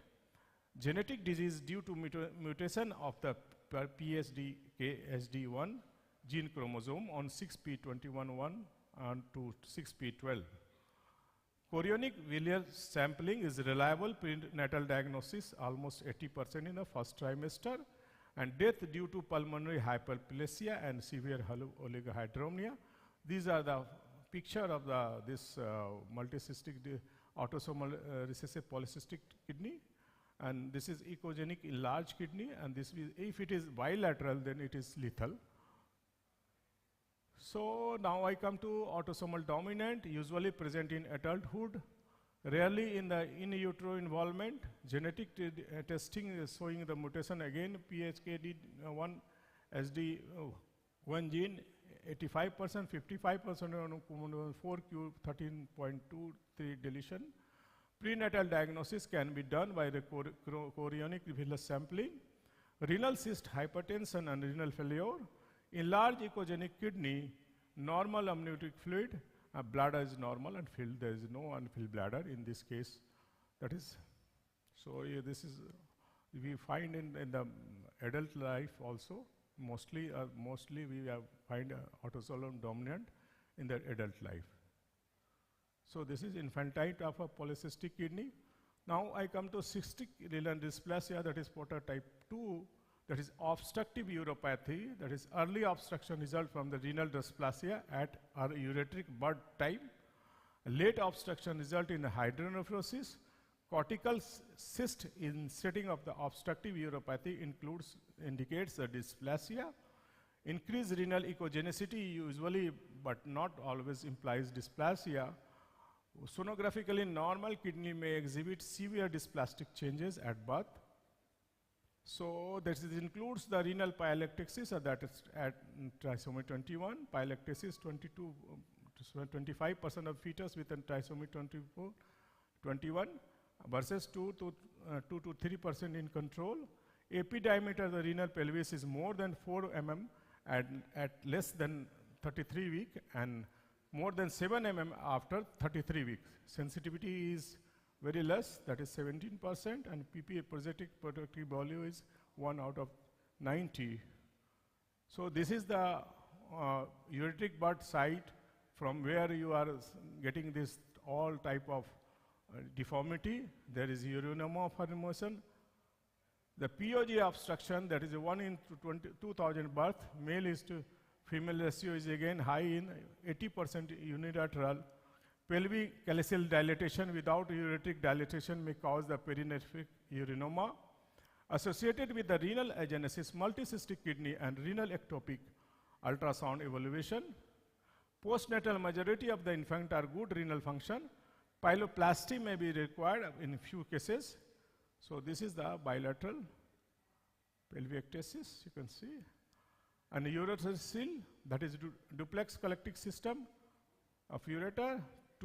This is the female is to male ratio is high, 2:1, and bilateral 40%, thin wall mucosal swelling, exception to the male predominance.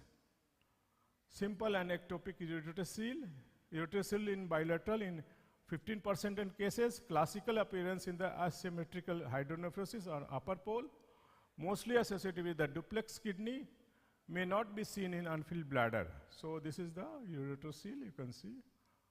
Now I come to the bladder extrophy. This may be unfilled bladder, or you cannot visualize bladder properly because of extrophy. Non-visualization of urinary bladder, normal kidney, normal amniotic fluid volume, lower abdominal wall mass like this. And this is the X sign. This is open X sign. This X sign is open. And this says, You'll see here, this is X sign, this is open X sign. This is the bladder exstrophy outside, and the amniotic cavity, there is, in place of urinary bladder, there is no, it is not visualized. So this is non-visualization.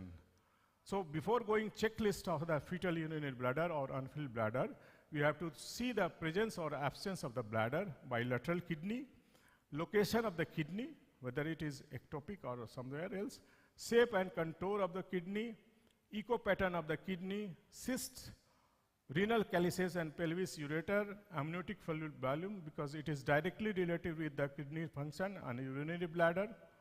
So bilateral renal artery, adrenal position, etc. Thank you very much. Thank you for patient listening.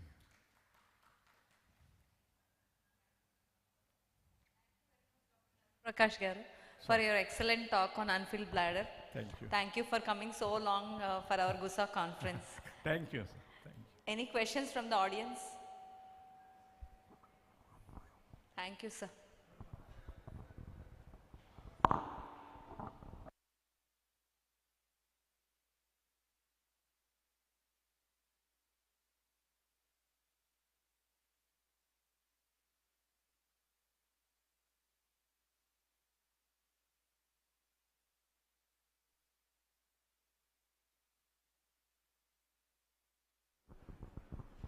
Thank you, sir.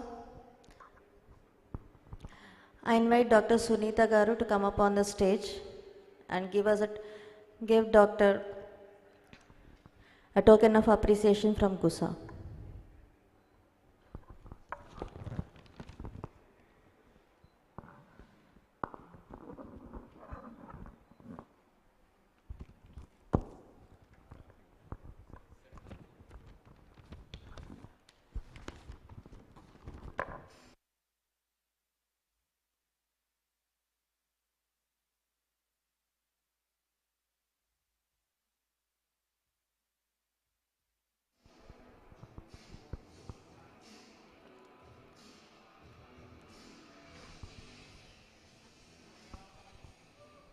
And due to time lapse, we are stopping our academic session here and we'll continue tomorrow.